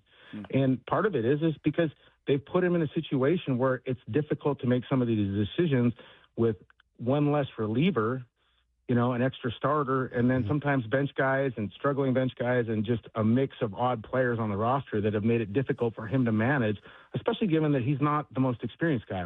You do this with Tito Francona, he'll figure it out because he's been doing it forever and he's managed teams where he's had to piece it together. But this situation isn't ideal for somebody who's only been managing roughly for, a season and a half or 2 seasons now.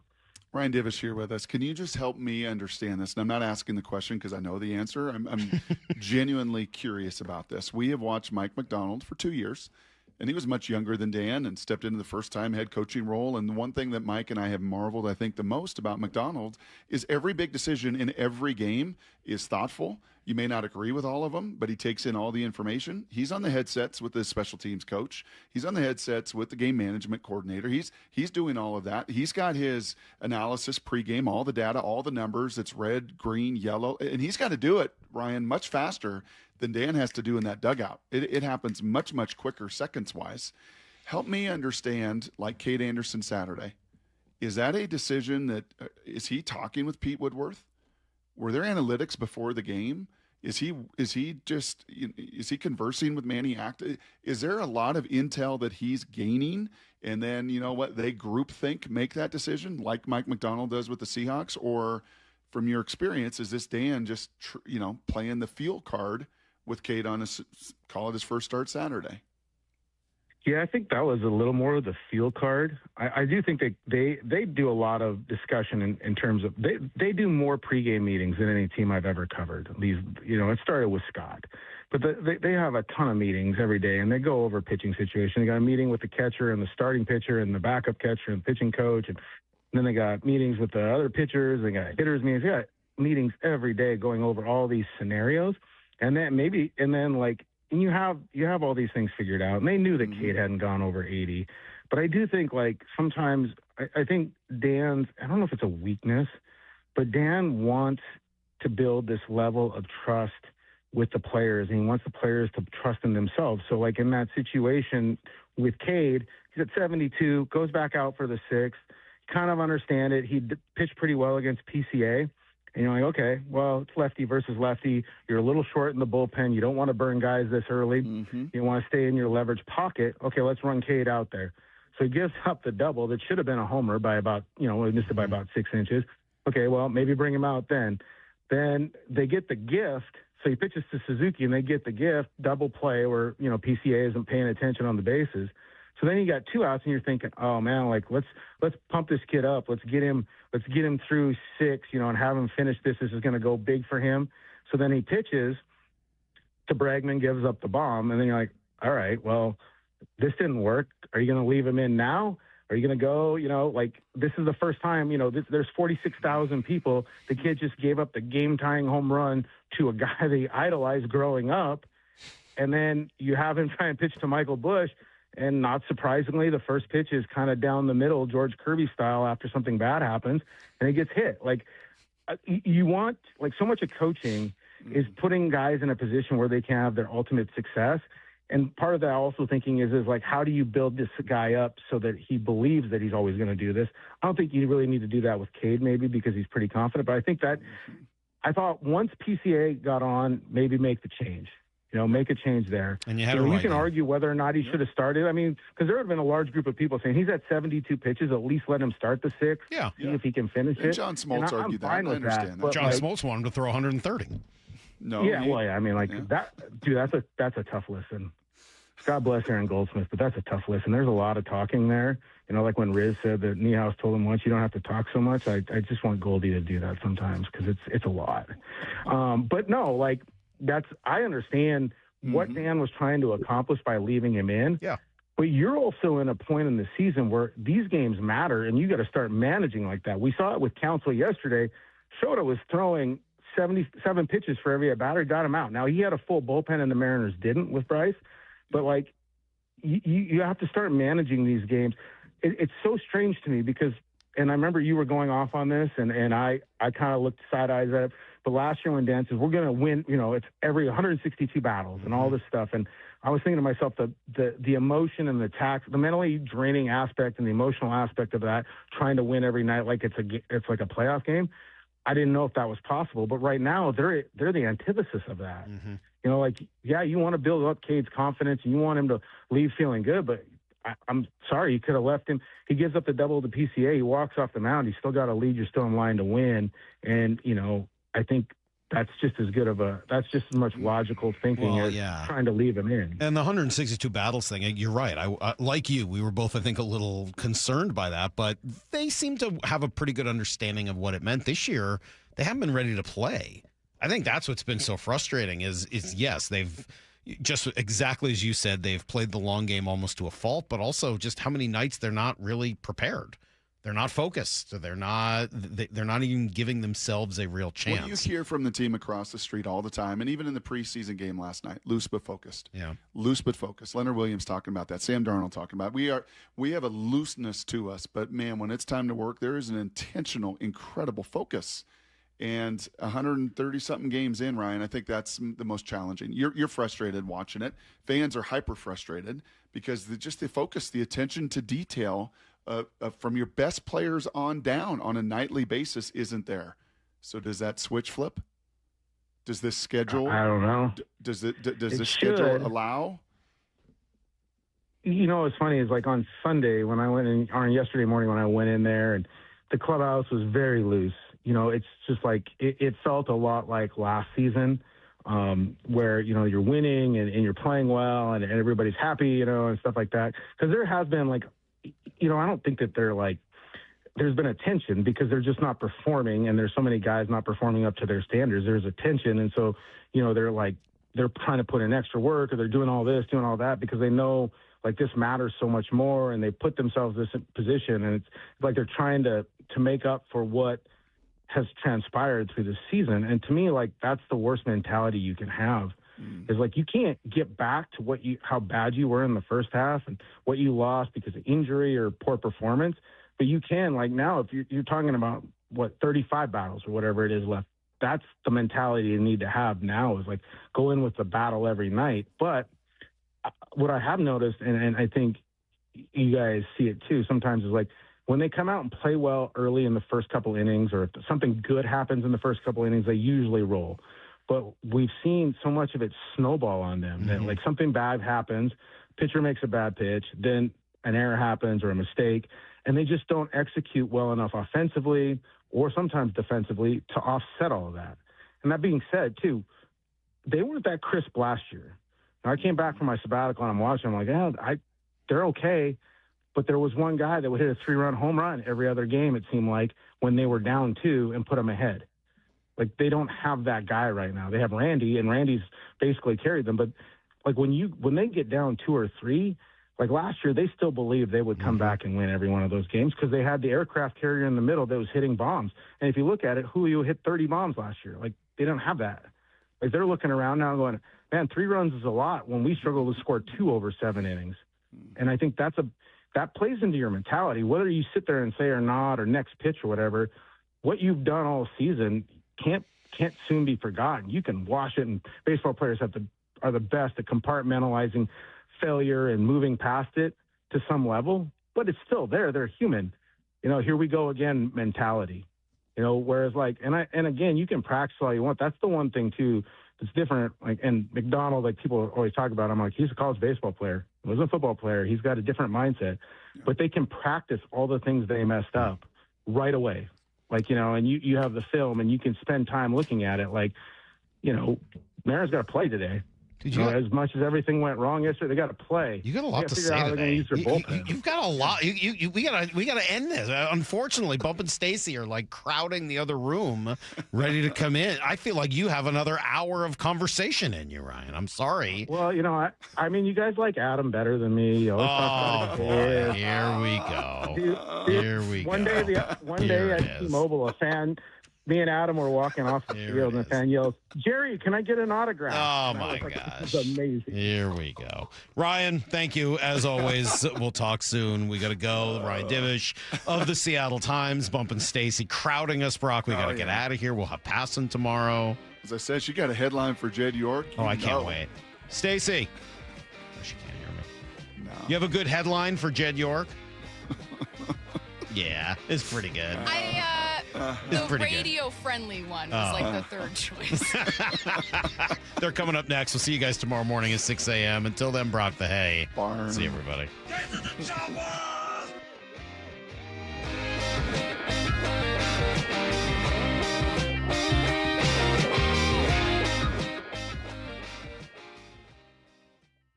Stick around for Bump and Stacy. Trademark pending. That's right. Coming up next at 10. I feel like I've solved a crime. You did. Wow. Your defense, playing like trash, allowed the Seahawks to claw their way back into the game. When I read about it and I start to break it down, it's about your overall team. And I think that's the way people have to look at it, because there was nothing offensively that felt dominant. Bump and Stacy, next at 10 on Seattle Sports. Need a lift? At Levitt Machinery, we take a different approach to help you lift more and worry less. We take the time to learn how you work. Then we match your business with equipment that solves your unique challenges. From forklifts and telehandlers to track loaders and excavators, we make sure you get the right equipment at the right cost. Because when your equipment does its job, you can focus on yours. Talk to Levitt Machinery today. Stack it, reach it, lift it, Levitt. Hey everyone, Rick Witters with Cressy Door. At Cressy Door, we offer top-of-the-line garage doors, garage door service, and garage door repairs. Residential or commercial, please consider Cressy Door for all of your garage door needs. Cressy Door. We'll work hard to get you the best deal we can. Those are just words until you know who's saying them. From Lee Johnson, it's a promise you can count on. Lee Johnson Auto Family, the LJ way. Indeed presents hires you can't afford to get wrong, like head administrator for a state-of-the-art surgical center. What can I do for you, Doc? We need to talk about the lights. Ah, the mood lighting, relaxing, right? Much better than those old hospital vibes. A hospital's supposed to have hospital vibes. You seem tense. Let's dim the lights a bit. This is the time for sponsored jobs. This is what happens when you don't sponsor your job on Indeed. Next time, get matched with quality candidates with Indeed sponsored jobs. Visit Indeed.com/hire now and sponsor your job today. Back to school starts now. Get long-lasting battery life on the Dell XPS laptop powered by Series 3 Intel Core so you can work from anywhere. Now starting at $699 with exclusive student pricing starting at $599. Complete your setup with savings on select monitors and must-have electronics and accessories. Limited time deals and free shipping on PCs and more await you at Dell.com/deals. That's Dell.com/deals. T-Mobile is launching something no other wireless network offers. Introducing Nothing. Pay nothing today and walk out of the store with a new phone. What did he say? Nothing. You definitely said something about nothing. Exactly. Go to T-Mobile, pay nothing up front, and leave with a new phone. Wait, nothing rules. She gets it. Hey, thanks for nothing. For the first time ever, switch to T-Mobile, pay nothing. No taxes, no fees, no money down. And walk out with a new phone. There are 250 reasons to choose T-Mobile, and now nothing is holding you back. On eligible devices with qualifying credit plan and 36-month finance agreement. Wesley Financial Group is not a law firm, and Chuck McDowell definitely not an attorney. This is Chuck. If someone talked you into buying something really silly and you want to get out of that silly little thing, my advice, get the facts. Call me and I'll send you our timeshare exit kit absolutely free. Inside, you'll learn how timeshare works and all your options for cancellation. Call Wesley now for your free exit info kit. 800-762-6565. That's 800-762-6565. This is the story of the one who keeps multiple buildings running smoothly day after day. Plumbing that flows, HVAC that hums, cleaning supplies that keep surfaces sparkling. That's why she counts on Grainger. With easy reordering online and 24/7 support, Grainger helps her keep the products she needs on hand. So shelves stay stocked and buildings stay ready. Call 1-800-GRAINGER, click Grainger.com, or just stop by. Grainger, for the ones who get it done. I move mountains for a living. Literally. That means I don't carry hand lotion, and when it comes to serious heartburn, I don't mess around with anything but Rolaids Max Strength. Its dual-active formula has 1,500 milligrams of calcium carbonate and magnesium hydroxide that relieves heartburn fast. And the best part? The roll fits right here in my pocket, so I can get back to moving mountains. Rolaids spells powerful relief. 1,500 milligrams is our highest amount of antacid per tablet. Read each label. Use as directed. Keep out of reach of children. Hey, it's John Curley with my friend Bob Stelton. And Bob, just like me, you had a hip problem. You were recommended surgery. Why did you go see Dr. Wagner first? I was walking around at about an 8 pain level. I couldn't walk that far before the pain would kick in, and it was impacting my workouts and just really impacting my day-to-day stuff. So you had stem cell on your hip. How does it feel now? I can do a lot of things I could not do prior to this procedure, and I feel like I've gotten back to being who I was prior to the injuries, which was somebody who's very active, loves being out there outside when the weather's great, being on the motorcycle, sparring in jiu-jitsu, working out. I can do all of those things now. And I've had friends that have gone to see Dr. Wagner. They had the same experience, whether they were dealing with a hip, a knee, an elbow, a shoulder. Everybody walking out of there feels like, why didn't I do this sooner? Before you choose surgery, do what Bob and I did. Go see Dr. Mark Wagner first. Dr. Mark